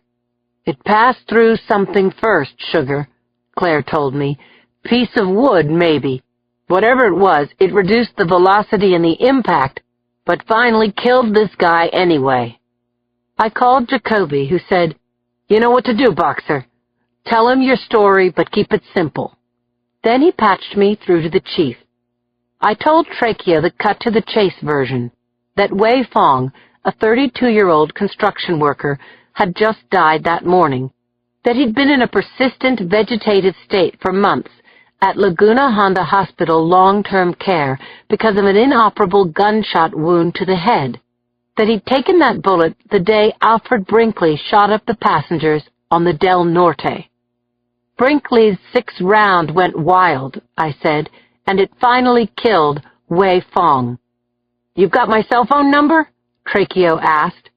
Claire's normally steady hands shook as she put the fragment into a glassine envelope. Then we both signed the paperwork, and I called the crime lab. I heard Claire say to the dead man on her table, "Mr. Fong, honey, I know you can't hear me, but I want to say thank you." Claire's Pathfinder was just outside the ambulance bay. I moved her dry cleaning from the passenger seat and strapped myself in. "Kind of like in the Manson killings," I said as we pulled out onto Harriet Street. "Two sets of murders, Tate and La Bianca. Two sets of cops working side by side for weeks before they realized that the same perps did the killings. And now this, Macklin's crew working Wei Fong's case, coming up with nothing. Until he died." "You got everything?" Claire asked. "Yep, I do." The bullet fragment was resting within my breast pocket. The gun was inside a sealed paper bag between my feet.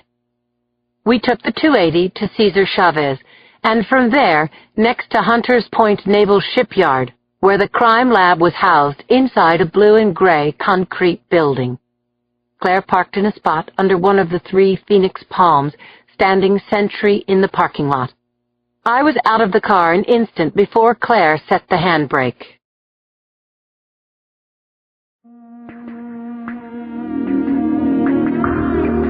Chapter 135. The crime lab's director, Jim Mudge, was waiting inside his office. He greeted us, took the paper bag from me, and then removed Alfred Brinkley's lethal friend, Bucky.